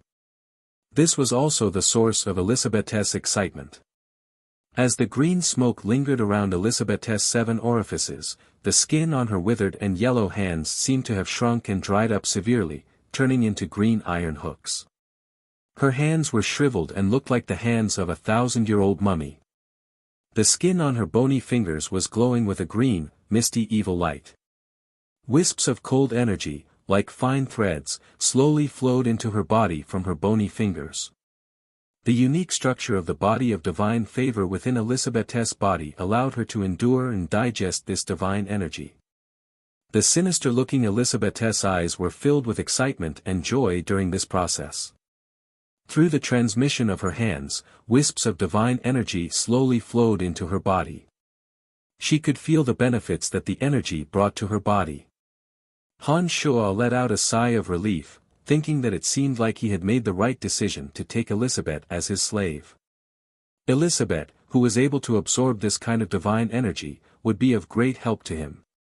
Feeling the wisps of divine energy flowing, Han Shuo pondered whether he should wait for Elizabeth to finish absorbing it before he devoured some of the energy that had been transformed in Elizabeth's body. The cold aura that had been lingering in the jade frost cage disappeared little by little along with Elizabeth's movements. Gilbert, who had been observing from the side, had obviously sensed the changes in the jade frost cage. Pleasantly surprised, Gilbert's mood became much better. When he looked at the current Elizabeth, that sinister-looking face seemed much more pleasing to the eye. Just as Han Shuo and Gilbert let out a sigh of relief, Elizabeth's face suddenly revealed a terrified expression. Her body trembled abruptly as the cold aura permeated her body. Elizabeth seemed to want to pull her hands out of the jade frost cage with all her might, but her hands and the jade frost cage seemed to be connected by a strong adhesive, unable to be separated no matter how hard she tried. At the same time, wisps of bone-chilling white smoke abruptly leaked out from the fences of the jade frost cage. The surrounding temperature plummeted. The originally warm forest troll tribe seemed to have fallen into a world of ice and snow. Unbeknownst to Wen, snowflakes had unknowingly enveloped the forest troll tribe under the blowing of the chilly wind.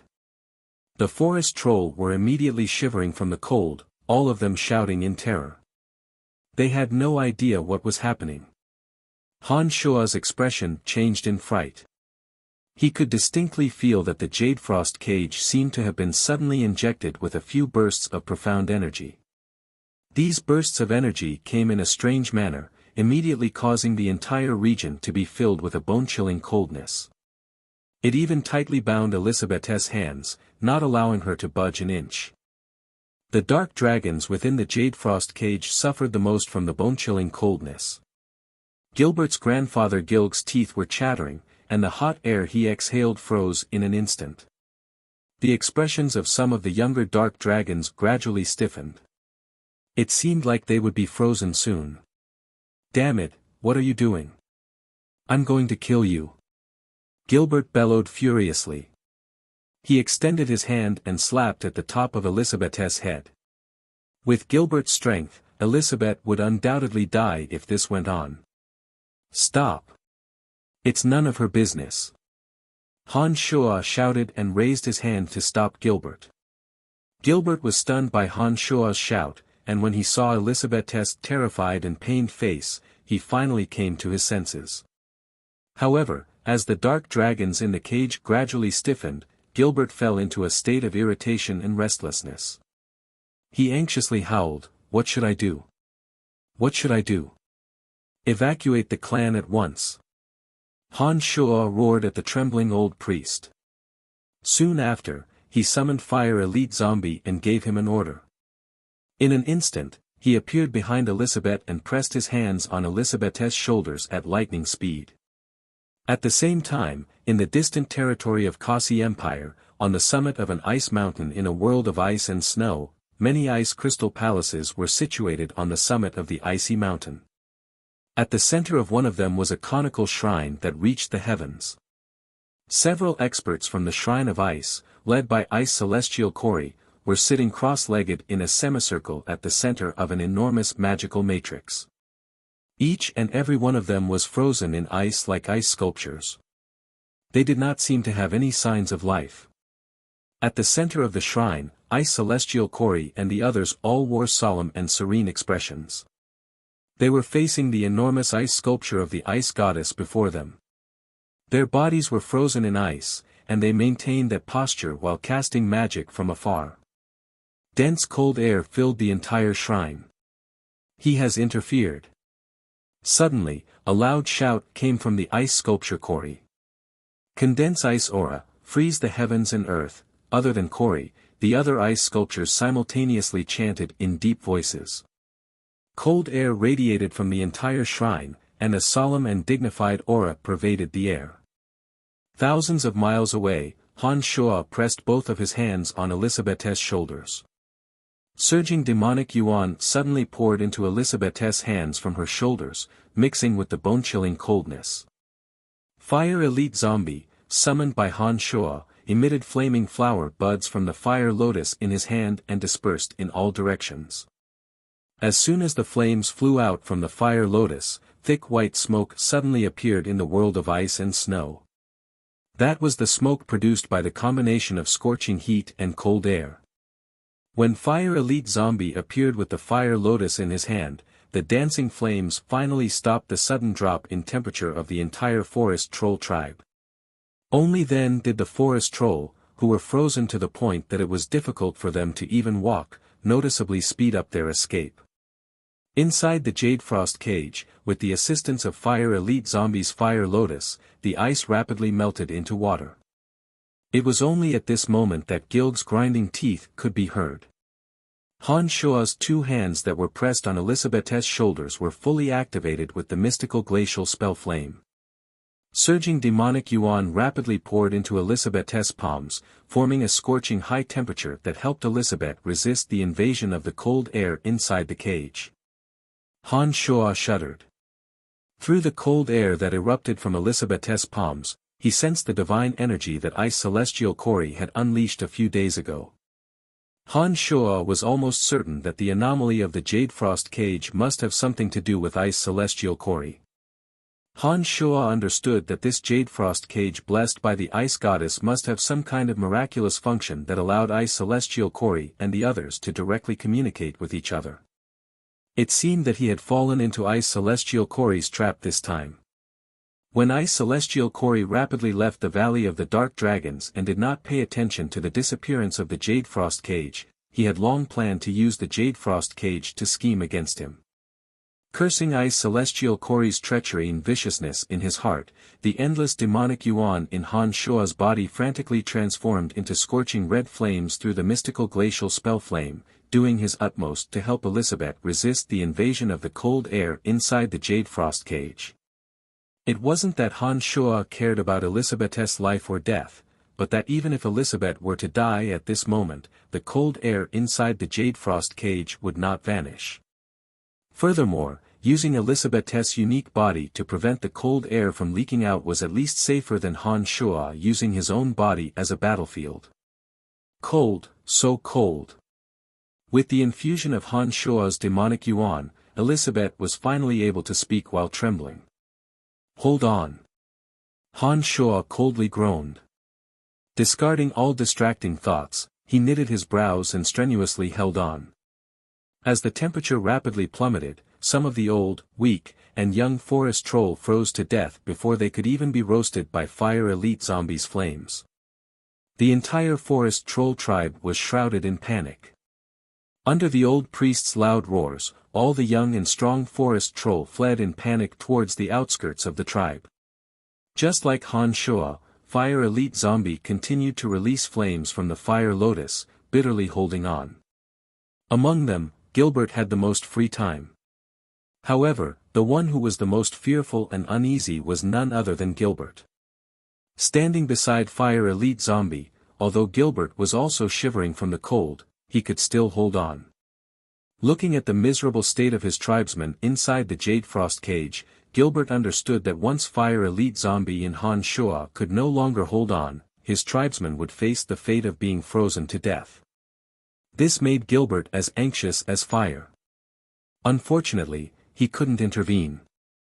All he could do was stare fixedly at the Jade Frost Cage from the side, hating the Shrine of Ice to the bone. Father, this won't do. Suddenly, Fire Elite Zombie transmitted to Han Shuo. The cold air inside the Jade Frost Cage grew stronger and stronger. Han Shuo also gradually began to feel weak. He understood that what Fire Elite Zombie said was not false. Just as Han Shuo was at a loss as to what to do, Fire Elite Zombie continued, "Father, let's move the battle to my birthplace. I have a way. The place of extreme fire." Upon hearing Fire Elite Zombie's words, Han Shuo's eyes lit up. Chapter 474. As they were both in the dark forest, the forest troll tribe wasn't far from the place of extreme fire. With Fire Elite Zombie's suggestion, Han Shuo immediately got to work. "Gilbert, transform into a dragon." Han Shuo shouted at the anxious dark dragon. Without the slightest hesitation, Gilbert let out a dragon roar towards the sky and suddenly soared into the sky. His human body expanded at a high speed, and in the blink of an eye, he had become a thick black dragon that was 30 meters long. Elizabeth's hands were glued to the Jade Frost Cage. Han Shuo grabbed Elizabeth's shoulders and soared into the sky, flying along with Elizabeth and the Jade Frost Cage. Gilbert's wriggling dragon spine dived downwards, just in time to carry Han Shuo on his back. Phew, cold, so cold. When Han Shuo landed on Gilbert's spine with Elizabeth and the Jade Frost Cage followed suit and landed on Gilbert's back. The cold energy naturally flowed into Gilbert's body, immediately causing him to shiver from the cold. Han Shuo creased his brows. Then, he exerted force with both hands and lifted Elizabeth into the air. The Jade Frost Cage that Elizabeth was glued to was also suspended high in the air. This way, Han Shuo had to expend some demonic yuan, but it ensured that Gilbert's body wouldn't come into direct contact with the Jade Frost Cage. "Fly at a low altitude and let Fire Elite Zombie come up. Then, immediately fly to the area where we encountered the Lord of the Flames." Han Shua lifted Elizabeth and the Jade Frost cage high up and instructed Gilbert in a deep voice. Understood. The dark dragon circled in the air and suddenly descended, bringing with it a bone-chilling cold wind that blew the layer of snow on the ground into the air like dust. The Fire Elite Zombie, who had long been prepared, suddenly shot high into the sky after a dash, and steadily landed on Dark Dragon Gilbert's back. He walked 2 steps to the Jade Frost cage and continuously released flames into the cage, warming up the dark dragons whose bodies were starting to freeze again. When everything was ready, Dark Dragon Gilbert identified the direction and flew towards the place of extreme fire as fast as he could. On Gilbert's body, Han Shua lowered his head and glanced at him. He discovered that the forest troll tribe below was filled with a fierce and cold aura. A few small ponds that served as a water source had been frozen solid. All the forest trolls' faces were filled with terror. They trembled as they tried their best to escape from this world of ice and snow. Many of the forest troll warriors were still carrying frozen children in their arms, letting out mournful wails. Some of the older forest trolls' frail bodies were like popsicles, without the slightest trace of life. Their bodies didn't allow them to wait for the Fire Elite Zombie to rescue them, as they left this world forever. Looking at the hundreds of dead forest troll, Han Shua's heart was filled with remorse. He knew that this disaster of the forest troll was single-handedly caused by him. Most of the forest trolls that had served him loyally for several years, including the old, young, sick, and disabled, had lost their lives to the frost this time. Shrine of Ice, this enmity is absolutely irreconcilable. Han Shua faced the sky and howled in rage. The demonic yuan in his body flowed unceasingly into Elizabeth's arm, transforming into scorching energy to resist the invasion of the cold. The distance from the forest troll tribe to the place of extreme fire wasn't far. But it was this distance that Han Shua and Fire Elite Zombie felt incomparably long. Han Shua's demonic yuan was incomparably vast and he could still manage to hold on. However, Fire Elite Zombie was already showing signs of fatigue. Han Shua could tell from the flickering red light of the fire lotus. As a treasure nurtured in the place of extreme fire, the fire lotus contained incomparably vast energy of fire. As long as Fire Elite Zombie's physical strength could hold on, theoretically, he could always borrow the energy contained within the fire lotus. However, Fire Elite Zombie had not been born for long. Given his current strength, it wasn't easy for him to hold on until now. Most importantly, this time, the Fire Elite Zombie was resisting the power of extreme cold from frigid ice. As the saying goes, ice and fire are incompatible. When Fire Elite Zombie was resisting the energy of extreme cold, he had to expend a lot more energy. In addition to the Jade Frost cage being invaded by the cold air of several experts from the Shrine of Ice, he was able to show signs of fatigue so quickly. Thousands of miles away, inside the Shrine of Ice, the group of experts from the Shrine of Ice, led by Ice Celestial Kori, appeared unruffled, especially Ice Celestial Kori. His face even revealed an ice-cold smile as though victory was in his grasp. It seemed that he was very satisfied with his operation this time. Humph, a puny city lord like him dares to make an enemy of our Shrine of Ice. Kori, who was trapped in the ice, had long understood Han Shua's identity. Sneering in his heart, Ice Celestial Kori said in a deep voice with extreme confidence, "In just a moment, we will freeze them all to death. Everyone, hold on. Rest assured, Lord Kori. With our combined strength, they will be dead for sure. Lord Kori's calculations are truly accurate. This time, that Brian won't be able to escape. When he dies from being frozen into an ice sculpture, the Church of Light will surely be very grateful for our help." Another sacred magus also found the time to speak and took the opportunity to flatter Ice Celestial Kori. "We don't need the Church of Light's gratitude. Humph. Our Shrine of Ice should be the #1 religion on the continent. By killing this Brian that they can't do anything to, we can prove it to them." Kori coldly groaned. Lord Kori is absolutely right. Our shrine of ice, as the divine emissaries of the ice goddess on profound continent, shouldn't be suppressed by the Church of Light forever. That person hastily corrected himself. All right, let's put in more effort and freeze them to death in one spurt of energy. Corey did not continue with superfluous words and immediately shouted. Soon after, cold air pervaded the air around them. Strands of bone-chilling coldness were transmitted through the abstruse magical matrix to the dark forest thousands of miles away. Father, I can't hold on much longer. Fire Elite Zombie, who was incessantly spurring the flames within the Fire Lotus, suddenly transmitted a message to Han Shuo. Han Shuo immediately sensed the sudden surge of cold air within the Jade Frost cage. Han Shuo, who was constantly pouring demonic yuan into Elizabeth's hands, found it increasingly difficult to resist. By this time, the radiance of the flames within the Fire Lotus was no longer as bright as before. The yuan energy of fire within the corpse of fire armor was gradually draining away and was on the verge of drying up.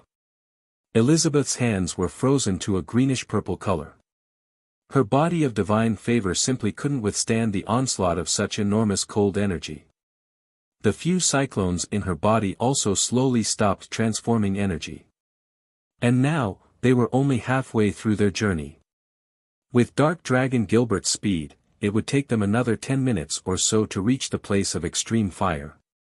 At this rate, Fire Elite Zombie would be severely injured and Elizabeth and the Dark Dragon in the cage would all freeze to death before they could reach the place of extreme fire. At this moment, Han Shuo was extremely anxious. Unfortunately, he was also having a hard time resisting the cold and had absolutely no time to help either side. If Han Shuo were to fully deploy the art of the demonic ninth heavens, his speed would be much faster than Dark Dragon Gilbert's. Unfortunately, he had to lift the Jade Frost cage high and constantly use demonic yuan to resist the cold air's onslaught. He had no time to help. His heart was filled with frustration. Han Shuo's mind raced, but he couldn't think of any other way. Gilbert, hurry up. If you can't reach the place of extreme fire in 5 minutes, your grandfather and your clan will all perish because of you. Han Shuo was at his wit's end and could only tell Gilbert the truth about the current situation. Han Shuo had already made up his mind. If he really couldn't do it, he could only sever Elizabeth's hands and give up on the Dark Dragon clan. Although he was unwilling to do so, he really couldn't think of any other way. As soon as Han Shuo's words fell, Gilbert suddenly let out a mournful howl. Following Gilbert's howl, the blood vessels in his dragon body suddenly ruptured. Fresh blood dripped down from Gilbert's body like a fine rain. At the same time, Gilbert's speed, which was already faster than lightning, suddenly doubled. He streaked across the blue dome of heaven like a black bolt of lightning, flying straight towards the place of extreme fire. No. Inside the cage, Gilgs, the patriarch of the Dark Dragons, was shivering from the cold. He suddenly let out a loud shout while shivering.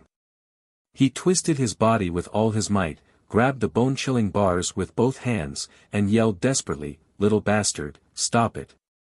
Stop it. We can't be saved. You are the only hope of the Dark Dragons. You can't die." As Gilbert's master, Han Shuo could clearly feel the loss of Gilbert's life force. Listening to his grandfather Gilg's hoarse roar, Han Shuo knew what Gilbert was doing, using his life force to stimulate all the hidden potential of the Dragon Clan to save the entire Dark Dragon Clan. "Gilbert, stop!" Han Shuo suddenly shouted. The relationship between Elizabeth and the Dark Dragons was far from being as deep as the relationship between Han Shuo and Gilbert. Han Shuo could watch a dozen Dark Dragons freeze to death, and he could chop off Elizabeth's hands without hesitation, but he couldn't watch Gilbert overdraft his life force and die. However, Dark Dragon Gilbert turned a deaf ear to Gilg's hoarse roar and Han Shuo's shouts. He only flew at full speed towards the place of extreme fire. In Gilbert's lantern-sized eyes, there was only the firmness of facing death with equanimity. "Gilbert, if you don't stop, I'll leave this matter to you right now." Han Shuo could clearly feel the loss of Gilbert's life force. Furious, he stomped on Gilbert's dragon body and shouted in grief. "Master, I beg you to fulfill my wish." Gilbert's enormous dragon body shuddered. Feeling Han Shuo's rage, he finally opened his mouth to speak. His deep voice was no longer frivolous, only heavy and resolute. After a pause, he continued in a low voice, "Master, it is my, Gilbert's, honor to be able to follow you. All these years, I've been very happy with you, really. Goodbye, Master. I, Gilbert, will never forget the fun and joy I had with you, even if I die." As he flew at high speed, Gilbert's life force was rapidly draining away bit by bit, accompanied by his deep voice. Han Shuo understood that Gilbert was saving the dark dragons at the cost of his own life. His request was so firm that Han Shuo couldn't refuse. Although Han Shuo could feel the loss of Gilbert's life force, he felt an indescribable grief in his heart. He wished he could immediately chop off Elizabeth's hands and abandon the life of the dark dragons. However, he knew that he couldn't refuse Gilbert's wish. Thus, Han Shuo didn't stop Gilbert. Hearing Gilbert's deep voice of farewell, scenes after scenes replayed in Han Shuo's mind. "Don't hesitate. Think about it. If I become your servant, I can help you kill and set fires, carry you everywhere, and help you deal with others. As the master, you only need to give me treasures and beauties to enjoy. What a good deal this is. If you don't have treasures, I can make do, but I must have beauties to sleep with me. Otherwise, I won't do it." When he first met Gilbert, before he became Han Shuo's magical pet, he had made a hilarious request. "My great, heroic, magical, and noble master, you. What do you want? Don't tell me you're planning to lay your hands on your most adorable, loyal, honest, and humble Gilbert. Ugh. No, never. I can't deal with my master together with you, not even if I die." In the Forbidden Land, facing the possessed Han Shuo, Gilbert stood there in a daze, not knowing what to do. He stared blankly at Han Shuo, waiting foolishly for Han Shuo's 100-meter-long sword ray to bombard him. Scenes after scenes repeatedly appeared in Han Shuo's mind. At this moment, Han Shuo recalled all the bits and pieces of his interactions with Dark Dragon Gilbert. Unknowingly, Han Shuo's eyes were already brimming with tears. No. The Dark Dragon chief, Gilgs, let out a long howl and fainted on the ground in grief. Beside Gilgs, the remaining Dark Dragons looked at Gilbert, dumbfounded. They recalled the bad little dragon who had been causing trouble in Tanai's territory, destroying Tanai's tranquility, and making noises about running away from home. And now, when they looked at Gilbert, who had sacrificed himself for his clansmen, they couldn't seem to connect the two. Finally, with Gilbert's life as the price, before the fire elite zombie had exhausted all of its energy, Gilbert's enormous body, drenched in blood, had already descended on the mountain valley where the place of extreme fire was located. It was also at this moment that Han Shuo realized that Gilbert was truly beyond redemption. All of his life force had been drained away in the process. "Grandpa, live on well. Master, thank you. I will always remember you." As Gilbert collapsed on the mountain, Tanai uttered these last words. His enormous dragon head no longer had the strength to lift, and not a trace of life could be sensed from his body. Han Shuo's eyes were brimming with tears. Standing on his dragon body, Gilbert's last words lingered in his ears. His mind was filled with bits and pieces of his time with Gilbert. "Father, keep his soul." At this moment, Little Skull's anxious message suddenly came from the distant netherworld. Chapter 475. With Little Skull's reminder, Han Shuo immediately reacted. He hastily stabilized his state of mind and focused his consciousness on sensing. He instantly sensed Gilbert's soul that had yet to disperse. The demon's lair edge in Han Shuo's body suddenly flew out.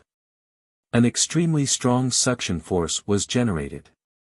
Gilbert's soul that had yet to disperse was drawn by the demon's lair edge and flowed into the demon's lair edge in a split second.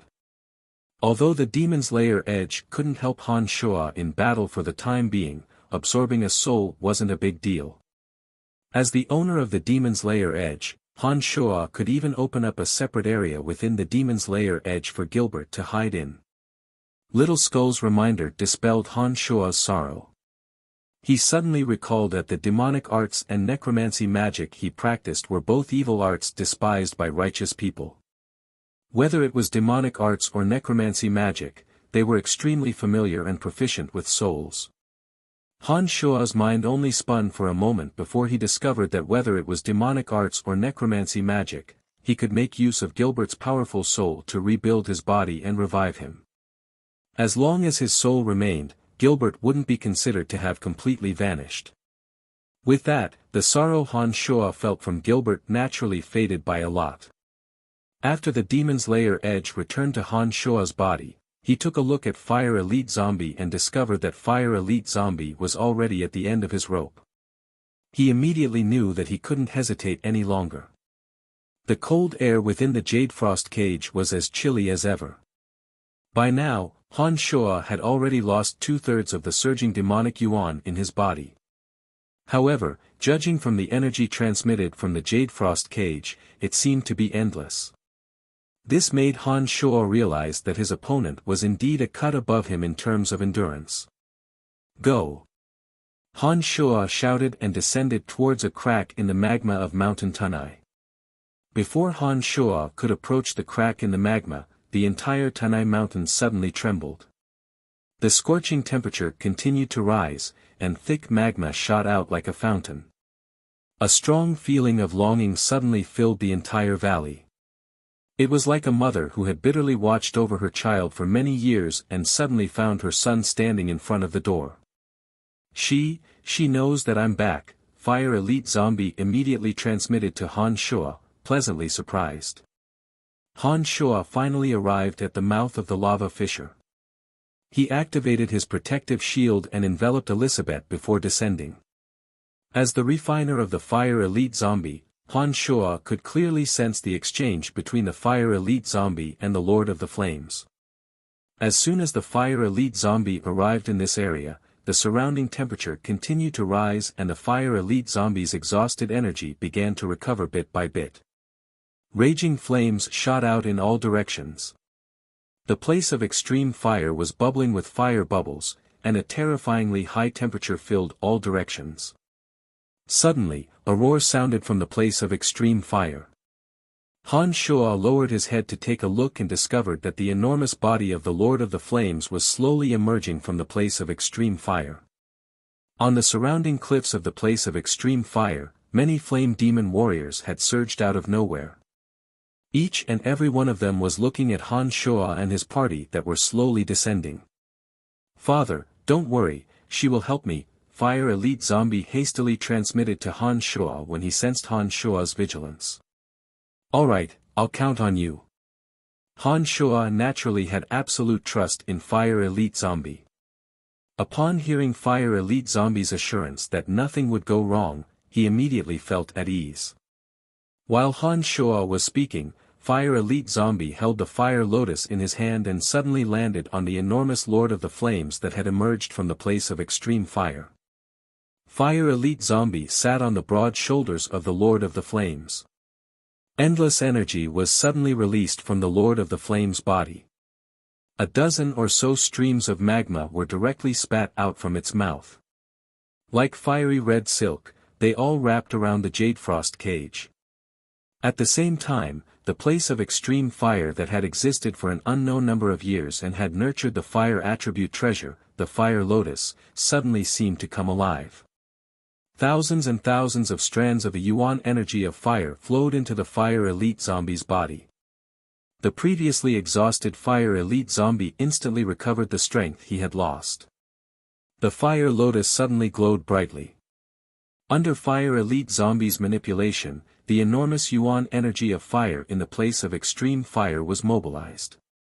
Blobs of bull-sized flames flew and danced on the Jade Frost cage. Han Shuo suddenly felt the pressure on him greatly reduced. With the bone-chilling Jade Frost cage being manipulated by Fire Elite Zombie and the Lord of the Flames, the bone-chilling coldness was all used to resist the counterattack of the flames. Han Shuo no longer needed to expend too much demonic arts to continue resisting. Even the bodies of Elizabeth and the dark dragons that were on the verge of freezing had returned to normal under the high temperature of the place of extreme fire. Thousands of miles away, at the Shrine of Ice, oh no, there's an extremely powerful energy of fire pouring in. What's going on? That sacred magus who had been sucking up to ice celestial Kori suddenly cried out in alarm. Inside the Shrine of Ice, every expert wore a solemn expression. Their previously unruffled composure had vanished without a trace. Without exception, all of their gazes were cast on their leader, Ice Celestial Kori. Ice Celestial Kori was also astonished. Evidently, he had also sensed the change in the Jade Frost cage in the dark forest through some mysterious connection. That energy that had suddenly deepened revealed the most scorching energy of flames. For the Shrine of Ice, this kind of firepower was what they loathed the most, and also the most troublesome to deal with. The appearance of this energy that had suddenly become incomparably powerful completely disrupted Ice Celestial Kori's composure. Under the attentive gazes of his subordinates, Kori rapidly racked his brains for countermeasures, trying to determine the source of the energy of flames that had suddenly appeared. After a long while, Kori suddenly opened his mouth and said, "This must be their counterattack before their death. As long as we resist this wave of attacks with all our might, they will no longer have any ability to resist. Lord Kori, if it wasn't for their counterattack before their death, if we were to use all our might to resist this wave of attacks, just in case, and I'm saying just in case, their strength surpasses our combined strength, it would be very difficult for us to withdraw," another sacred magus of the Shrine of Ice suddenly reminded. Ice Celestial Kori let out a cold groan and said, "My judgment won't be wrong. Even if it's another force, with so many experts of our Shrine of Ice joining forces, how many on Profound Continent can withstand it? Don't worry, this time I will go all out. I will freeze them all to death in one fell swoop." Seeing that Ice Celestial Kori was somewhat displeased, the few of them no longer said anything. Kori's conceit was well known in the Shrine of Ice. He wasn't a person who would listen to the opinions of others. Once he had made a decision, all one needed to do was to act according to his requirements. There was no need to question whether his decision was correct or not. Under Kori's command, the strongest few members of the Shrine of Ice, using the Jade Frost cage blessed by the Ice Goddess, began to unleash the divine energy in their bodies with all their might in accordance with the effects of the abstruse magical matrix, intending to defeat and eliminate Han Shuo and his party in the faraway place of extreme fire in one fell swoop. The dark forest, the place of extreme fire. "Master, what should I do, what should I do?" Elizabeth, who was finally able to speak, cried out in panic. "Maintain this state and don't talk nonsense. This time, we won't be the ones having a headache." Han Shuo lightly shouted, and soon after, he no longer paid any attention to Elizabeth. The endless yuan energy of fire in the place of extreme fire poured into the Jade Frost cage through the two existences, the Fire Elite Zombie and the Lord of the Flames. The scorching heat flooded the entire region. After Gilgs, the leader of the Dark Dragons, fainted, he actually slowly regained consciousness from the high temperature. "Silly boy, where's that silly boy Gilbert? Where's my grandson?" As soon as Gilgs woke up, he anxiously searched for Gilbert's existence everywhere. "Patriarch, Gilbert, he's already dead." A dark dragon said with a pained sigh, his eyes brimming with tears. "Roar!" Gilgs let out a mournful howl as grief attacked his heart. It was at this moment that those in the distant Shrine of Ice launched a fierce counterattack. The frigid cold air increased by 3 times. The frigid air within the Jade Frost cage overflowed in all directions. When it came into contact with the high temperature of the place of extreme fire, thick smoke was produced in an instant, shrouding Gilgs and the others. The frigid cold current, like a breached dam, madly gushed into Elizabeth's body through her hands. Han Shuo was startled. He thought to himself, here it comes. He hastily concentrated all of his attention, madly attacking Elizabeth's hands with his remaining demonic yuan. Arg, it hurts. Elizabeth let out a miserable shriek, like a pig being slaughtered. Red, white, and green radiances radiated from her hands. One moment, it was frigid, the next, it was scorching. The two energies collided with each other, bringing her a pain she had never experienced before. Previously, when Elizabeth's body was frozen stiff due to the frigid cold had also frozen her body. The pain was actually not that unbearable. However, now that she could move her body, the pain became even more distinct and frightening. At this moment, Han Shuo couldn't be bothered with Elizabeth at all. He constantly poured his demonic yuan and condensed it into flames on Elizabeth's hands. Suddenly, his consciousness sensed something through the Jade Frost cage. From within the Jade Frost cage, after concentrating his consciousness, Han Shuo seemed to be able to sense a few auras from extremely far away. It was as though there was some kind of miraculous connection that bound the Jade Frost cage to some kind of distant energy. Han Shuo suddenly came to a realization. The auras on the Jade Frost cage that his consciousness could sense should be traces of the souls of Ice Celestial Corey and his gang. If they wanted to transmit their energy to the Jade Frost cage through that mysterious method, their mental strength must be highly concentrated. In this way, through that mysterious connection, Han Shuo's powerful consciousness could also somewhat sense it. While Han Shuo was attentively comprehending, the Jade Frost cage once again erupted with 10 times the frigid coldness. Thick smoke enveloped the entire sky above the place of extreme fire. Even the fire-like threads spat out by the Lord of the Flames were rapidly freezing up. It seemed that the Lord of the Flames had never encountered such a thorny situation. Irritated, she suddenly raised her head and roared. The entire valley, including the place of extreme fire, seemed to be shaking along with her roar. All of a sudden, the bubbles rising from the magma in the place of extreme fire popped one after another. It was as though the Lord of the Flames was retaliating in anger. The yuan energy of fire that had been nurtured in the place of extreme fire for 10,000 years gathered densely within the bubbles and flowed towards the Jade Frost cage through the fiery thread spat out by the Lord of the Flames. The fire elite zombie jumped right into the place of extreme fire. In an instant, the fire lotus in his hand absorbed the terrifying energy of the place of extreme fire. Instead of releasing flames one by one, the fire elite zombie hurled it towards the Jade Frost cage with boundless energy of fire. "Father, be careful," the fire elite zombie transmitted. Han Shuo understood that the battle had reached its most critical moment. He was fully focused. The formidable consciousness that had been deliberately hiding from the six-horned tribal king of the soul race no longer had any misgivings. It unfolded and firmly locked onto the soul attached to the Jade Frost cage. "Hold on. They are all done for." Ice Celestial Corey shouted from the distant shrine of ice. Everyone gave it their all. The divine energy that they had exchanged for years of devotion to the ice goddess surged towards the Jade Frost cage in the distance like wild horses out of control. Rumble, the fire lotus bombarded on the Jade Frost cage. Terrifying explosions were heard. One after another, fiery flames leaped out from the fire lotus and attached themselves to the bars. The bodies of many dark dragons inside the Jade Frost cage shook violently.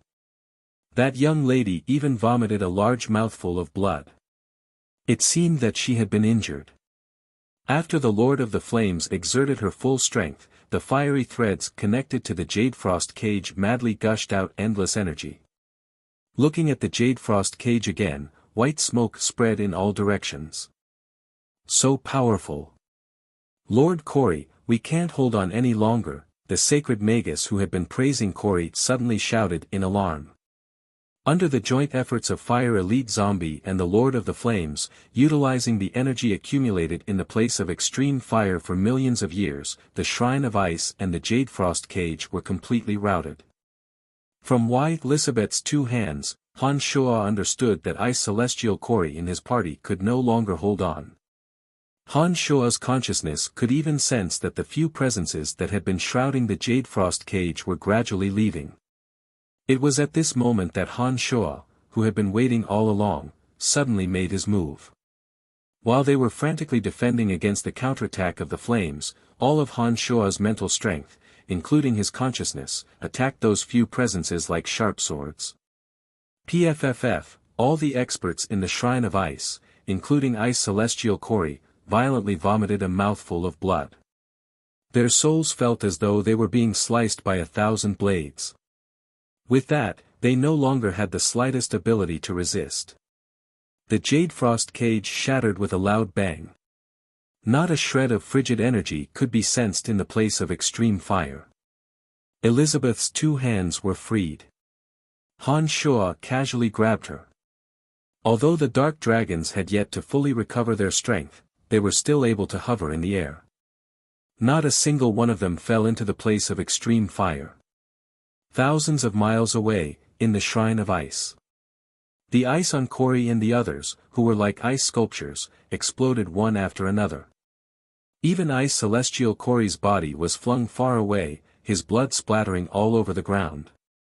The Shrine of Ice, which had been shrouded in frigid ice all year round, suddenly experienced a surge of heat. This tall and majestic shrine constructed from ice crystals actually began to melt gradually. The disciples of the Ice Celestial Condor sect who were practicing their martial arts and water magic in the Shrine of Ice suddenly felt a high temperature that they instinctively loathed and feared. Each and every one of them frowned in fright as they searched for the source of the high temperature. Then, they discovered that the largest shrine dedicated to the statue of the ice goddess was actually slowly melting. This was something that had never happened in 1,000 years. In the Shrine of Ice, such a phenomenon was even more terrifying than the descent of demons. Everyone was panic-stricken, not understanding what was happening. Could it be that the ice goddess had already abandoned them? As the Shrine of Ice sank into a panic that it had never experienced in 1,000 years, Han Shua suddenly exhaled softly. Then, Han Shua was taken aback. He gazed at the Lord of the Flames in the place of extreme fire below in disbelief. He saw that the colossal Lord of the Flames, whose body was forged from magma and iron, was undergoing an astonishing transformation. Rocks as red as soldering iron were shaken off one after another as the Lord of the Flames roared. An incomparably tremendous energy was erupting from the Lord of the Flames' body. Gradually, the Lord of the Flames' incomparably large body swayed and suddenly became even larger. The magma of the entire place of extreme fire poured onto her body like a fountain, as if providing her with the enormous energy that the place of extreme fire had accumulated for millions of years. Under Han Shua's attentive gaze, the Lord of the Flames first grew madly. Her colossal body nearly filled the entire place of extreme fire. After a while, the rocks on her body shook off rapidly. Under the irrigation of the magma, her body began to shrink bit by bit. Han Shua stared at the Lord of the Flames without blinking. He could feel that the strength of her body was becoming more and more tyrannical as her body shrank. Soon after, streaks of fiery light burst out from her body. She was like a miniature sun, so glaring that one could not even open their eyes. Oh haha, I've finally evolved. I've finally evolved. Under Han Shua's attentive gaze, the Lord of the Flames, who was emitting dazzling red light, laughed wildly. Gradually, the red light dissipated. A fat, middle-aged woman with red skin appeared before Han Shua. Chapter 476. Han Shua was stunned for a moment as he watched the plump woman dance with joy to express her excitement. In Han Shua's eyes, there was no way he could associate this ordinary-looking, red-skinned, middle-aged plump woman with the incomparably large Lord of the Flames from before. However, Han Shua, who had seen all the changes, knew that this woman was indeed the Lord of the Flames. Super-rank magical beasts generally possessed the ability to transform into human form. Super-rank magical beasts like the dragons basically mastered the ability to transform at the first rank. However, there were also some super-rank magical beasts that faced certain limitations. Due to the peculiar structure of their bodies, they generally needed to be of an extremely high rank to be able to transform. The Lord of the Flames was such a magical beast. Its body was mainly composed of magma and red rock, and was a little different from the ordinary super-rank magical beasts. If they wanted to transform into human form, they needed to be of an extremely high rank. From the moment the Lord of the Flames transformed into the plump woman, Han Shuo knew that she had broken through the shackles and evolved into a rank 5 Emperor of the Flames. A rank 5 Emperor of the Flames was the same as a human demigod. On the profound continent, she was an extremely powerful existence that would strike terror in the heart. After transforming into the plump woman, the Emperor of the Flames seemed to be rather interested in her ability to transform. She patted her chest and rubbed her shoulders, laughing heartily. "Stinking brat, this is all thanks to you." The Emperor of the Flames smilingly pointed at the fire elite zombie in the place of extreme fire. The surging magma pushed the fire elite zombie to her. She laughed heartily and grabbed the fire elite zombie. Then, she excitedly danced with the fire elite zombie as though he was a toy. Han Shuo was dumbfounded. He stared blankly at the Emperor of the Flames ravaging the fire elite zombie, not knowing what to do. After a long while, the plump woman seemed to have had enough fun. She put the fire elite zombie down and chuckled, "You're always giving me trouble. But thanks to this trouble, I was able to break through the shackles that have plagued me for 1,000 years and reach the rank 5 realm." Without the plump woman's ravaging, the fire elite zombie stood upright in the magma of the place of extreme fire. He gestured with both hands and communicated with the Emperor of the Flames using the energy of his soul. "Mother, this is great. You've become as good-looking as I am." "Mother?" Han Shuo was dumbstruck. He foolishly watched the fire elite zombie and the fat woman interact, feeling incomparably sullen for a moment. Back when he planted fire elite zombie in the place of extreme fire, Han Shuo understood that the Emperor of the Flames treated fire elite zombie as her own child. Due to the presence of the Yuan energy of fire, fire elite zombie had acknowledged the Emperor of the Flames as his mother and indeed treated her as his own. However, back then, Han Shuo didn't treat fire elite zombie as his own child, and fire elite zombie had never addressed Han Shuo as his father. By now, Han Shuo had unknowingly long since regarded fire elite zombie as his own child. He had also become accustomed to fire elite zombie addressing him as father. However, now that fire elite zombie addressed the Emperor of the Flames as mother and Han Shuo as father, he suddenly felt a chill run down his spine as he looked at the fat middle-aged woman before him, the Emperor of the Flames.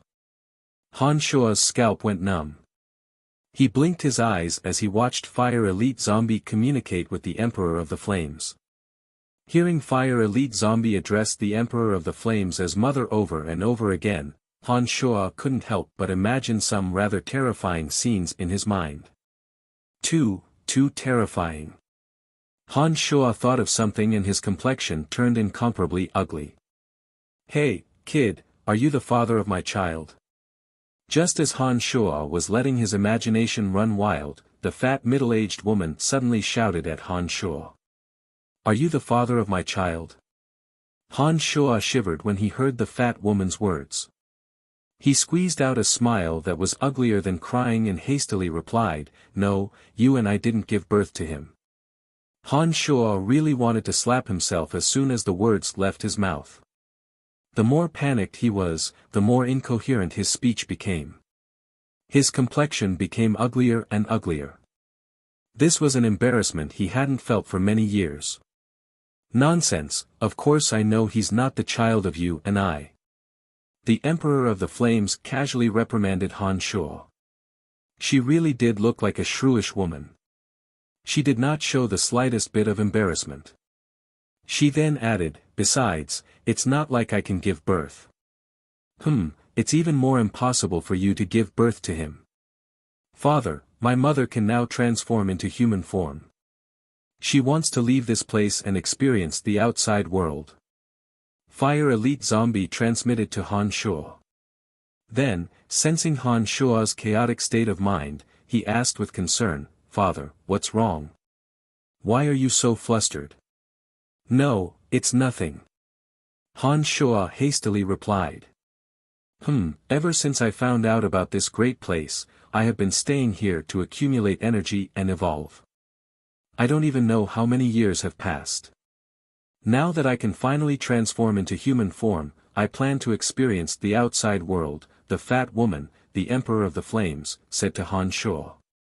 Oh, that's good. The world of humans is indeed very interesting. With your current appearance, most people would definitely not treat you as an anomaly. With your valiant strength, you can go anywhere on profound continent, Han Shuo replied, echoing the Emperor of the Flames' words. Suddenly, Han Shuo was startled. It was only then that he recalled the terrifying strength of the Emperor of the Flames. Disregarding the fact that Fire Elite Zombie called her father and mother, the Emperor of the Flames with demigod strength would never become enemies with Han Shuo due to the existence of Fire Elite Zombie. If Han Shuo could use the Emperor of the Flames' strength to aid him, it would undoubtedly be an extremely powerful aid. Therefore, as soon as Han Shuo finished speaking, before the Emperor of the Flames could reply, Han Shuo hastily invited, I'm familiar with the human world. Since you don't have a goal, why don't you come to our Lancelot Empire and see what's the difference between the human world and the world of magical beasts? Sure, since I don't have a goal, I'll just walk around. It's the same wherever I go. To Han Shuo's surprise, the fat woman very straightforwardly agreed to Han Shuo's suggestion. After thinking for a moment, she grabbed Fire Elite Zombie and said to Han Shuo, let's go up first. Alright. Han Shuo replied. He took a glance at the dark dragons who were similarly stupefied as they stared at the Emperor of the Flames below, and said, let's go to the top of the valley first, then we'll talk about other matters. Brian, that bastard Gilbert, is he already dead? Gilgs, the patriarch of the dark dragons, had his strength returned little by little after breaking free. Having reached the 4th level, he could completely adapt to the high temperature here without the slightest bit of discomfort. It was just that there was a perpetual pain hanging on his face. Upon hearing Gilbert mentioned, Han Shuo couldn't help but feel sorrow in his heart. However, compared to before, having found a way to deal with the situation, his sorrow wasn't as intense as before. Han Shuo forced a smile at Gilgs and consoled, don't worry. Although Gilbert is dead, his soul has been collected by me. Give me some time, and I will bring him back to life in front of you. After a short pause, Han Shuo's eyes glittered with cold lightning as he said in a deep voice, in addition, Gilbert's sacrifice will not be in vain. I will make the Shrine of Ice pay 10 times, 100 times the price. Really? You can bring Gilbert back to life? The Patriarch of the Dark Dragons asked in a slightly trembling voice as he looked at Han Shuo in disbelief. Nodding his head, Han Shuo was about to give a complete guarantee. However, on second thought, whether it was demonic arts or necromancy magic, the resurrected Gilbert would never be the same as before.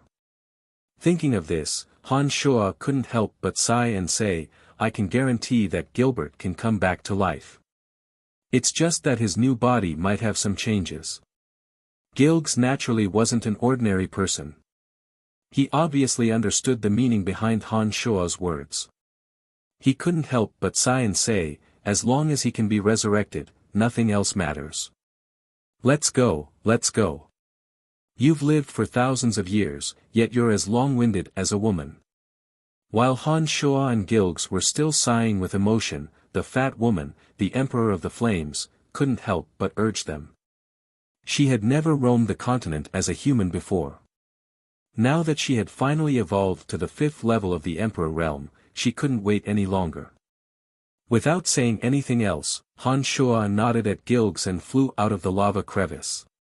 When he arrived at the valley where the place of extreme fire was located, Han Shuo gazed at the group of non-human creatures. For a moment, he didn't know what to do. We must avenge Gilbert. From today onwards, the Shrine of Ice will be the irreconcilable enemy of our Dark Dragon clan. A boorish dark dragon with the appearance of a burly man immediately roared in grief and indignation when he saw Gilbert's corpse lying in a pool of blood upon arriving at the valley. After the thrilling battle in the valley just now, the lava from the place of extreme fire shot out in all directions, causing another volcanic eruption in the small valley. The magma, which contained the enormous fire origin energy of the place of extreme fire, submerged Gilbert's corpse. Gilbert's lifeless corpse was burned by the magma, and his skin and flesh were all melted away by the magma. All that was left was a huge skeleton, a magical beast core, and 2 eyeballs. Looking at Gilbert's corpse, even though Han Shuo had a way to save Gilbert, he still couldn't restrain his anger. At once, he faced the sky and bellowed, "That's right, we must avenge him." By this time, the patriarch of dark dragons, Gilgs, had flown to where Gilbert's corpse was. He carefully stored away Gilbert's magical beast core and 2 eyeballs. After letting out a furious howl, Han Shuo summoned Earth Elite Zombie. Under the effect of Earth Elite Zombie, Dark Dragon Gilbert's enormous skeleton was buried deep in the earth, ready to be used when Gilbert's body was reconstructed in the future. "I want to go to human society," the Emperor of the Flames said resolutely and decisively as he looked at Han Shuo. Just as Han Shuo was about to agree, his consciousness suddenly sensed the boundless hatred coming from Tarrag Canyon. Han Shuo was startled. He immediately realized that the 6-horned tribal king of the soul race had discovered his whereabouts when he released his consciousness to deal with the Shrine of Ice. Alarmed, Han Shuo immediately concealed his consciousness. Suddenly, a thought leaped into Han Shuo's mind. Han Shuo's eyes sparkled. After a short while, the corners of Han Shuo's mouth hooked into a sinister sneer. He had found a way to deal with the Shrine of Ice. Hey, kid, didn't you say you would bring me to the human world?" The fat lady continued to urge Han Shuo without the slightest scruple. "Elizabeth." Han Shuo softly called out. "Master, what can I do for you?" Elizabeth's body had now returned to normal. After experiencing the unforgettable agony, Elizabeth's body was brimming with the divine energy of Ice Celestial Kori and the others. Without the support of Ice Celestial Kori and the others, the divine energy could be slowly absorbed by Elizabeth's body of divine favor. As the saying goes, one who survives a great disaster is bound to have good fortune later on. This time, not only did the fat lady evolve from the Lord of the Flames to the Emperor of the Flames, even Elizabeth had gained many benefits. Once she could completely absorb the divine energy in her body, Elizabeth's strength would naturally advance a step further. Bring her to Tour Lancelot Empire. If she gets bored, send her to Bretel City. Understood? Han Shuo looked at Elizabeth and instructed with narrowed eyes. Elizabeth clearly understood Han Shuo's intention. She respectfully nodded and replied, "Rest assured, Master. I will let her enjoy herself to the fullest." All right, let's go," the fat lady said impatiently. She grabbed the Fire Elite Zombie and was about to leave. "Hold on." Han Shuo saw that the Emperor of the Flames would not let go of the Fire Elite Zombie and hastily shouted, "Can't he leave with you?" "Why? This is my child, why can't he leave with me?" The fat lady was somewhat displeased. She glared at Han Shuo and snorted. "He's also my child." Han Shuo blurted out again after being anxious. All the dark dragons, including Gilgs, as well as Elizabeth, had odd expressions when they heard Han Shuo's words. Han Shuo also felt a chill run down his spine. He forced a smile and said, "It's better for him to follow me." From his tone, it sounded like a divorced couple fighting over the custody of their child. The Lord of the Flames was furious. Just as she was about to say something, the Fire Elite Zombie suddenly tugged at the corner of her clothes and communicated with her through telepathy. The Emperor of the Flames had a gloomy expression on her face. After a while, she finally relaxed. She glared at Han Shuo and said, "Take good care of our child." She grabbed Elizabeth and flew straight out of the dark forest. Han Shuo was speechless. Chapter 477. After finishing those words, the Emperor of the Flames left, leaving behind Han Shuo speechlessly looking at Fire Elite Zombie. He was amazed at the conversation between Fire Elite Zombie and the Emperor of the Flames. Hence, he transmitted and asked, "What did you say to her?" "Nothing much. I just said that the Netherworld is my home and that I still have many things to do there." Fire Elite Zombie calmly replied. He had never lied to Han Shuo. Han Shuo knew that the Emperor of the Flames had long known of Fire Elite Zombie's origins. It was only because both of them had absorbed an enormous amount of yuan energy of fire from the place of extreme fire that their auras were shockingly similar that she treated Fire Elite Zombie like a child. Only Fire Elite Zombie could communicate with the Emperor of the Flames and pacify her, lest she lose control of herself from her excitement. "Alright, I'll send you back." Han Shuo thought for a moment. Seeing that there was nothing for Fire Elite Zombie to do for the time being, and that he should be able to make faster progress in the Netherworld, Han Shuo chanted an incantation and sent Fire Elite Zombie away. After chanting the incantation, Han Shuo formed a brief communication with the Netherworld. At the place where Fire Elite Zombie landed, he sensed a message transmitted by Little Skull. From the message, Han Shuo understood that Little Skull was still fusing with the origin crystal of death. This process seemed to have been going on for a long time. The reason why Little Skull would suddenly warn Han Shuo was because Little Skull sensed Han Shuo's boundless sorrow. Therefore, he took the time to warn Han Shuo. Han Shuo sent a message to Little Skull, telling him to be at ease while fusing with the energy. Then, he took a deep breath, looked at the crowd of dark dragons, and asked in a deep voice, "What do you plan to do in the future?" "After we recover our strength, we dark dragons will take revenge for our clansmen." Gilgs had a resolute look on his face. It seemed that he had made up his mind to vent his hatred towards Gilbert on the Shrine of Ice. However, although Ice Celestial Corey and the others had suffered heavy losses, the Dark Dragons were still overestimating themselves if they wanted to contend against the Shrine of Ice. Han Shuo intended to say a few words of persuasion. However, on second thought, he realized that doing so would be a blow to their morale. Hence, he hesitated for a moment and ultimately decided against it. However, the experienced Gilbert already understood what Han Shuo wanted to say from his hesitant expression, so he said in a deep voice, "Don't worry. We'll be fine. Besides, we were captured because we weren't prepared. Our black dragon race has lived for so many years, we are not so easily bullied." Han Shuo looked at Gilgs. He felt that Gilgs seemed to have something else to rely on. This dark dragon who had lived for so many years ought to be able to see further than him.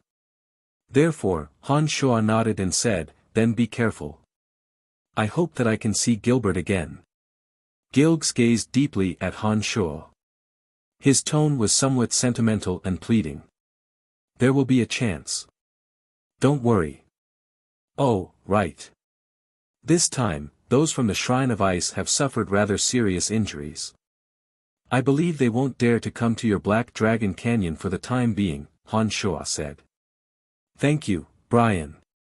Our race of dark dragons will be your friends forever." Gilg sincerely expressed his gratitude.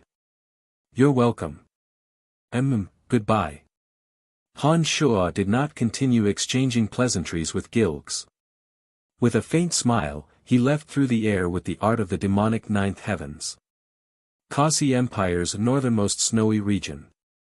Snowy mountains rose and fell continuously, shrouded in a world of bone-chilling cold all year round. As far as the eye could see, it was forever monotonous snow-white. At the top of the ice peaks that pierced through the clouds, there were some solemn and dignified shrines built from ice crystals and cold jades. The ice peak at the center was especially tall and straight. The headquarters of the Shrine of Ice was located at the top of the tallest ice peak. The bone-chilling wind blew, and the sky was covered in ice and snow. In this pure white world of ice resided many followers of the Shrine of Ice. Most of them were citizens of Kasi Empire.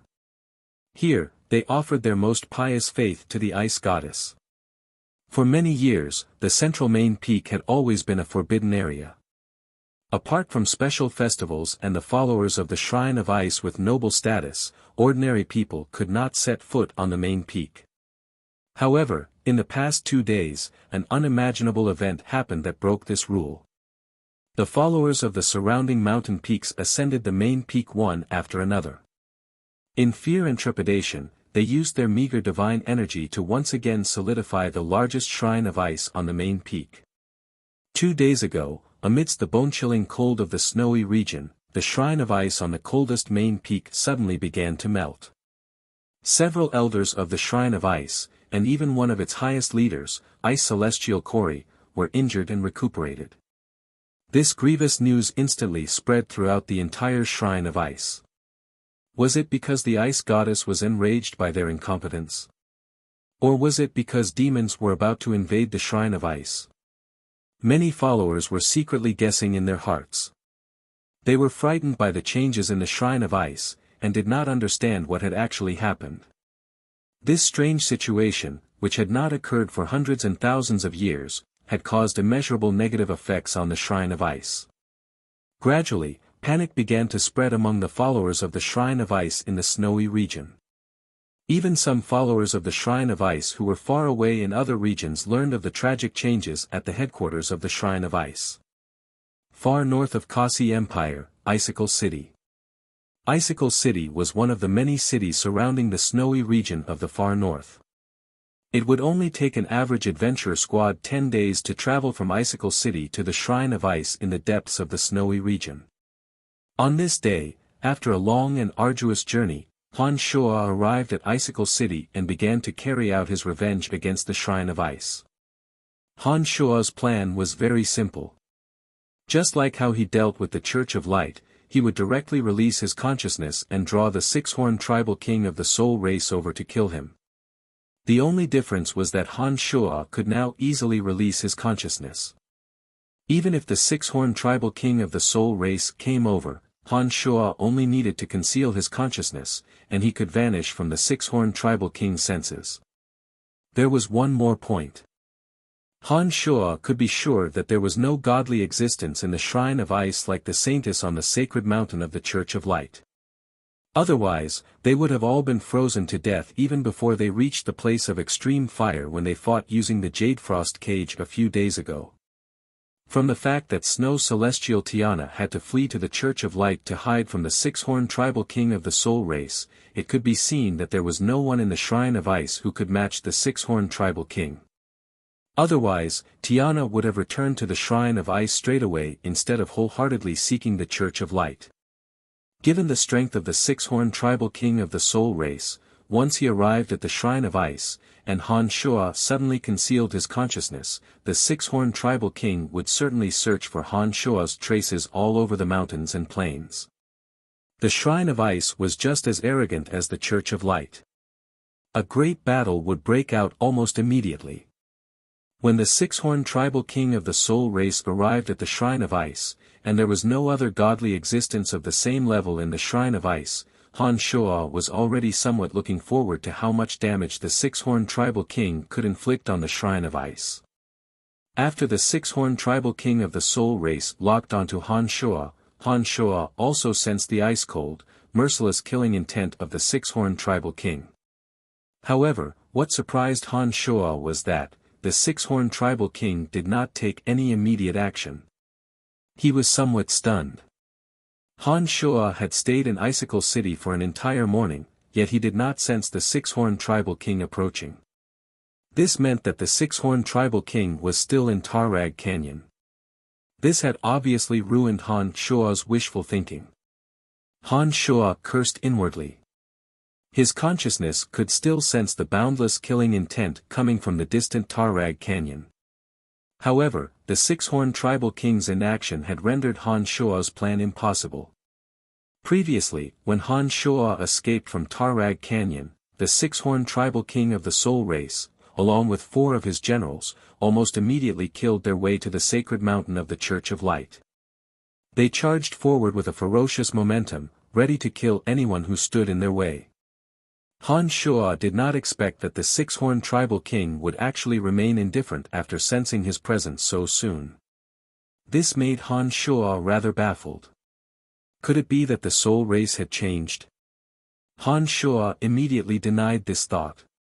Ever since the first time Han Shuo saw this race, he could tell from their ice-cold, merciless eyes that they were heartless by nature. In addition, the tremendous killing intent from the six-horned tribal king was still there. This indicated that he had not changed his mind about Han Shuo. There must be some other reason. Han Shuo's mind raced. Could it be that the six-horned tribal king was injured on the sacred mountain of the Church of Light? Han Shuo felt that this was more likely, unless the six-horned tribal king was injured in the battle with the Saintess and was now in a critical period of recuperation.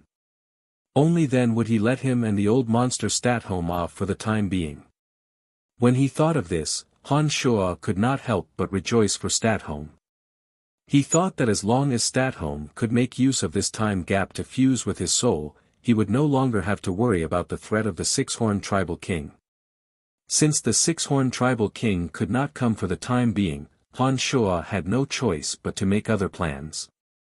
Seeing that the Great Snow Mountain was within reach, Han Shuo decided to go to the headquarters of the Shrine of Ice to investigate.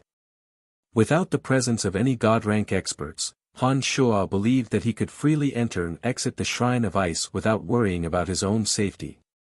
After making up his mind, Han Shuo immediately set off. He traveled alone toward the snowy region where the Shrine of Ice was located. Han Shuo, who could not wait for the six-horned tribal king to come looking for him, fully unleashed his consciousness. Not even the slightest movement in the surroundings could escape his prying eyes. He headed straight for the Shrine of Ice unimpeded. Chapter 478. This was a world of ice and snow. This was the coldest place on Profound Continent. Frigid winds howled along the way. As far as the eye could see, a vast expanse of snow covered every corner. Ancient trees, rocks, and rivers were all covered in ice and snow. It was as though there was no second color between heaven and earth. In this bone-chilling region, Han Shuo's consciousness could sense traces of magical beasts. Ice bears, snow wolves, and frost eagles, these magical beasts that preferred cold environments, roamed the uninhabited world of ice and snow, adding some vitality to this world. Along the way, Han Shuo's target was one of the many icy peaks. His killing intent was awe-inspiring, his heart as cold as ice. The two most frightening figures of the Shrine of Ice were Ice Celestial Kori and Snow Celestial Tiana. They were the true pillars of the Shrine of Ice. Of the two, Snow Celestial Tiana had schemed against Han Shuo on the sacred mountain, nearly causing Han Shuo to be captured alive by the Church of Light. As for Ice Celestial Kori, not only had he wiped out the entire race of dark dragons, he was also the cause of Gilbert's death. On top of that, the Shrine of Ice and the Church of Light were solid allies. Han Shuo couldn't find any reason not to retaliate against them. When he was about to approach the central icy peak, Han Shuo slowed down his flying speed.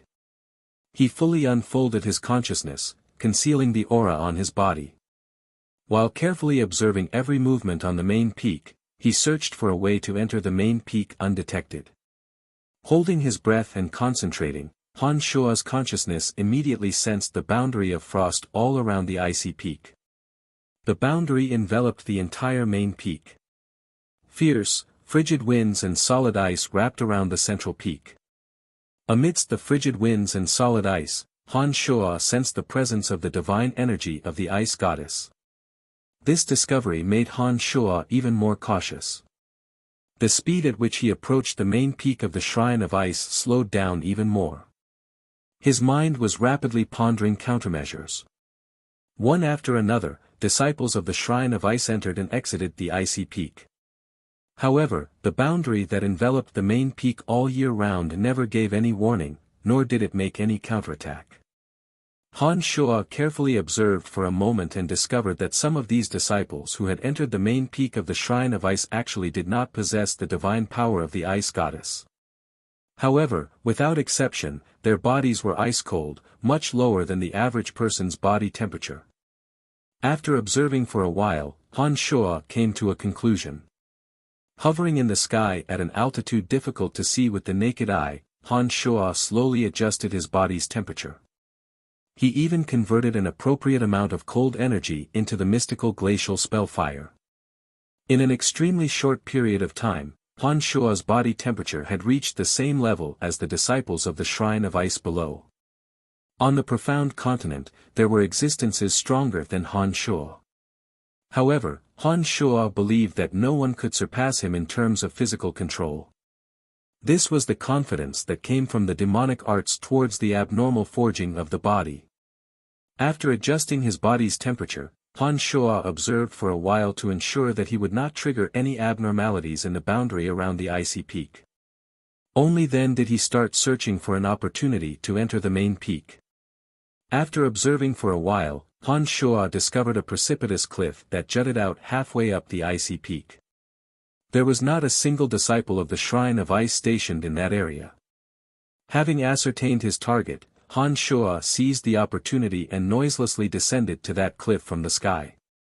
Han Shuo, whose consciousness had firmly locked onto the entire icy peak, had long discovered Ice Celestial Kori's location while deliberately concealing the aura and energy on his body, inside an ice cone-shaped building at the summit of the icy peak. At this moment, Ice Celestial Kori should be recuperating from his injuries.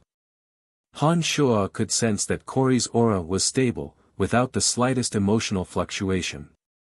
There was not a single person stationed around that ice cone-shaped building. As long as Han Shuo could approach that building stealthily, Han Shuo was confident that his sneak attack would succeed. However, to reach that building from the cliff where Han Shuo was, without being detected by anyone along the way was virtually impossible. This was because, on the entire icy peak, apart from the steep mountain path, there were no trees or rocks that could provide cover. In this boundless world covered in ice and snow, any movement could be captured by others.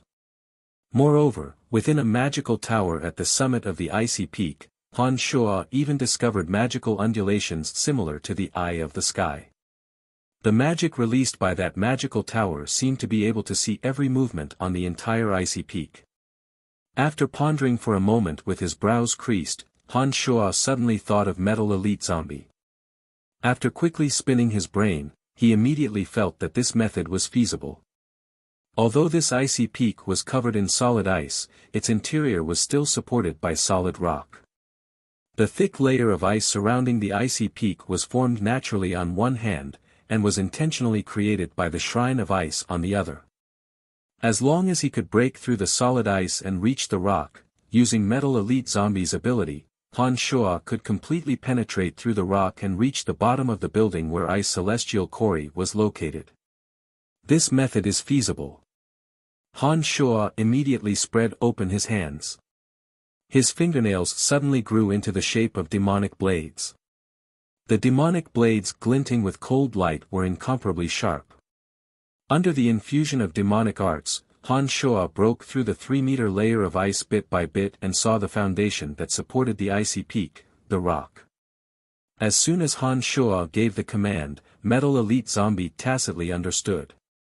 His palms glowed with golden light as the yuan energy of metal flowed into the rock like flowing water.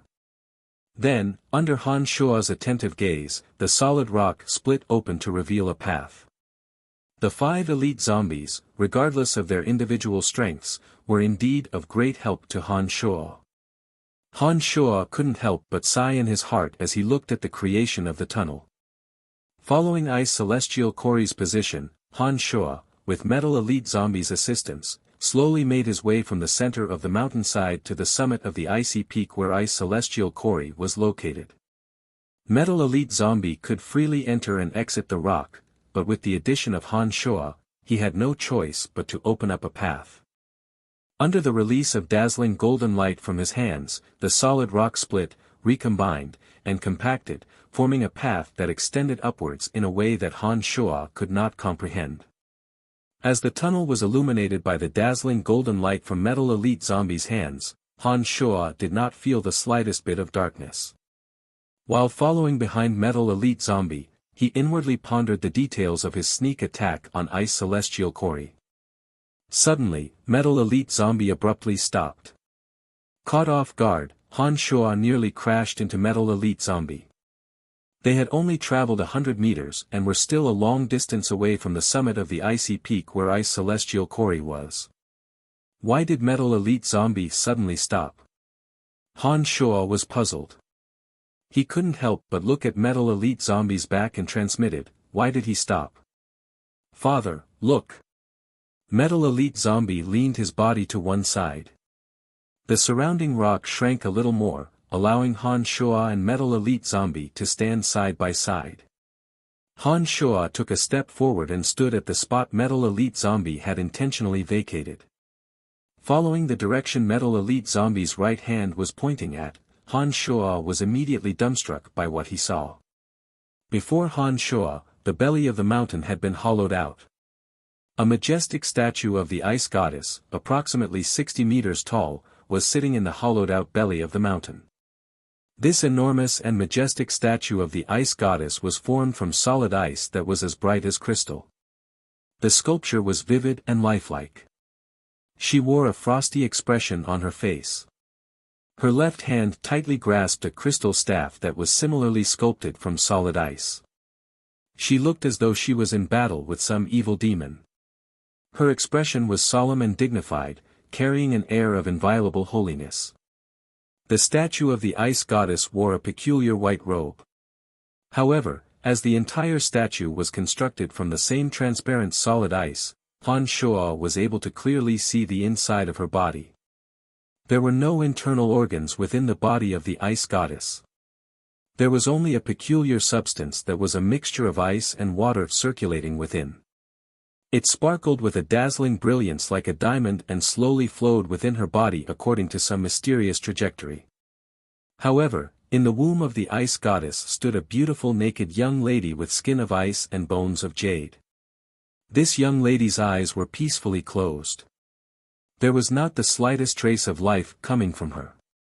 However, her beauty was comparable to that of the saintess of the Church of Light.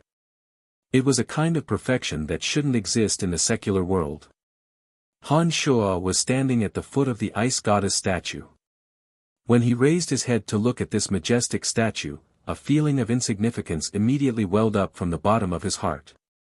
He was momentarily stunned by this ice goddess statue that suddenly appeared in the middle of the mountain. What was certain was that the ice goddess statue was indeed carved from an enormous block of solid ice. For the shrine of ice to have such an enormous ice goddess statue in the middle of the mountain, there must be a reason for its existence. After Han Shuo came to his senses, he was horrified and his eyes sparkled. That naked young lady in the womb of the ice goddess statue was ice-cold and lifeless. Han Shuo's consciousness couldn't detect the slightest fluctuation of her soul. No matter how hard he tried, he couldn't figure out why there would be such a bizarre scene in the middle of the mountain. Just as Han Shuo was racking his brains, a creaking sound suddenly came from the rock wall above the ice goddess statue. Under Han Shuo's attentive gaze, a large cliff slowly protruded from the rock wall. On top of it stood a few shrine of ice disciples. When the first creaking sound was heard, Han Shuo unconsciously took a step back and rapidly issued an order to Metal Elite Zombie. Metal Elite Zombie swiped his hand across the rock wall and the crack in front of him rapidly shrank. When the rock wall above the ice goddess statue completely protruded, the crack in front of Han Shuo and Metal Elite Zombie had shrunk to the point where only a small gap remained. Chapter 479. Through that narrow gap, Han Shuo's eyes lit up. He stared at the few people standing on the cliff above the ice goddess statue, cautiously listening to their worrisome conversation. Sigh, I wonder when it will be completed. It's been more than 100 years, one of the Shrine of Ice disciples sighed. Ever since Project God Creation was launched, it has consumed countless manpower and material resources of our shrine. Now that we have reached the most critical juncture, we absolutely cannot be careless. The reason why our Shrine of Ice has been suppressed by the Church of Light and the Calamity Church for so many years is because we do not have our own, true God, on Profound Continent. We are unable to attract more disciples because we cannot manifest our miracles in the world. Once our project God creation succeeds, our shrine of ice will surely change our current situation and become a church admired by everyone on Profound Continent. We will no longer have to submit to anyone, another disciple who came over explained in an ice-cold voice. Project God creation. Han Shua's heart was in turmoil. He was astounded by what he heard. By now, Han Shua had long believed that gods existed in this world. Spider Goddess Rose had crossed several realms to face his consciousness attack, the saintess hidden deep within the sacred mountain of the Church of Light, and the six-horned tribal king of the Soulnet clan had proven to Han Shua that gods were not imaginary. However, in Han Shua's mind, even the weakest of gods had to go through thousands of years of accumulation to slowly comprehend the essence of the world's elements or edictal laws, gradually breaking through the shackles of their own bodies, and eventually breaking through their own shackles. This was the first time Han Shua had heard of the term God creation. This was the most arrogant and most shocking statement he had heard in all these years. At this moment, Han Shua's understanding of gods had been completely destroyed by the Shrine of Ice. Could God be created as well? This project has reached its final stage. With just a few more days, we will be able to complete this experiment and achieve the magnificent feat of directly evolving a god from a divine benefactor within 100 years. What a magnificent experiment this is!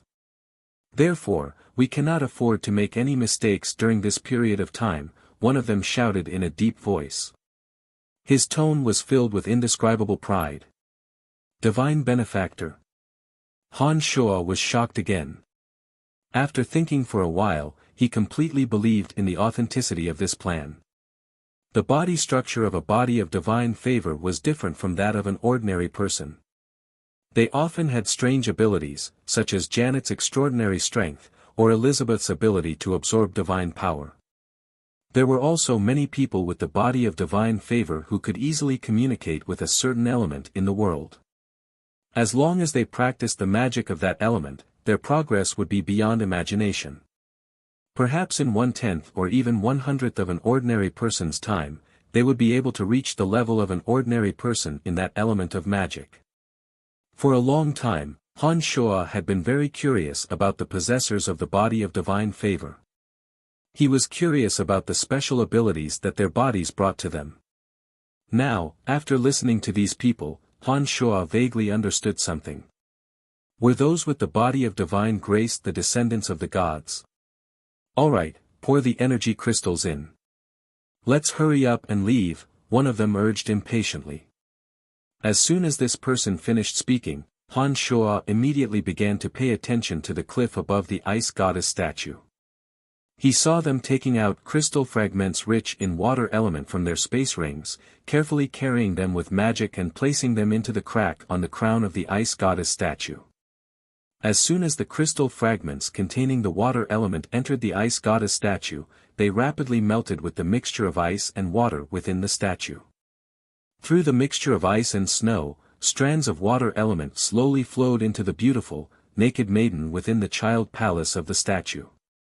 In a short while, these people had already placed many energy crystals into the ice goddess statue. They carefully examined it once to ensure that the ice goddess statue was operating normally. Only then did they shrink the crack on the top of the cliff, disappearing from Han Shua's line of sight. As soon as these people disappeared, Han Shua immediately focused all of his attention back on the ice goddess statue. Looking at this colossal ice goddess statue that the Shrine of Ice had spent 100 years to create, he couldn't help but gasp in amazement. The maiden with skin of ice and bones of jade inside the ice goddess statue did not have any aura of life on her. She was like a peculiar vessel, containing an enormous mixture of ice and water energy within her. After staring at the ice goddess statue and pondering for a while, Han Shua immediately made up his mind. He must destroy this ice goddess statue, including the true god that might be produced within it. The Shrine of Ice and Han Shua had a deep and irreconcilable hatred. Now that the Shrine of Ice did not have a god-tier expert, Han Shua could take the initiative in the battle against the Shrine of Ice. However, once this god-tier expert was produced, Han Shuo believed that the Shrine of Ice would never let him off. When that time came, he would probably have to face the endless pursuit of this god-tier expert. Taking advantage of the fact that this god-making project had yet to be completed, Han Shuo decided to ignore Ice Celestial Quarry for the time being. He would first eradicate this enemy that could possibly pose the greatest threat to him. There was an intense presence of water element in the surroundings of the ice goddess statue. Han Shuo discovered those extremely complicated magical boundaries and traps as soon as he entered. It would be easy for Han Shuo to reach the bottom of Ice Celestial Quarry's building with Metal Elite Zombie's power. However, to reach the ice goddess statue without triggering any magical boundaries or traps was no easy feat. His eyes glinting, Han Shuo had already decided to barge through those boundaries and traps by force, and destroy this ice goddess statue with the force of a thunderbolt. His mind started to ponder the steps of his plan of action, weighing how he could eliminate any future threats in the shortest time possible. It was at this moment that Han Shuo suddenly had a flash of inspiration. He recalled Water Elite Zombie of the 5 Elite Zombies. As a water sprite refined from the Yuan energy of water, the Water Elite Zombie was proficient in using ice and water. In such an area, the traps and boundaries around the ice goddess statue were actually formed from ice and water. With the Water Elite Zombie taking action, they might be able to reach the ice goddess statue without alerting anyone. As soon as this idea leapt into Han Shuo's mind, he immediately got to work. After chanting a magical incantation, Water Elite Zombie immediately appeared next to Han Shuo. Metal Elite Zombie took the initiative to step back, making space for Water Elite Zombie and Han Shuo to stand side by side. Is there any way to bring me to the body of the statue without alerting anyone? Han Shuo transmitted. Water Elite Zombie did not immediately reply. After a while, Water Elite Zombie still did not reply. This rather baffled Han Shuo. Among the 5 Elite Zombies, although Water Elite Zombie came out a bit later and did not have the opportunity to possess water element treasures, having evolved for such a long time, he should have long possessed intelligence. He shouldn't be this slow. Puzzled, Han Shuo creased his brows. He couldn't help but turn his head to look at Water Elite Zombie, wanting to see what was going on with him. Suddenly, Han Shuo was startled. He saw Water Elite Zombie's eyes sparkle with a dazzling radiance. Misty water vapor suddenly drifted out of his body. Standing beside him, Han Shuo could feel the surrounding humidity increase. Water Elite Zombie's emotions were also fluctuating, as if he had suddenly encountered something that made him incomparably excited. Following Water Elite Zombie's gaze, Han Shuo discovered that Water Elite Zombie was staring blankly at the young girl inside the ice goddess statue. His eyes did not even blink, as if he had simply become stupid. Oh no! Han Shuo was startled. He inwardly thought that Water Elite Zombie couldn't have fallen in love with the young girl inside, right? Han Shuo's heart was a tangled mess. He stared at Water Elite Zombie, feeling somewhat baffled. He had no idea what was going on with him. What's going on? Han Shuo softly shouted. This soft shout was extremely loud. Han Shuo wanted to rouse Water Elite Zombie. Therefore, he deliberately did so. Han Shuo's shout was indeed effective. Water Elite Zombie's body suddenly jolted. He first looked at Han Shuo in a daze, but soon after, his eyes shone brightly. He excitedly pointed at the young girl from the Shrine of Ice and said to Han Shuo, "Father, I want her." This scoundrel, his evolution is indeed messed up. Back when he was in the pentaelemental undead formation, he was unable to fuse with it. So it turns out that his desire for evolution is out of control. Moreover, his eyesight is rather sharp. Damn it, scoundrel kid, why did you evolve to this state? Han Shuo cursed incessantly in his heart. His imagination ran wild as he looked at Water Elite Zombie. For a moment, he didn't know what to do. Han Shuo had genuine feelings for the 5 Elite Zombies. Although this request of Water Elite Zombie was unimaginable to Han Shuo, when he saw Water Elite Zombie's excitement and impulsiveness, he couldn't bear to refuse. Han Shuo stomped his foot, gnashed his teeth and said, "Go, little scoundrel. Do whatever you want, but by all means, don't alarm anyone. Damn it, even those brothers who came out earlier than you aren't as precocious as you are." After receiving Han Shuo's approval, Water Elite Zombie suddenly jumped in excitement. He actually passed through the ice and water magic traps and boundaries, and landed at the foot of the ice goddess statue in an instant. He didn't alarm any boundaries or traps. While Han Shuo cursed in his heart, Water Elite Zombie directly melted into the ice goddess statue. He floated up from one of the calves of the ice goddess statue to where the young girl with skin of ice and bones of jade was. In high spirits, he hugged that lifeless, perfect young girl. Chapter 480. Han Shuo couldn't bear to see such a perfect young lady being defiled by Water Elite Zombie. However, just as Han Shuo was about to turn his head away, he sensed that the young lady within the ice goddess statue suddenly underwent a peculiar transformation. Under Han Shuo's attentive gaze, the energy within the body of the young lady with ice flesh and jade bone rapidly flowed into Water Elite Zombie's body. Water Elite Zombie hugged the naked young lady, but didn't engage in the obscene acts that Han Shuo had imagined. He merely made use of physical contact to rapidly absorb the energy within the young lady's body. Han Shuo stared blankly for a moment before coming to his senses. He was overjoyed at the unexpected good news. He had long tossed aside the unspoken criticism he had for Water Elite Zombie and started to become excited just like Water Elite Zombie. The energy contained within the young lady's body was filled with the wondrous energy of ice and water. However, there wasn't a shred of divine energy bestowed by the ice goddess. This was rather strange. Previously, when he had the Jade Frost cage, Han Shuo had also tried to let Water Elite Zombie absorb the divine energy within the Jade Frost cage. However, Water Elite Zombie was unable to establish a connection with the divine energy within the Jade Frost cage, and naturally couldn't absorb the divine energy from within. Therefore, when he saw the ice goddess statue and the young lady within, Han Shuo didn't think of letting Water Elite Zombie absorb the energy. Now, it seemed that although Water Elite Zombie couldn't absorb the divine energy bestowed by the ice goddess believers, he could absorb the bizarre energy that was a mixture of the water element and ice and water. The Water Elite Zombie, who was holding the girl in his arms, was shrouded in white mist. The energy within the lifeless girl's body flowed into the Water Elite Zombie's body at an extremely fast speed like a trickle of water.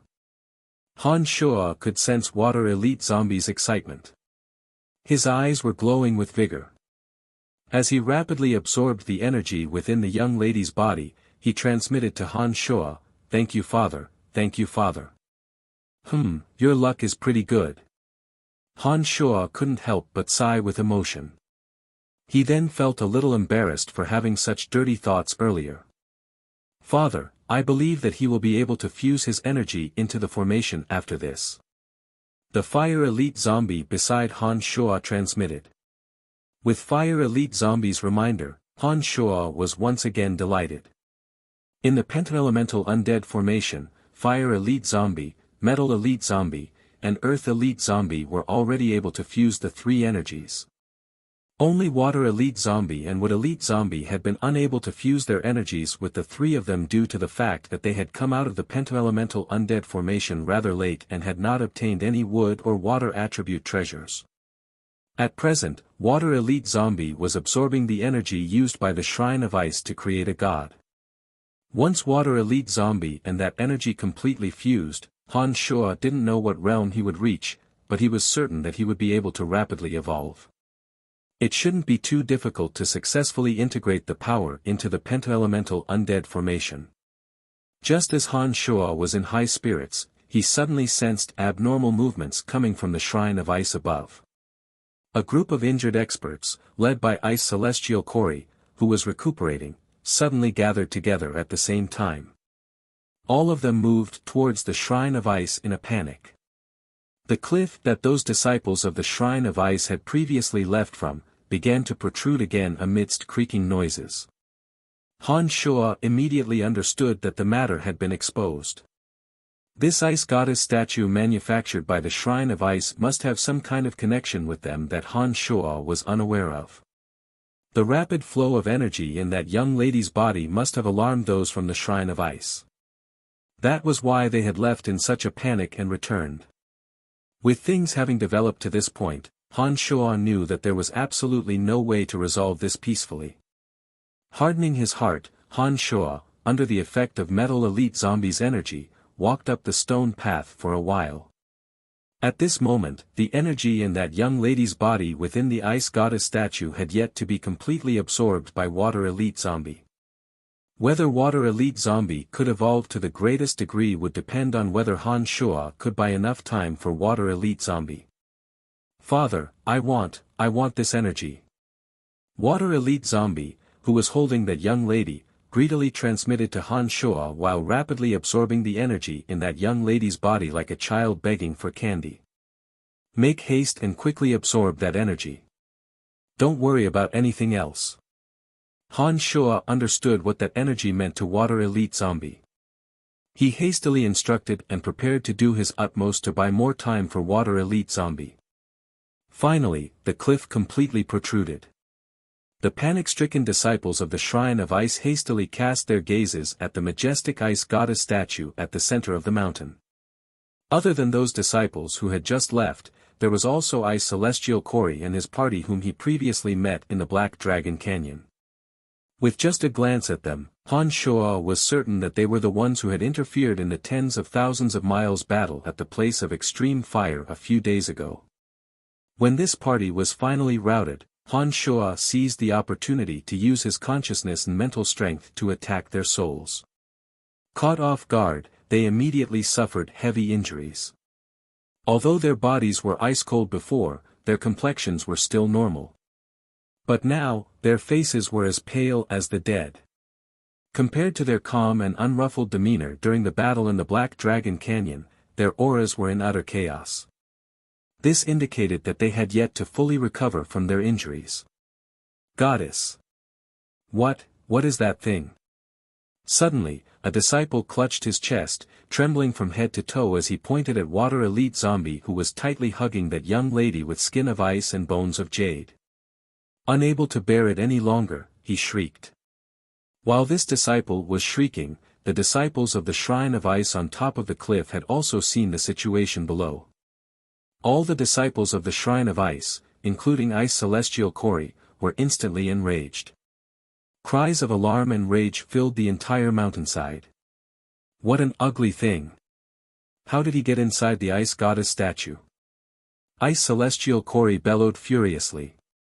He slapped the face of a disciple beside him. That disciple was slapped until his mouth was full of blood and he immediately fell from the cliff. Whoosh whoosh. Before that disciple could fall to the ground, the magical boundary surrounding the ice goddess statue was suddenly triggered. Several icicles directly pierced through the disciple's body. Before his blood could flow, his entire body was frozen stiff. When he landed on the ground, he shattered into ice cubes. Lord Corey, spare us.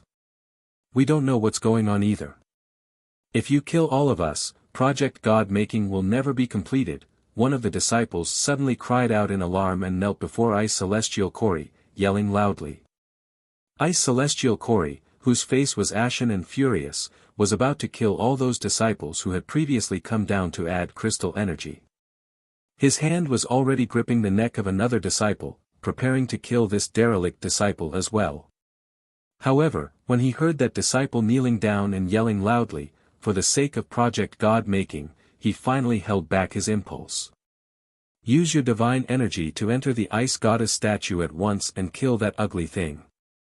I want his soul to suffer all kinds of torture. Ice Celestial Corey casually tossed away the person in his hand and bellowed furiously as he looked down. It seemed that he was indeed very angry. Come to think of it, this Project God-making, which the Shrine of Ice had been working on for 100 years, was about to be completed. Just as Ice Celestial Corey's dream of surpassing the Calamity Church of Light was about to be fulfilled, such an unforeseen event occurred at the most crucial moment. One could well imagine the fury in Ice Celestial Corey's heart after enduring for God knows how many years. Yes, my lord. Even those true experts who had devoted themselves to the Shrine of Ice for many years were trembling with fear under Ice Celestial Corey's wrath. They hastily responded and immediately began to deal with Water Elite Zombie. Whoosh! Whoosh! Whoosh! All of a sudden, shrill whistling sounds were heard. One after another, sharp bone spears pierced through the air. Like broken bamboo rafts, they charged at Ice Celestial Corey and the others in rows. Damn it! Corey cursed in a stern voice. He hastily unsheathed his ice-cold longsword. Rays of sword radiance flashed past. Sparkling and translucent cold air condensed into an ice wall, blocking the bone spears that filled the sky. You useless idiots, go back to where you came from.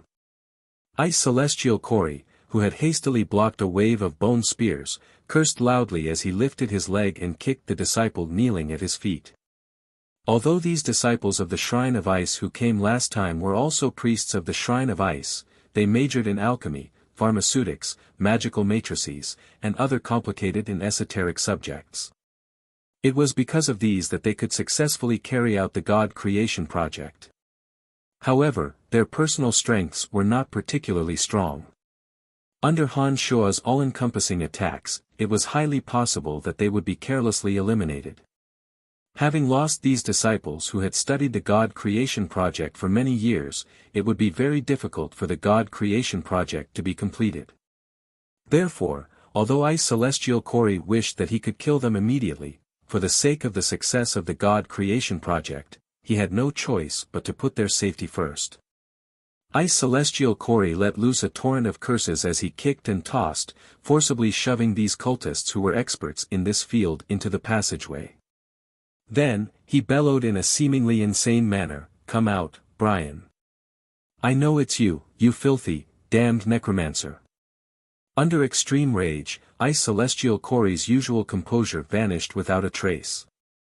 At this moment, he was somewhat similar to Han Shua in his demonized state. He was no different from a lunatic. Even the few subordinates beside him were somewhat astonished by his madness. Pursue those few who escaped and kill them all. Han Shua calmly issued an order to Metal Elite Zombie to kill those researchers. Only then did he walk out of a tunnel with a gloomy face. Chapter 481. With the intention of buying time for Water Elite Zombie, Han Shua, after instructing Metal Elite Zombie, unhurriedly strolled out and stood proudly at the foot of the Ice Goddess statue. "It's really you!" Ice Celestial Corey bellowed in rage. Pointing the icy longsword in his hand at Han Shua, he flew down from above. An icy aura overflowed from the longsword in his hand. The formless fighting aura drove a cold current. Sharp icicles tore through the air in an unstoppable manner. As Corey moved, several experts behind him swooshed down one after another. Those with sacred swordmaster strength were equally not to be underestimated. Their enormous energy firmly locked onto Han Shua, multiplying the pressure on Han Shua. Two more people stood motionless on the cliff, each holding a crystal staff. Magical incantations were rapidly chanted from their mouths. The water element in the belly of the mountain, which was already extremely dense, suddenly came alive. The temperature of the entire region abruptly dropped. Wisps of white, chilly air agilely converged towards Han Shua. Han Shua understood that these people, led by Ice Celestial Corey, were preparing to get rid of him in the shortest time possible before focusing all their energy on Water Elite Zombie wreaking havoc inside the Ice Goddess statue. These people possessed superb strength. Even though they were all injured, they indeed had the strength to attack at the same time. Under the management of the Shrine of Ice for hundreds of years, not only did the belly of the mountain contain extremely dense water element, it was also deployed with layers upon layers of magical boundaries and traps due to Project God creation. Fighting in such an area was extremely disadvantageous to Han Shuo. Therefore, he absolutely could not confront them head-on. As long as he was led by the nose, not only would he be unable to buy time for Water Elite Zombie, it would also be a problem for Han Shuo to leave the belly of the mountain alive. Seeing the attacks of Ice Celestial Cory and his party coming at him, Han Shuo, who had just walked out of the tunnel opened by Metal Elite Zombie, suddenly shrank back into it. The cracked stone wall was also very cooperative with Han Shuo. When Ice Celestial Cory flew down, the crack was about to rapidly mend itself. The smooth and flat stone wall made Ice Celestial Cory suspect that Han Shuo's previous appearance was just an illusion. Damn it, what's going on? Cory bellowed in rage, obviously aware of the truth of what happened. Watch out, Abra. A cry of alarm suddenly came from the mouths of the two magicians on the cliff. A sword saint who had been following behind Cory was frightened by the warning from above, and looked around helplessly. Suddenly, the sword saint named Abra sensed a shocking change in the rock wall beside him. Crack! Halfway through his descent, the rock wall beside him suddenly shattered, and a hideous face in the shape of a ghost's face fiercely rushed out of the cracked rock wall and directly bit at him. Abra's descent came to a sudden halt. Golden light burst out of the crystal ice sword, and in an instant, hundreds of golden lights bombarded the sinister ghost face that was biting at him. Under Abra's gaze, the ferocious ghostly face that pounced over was bombarded with holes by the golden light. He heaved a sigh of relief in his heart, but he still carefully stared at the ferocious ghostly face. At his level of martial arts, he would never relax in the slightest during a battle. It was absolutely not easy to become a sword saint, and Abra was obviously no exception. His rich combat experience allowed him to react promptly, and he would never underestimate any enemy. It was precisely this quality that saved his life. Under his attentive gaze, the ferocious ghostly face that was bombarded with holes by his golden fighting aura did not disappear.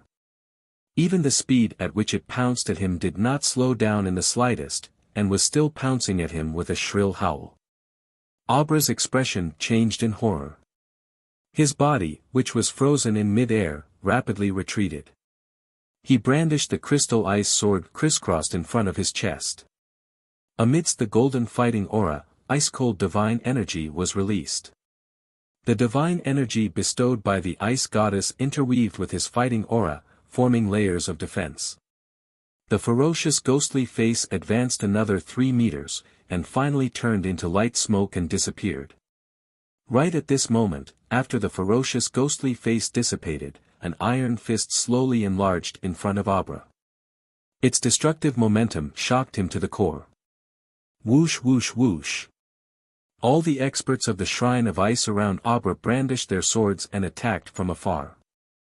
Icicles pierced straight at Han Shuo's exposed body amidst the whistling cold wind. With a cold snort, Han Shuo did not change the direction of his right fist, which was aimed at Abra. The demonic light from the demonic blades in his left hand burst forth. Han Shuo did not even look at them. The demonic light accurately shattered the icicles piercing at him. However, under the cover of the shattered icicles, several erratic cold currents suddenly attached themselves to Han Shuo's body. Several cold currents, condensed by the sacred magi using the enormous amount of water element in the belly of the mountain, attached themselves to Han Shuo's body. The bone-piercing coldness instantly seeped into his consciousness and physical body. Han Shuo's body couldn't help but stiffen, and his lightning-fast speed suddenly slowed. However, Abra still couldn't dodge in time. Clang! Han Shuo's fist rumbled over, landing squarely on the hilt of Abra's crystal sword of ice. A power that could topple the mountains and overturn the seas surged toward sacred swordmaster Abra. All the fighting aura he used to defend himself was instantly washed away. Only the divine energy of ice bestowed by the ice goddess barely managed to stop this tremendous force from crazily destroying his body like a knife's edge. Ouch! A miserable howl, mixed with a large mouthful of blood, was fiercely shot out from Abra's mouth. He lost his balance. Just as he raised his head to the sky, his body tilted and flew backwards. With a thud, he heavily crashed into the rock wall on the other side. "Stop!" Ice Celestial Kori madly shouted as he charged over from below. Han Shua's speed had slowed down considerably after the cold currents entered his body. However, as he was extremely close to Abra, he still arrived before him very quickly. Paying no heed to Ice Celestial Kori, who was madly shouting and charging over, Han Shua's right fist turned into a flat, straight palm, and ruthlessly stabbed at Abra's heart. "Abra, quick, run!" The two magi above, having seen through the whole situation, once again hurriedly reminded him. Only Abra himself understood that there was no way out. Seeing the palm stabbing at his chest at lightning speed, he exerted all his strength and thrust his sword at Han Shua's empty left hand. He clenched his left hand into a fist and ferociously punched at Han Shua's incoming palm. Bam! Like a peacock spreading its tail, just as Han Shua's palm was about to stab into Abra's fist, his fingernails abruptly expanded into the shape of demonic blades. Without waiting for Abra to react, the demonic blades easily pierced through Abra's fist, pierced through Abra's arm, and finally stabbed into Abra's heart, killing him in one blow. Pulling out his bloodied right hand, Han Shua grinned coldly. His smile contained 3 parts arrogance, 1 part calmness, and 6 parts cruelty. With his heart shattered, Abra's eyes were wide open in fear. Blood spurted out from his chest as he powerlessly fell to the ground. It was only at this moment that Ice Celestial Kori arrived. Looking at Han Shua, who was grinning coldly, Kori suddenly felt a chill in his heart. However, he knew that if Han Shua didn't die today, the Shrine of Ice would never have a day of peace. The dignity and solemnity of the shrine would be destroyed in one day. Kill! He must be killed! Ice Celestial Kori bellowed. He attacked with all his might, prepared to make Han Shua stay here forever. Suddenly, Han Shua, who had just killed Abra, turned his head and cast a glance at him with a smile. Soon after, he unhurriedly walked towards the wall that Abra, who was still dripping with blood, was leaning against. Under Abra's attentive gaze, the stone wall inconceivably opened up into a passageway. Han Shua unhurriedly walked into the stone wall.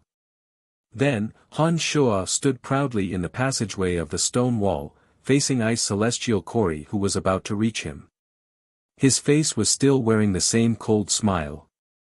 Ice Celestial Kori had yet to recover from his injuries.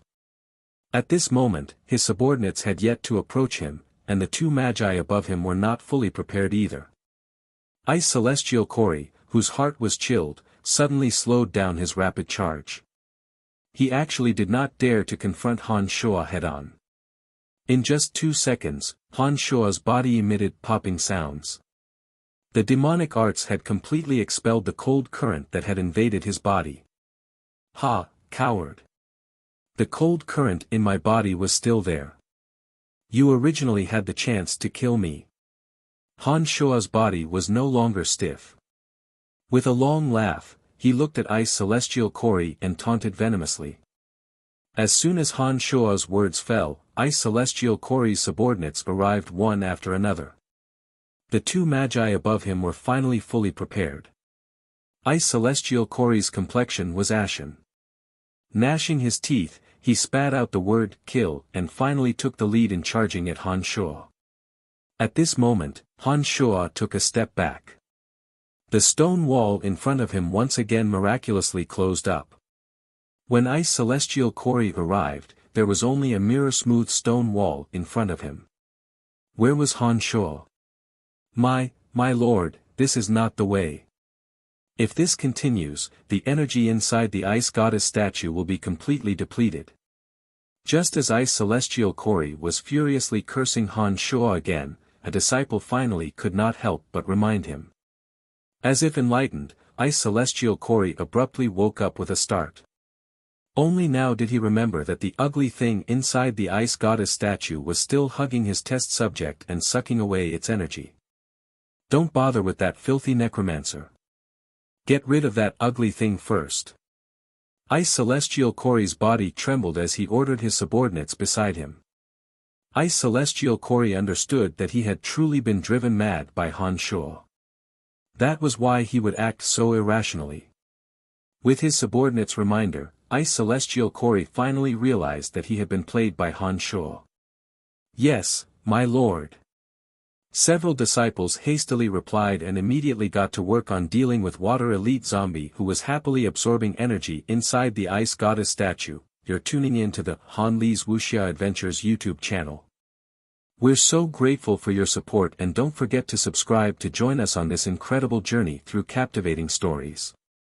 Your generosity through donations truly makes a world of difference, as it's the primary source of revenue that allows me to expand and enhance this channel for you. Thank you from the bottom of my heart for being a part of this adventure.